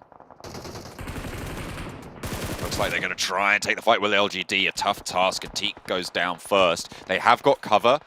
They'll need to crawl back quite a way and drop a smoke to be able to go for this res, but they can stay up at 3. LGD are going to have to push closer to that ridgeline, towards that bank side as well. And you said it was going to be a tough choice, a tough push. This is where it really starts to solidify. Some vehicles, though, at least the one, so you really do need to just send straight direct to the other side of the bank, but there's so many other teams also holding in a similar spot. As Revo steps up, takes shots. Suki, huge amount of damage on his side. Goodness me, playing in the vehicle as well. Suki spotted, knocked out as well, but Revo got a little bit too big for his boots, and YZ humbles him. Puts him back into the mix. MVM going down, as are the rest of LGD. Only going to be YZ left. Suki may be resable here, but Mafioso will need to crawl across to get Revo back into it. YZ looks for the shutdown, and Mafioso wins that trade. How does he get that done? LGD eliminated, 6th place, 6 elims. Now over in the crates, it's really all to play for. Jen Foster still on the top rope, up on high ground. He is taking shots. He took down Scarlet, one of some of Reject earlier before. IHC moving through though. 3 players active and alive. DRS, 1 player down, looking to res up Killer. Delta will be looking to pick that one back up. Alex as well, getting resed here. Bigatron, their Lone Ranger up the top, will find Icy from IHC, the 4 position against DRS, which is going to allow them a lot more ground. And he does have just a little bit of this to play with. Does he have any meds though? Because he is super low right now. Delta spot Icy. Shots from Teak as Titan can start to leverage their bankside position. If they get rid of Alpha 7, they have an amazing opportunity to curtail the players from crates. BTR out, Titans, DRS, IHC looking to finish this one off. And Titans with the 3 players. AXA not in, but they refuse to let him down here at the end. Shots from IHC, good. Line them up onto DRS, finding 1, finding 2. Ziol now with the last player to worry about, and Titan are on the bankside. You do not have anywhere to go if you're Gianti right now. Pushing all the way through. This is a broadside from Godless, just completely bold there. If Titan peek up, that's a dead player for IHC, but Gianti playing around the corner. They know he's there. Ziol trades it off Godless, playing 1, playing 2. Gianti gives them a run for it, but Ziol stays alive. They crunch in, they have the cover of the crates, but in move the Titans. They start to close the net, and the trap is set. Ziol tries to heal up. What a fantastic way for Titans to bring this back up to form. You can't write things like this, John. From IH jump up into this one, to AXA having to leave the lobby for 1 game, but the Titans wanting to keep this up for him. Doing him proud. 4 eliminations, looking to put 6 on the board. They will be able to close it out. That is how you do it. And what a relief as well for them coming into tomorrow. I'm sure they were absolutely dreading dropping in with 3. But AXA's going to be happy with that. They've absolutely shone the light and done phenomenally well. 3 players. Throw it up. Be proud. Honestly, AXA probably one of the most smiley guys in PUBG Mobile. I think he'd be glad to see this right now. The rest of his team smiling with him. Happy days here. A good amount of points sees him with a striking chance into tomorrow. Love Hearts coming through too. Happy days. You know, I couldn't be more pleased with this result either. But yeah, a lot of teams able to get some good points. BTR as well. Jen Foster right on top of that grade. Just kind of poking the bears underneath him, getting them to fight one another. I am very happy with how Last Chance has gone so far, John. We've had some really cool storylines, really cool games. But yeah, all down to tomorrow now. HVVP getting quite a few points as well on the game from eliminations. Not too many on the placement though, going down in 10th place. But it is going to be so exciting to see what's going to happen tomorrow because it is still so close. It's all to play for.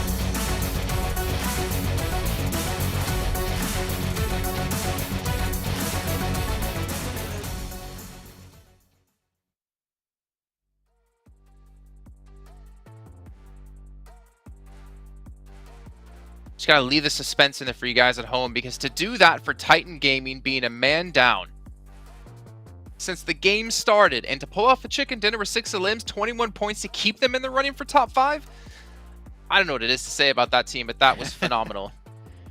They go from mill to right to here. It's a really, really long rotation to make too, and they must not have had a lot of information in this game. But yeah, as you said, as a 3-man, a game like this, very, very complicated to get. And a lot of teams, what they did is like, oh, do we have to go north of the river? Oh, do we go south? They're like, we'll go in the river.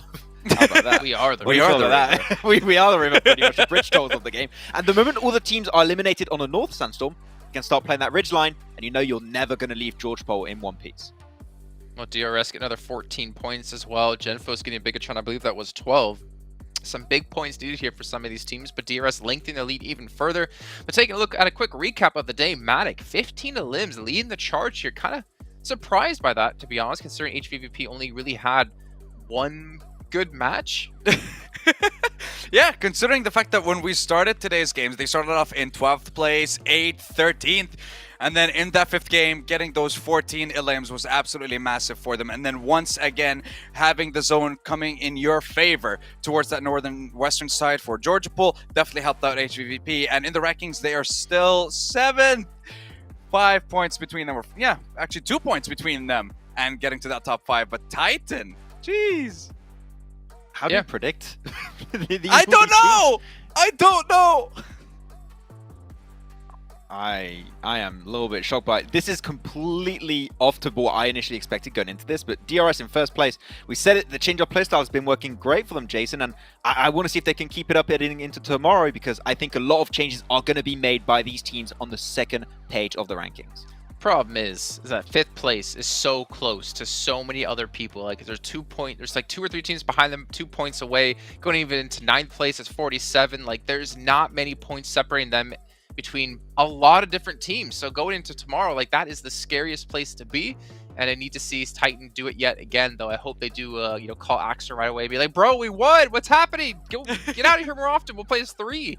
Just fantastic to see, but no one should really feel safe. Even DRS towards the top, if they can put on a performance like this tomorrow, obviously they're going to be through and looking like a phenomenal team. But the problem with DRS is, I think for me, is a level of kind of consistency of them playing at this level for more than just a couple of matches.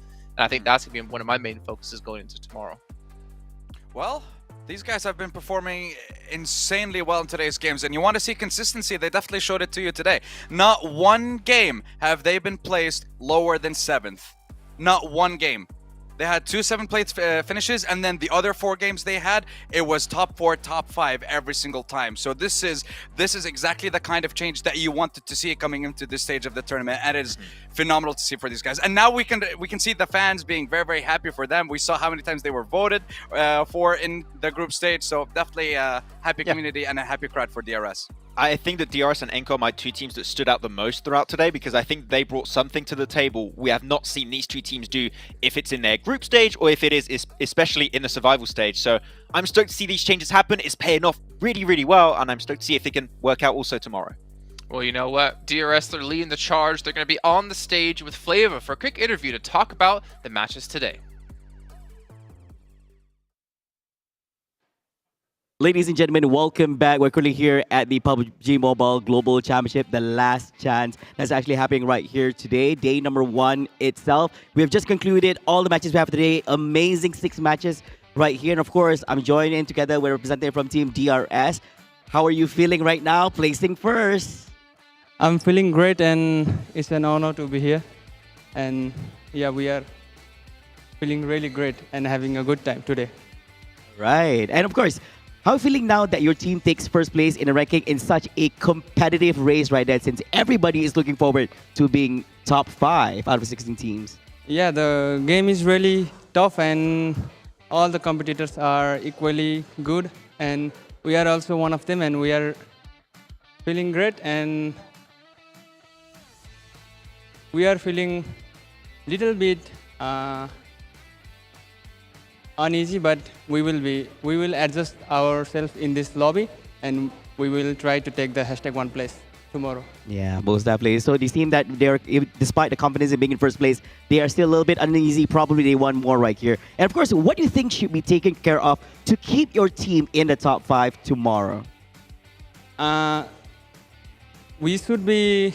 I think tomorrow we will play calm and composed, and we will try to be in the top spot and not leave #5. But I believe in my team, and I think we can win the last chance tomorrow. All right, that's an amazing response right there. And of course, which team and players' performance impressed you in today's game? Was there any particular team or player that comes to mind when it comes to this? In today's game, I think our team was the best and our players were the best in the lobby. And that's why we secured the #1 place. All right. So, and of course, last question here. Tomorrow will be crucial in determining whether you can reach the grand finals. Now, what will you do to prepare either tonight or even tomorrow morning just before we kickstart day number 2 in the final day, the final chance? After going to the hotel, we will discuss about today's game and we will study others' game and rotations. And I think we are ready to fight for the glory. Yeah, they're ready to fight for the glory. There you have it, ladies and gentlemen. Congratulations once again for that amazing performance today. Now, ladies and gentlemen, that concludes day number 1 right here at the final chance. Now, tomorrow is going to be the final day. At the end of tomorrow, we will get to know who are the top 5 teams out of the 16 teams being featured during this weekend itself. So thank you so much, ladies and gentlemen, for tuning in to the PUBG Mobile Global Championships 2022. My name is Pleva, and we're going to be passing over back to our analyst to do a little bit of analytics on what has transpired throughout the whole day itself. And of course, thank you so much again to Team GRS for the amazing performance today. We will see you guys in a bit back with our analytics. Bye, everyone.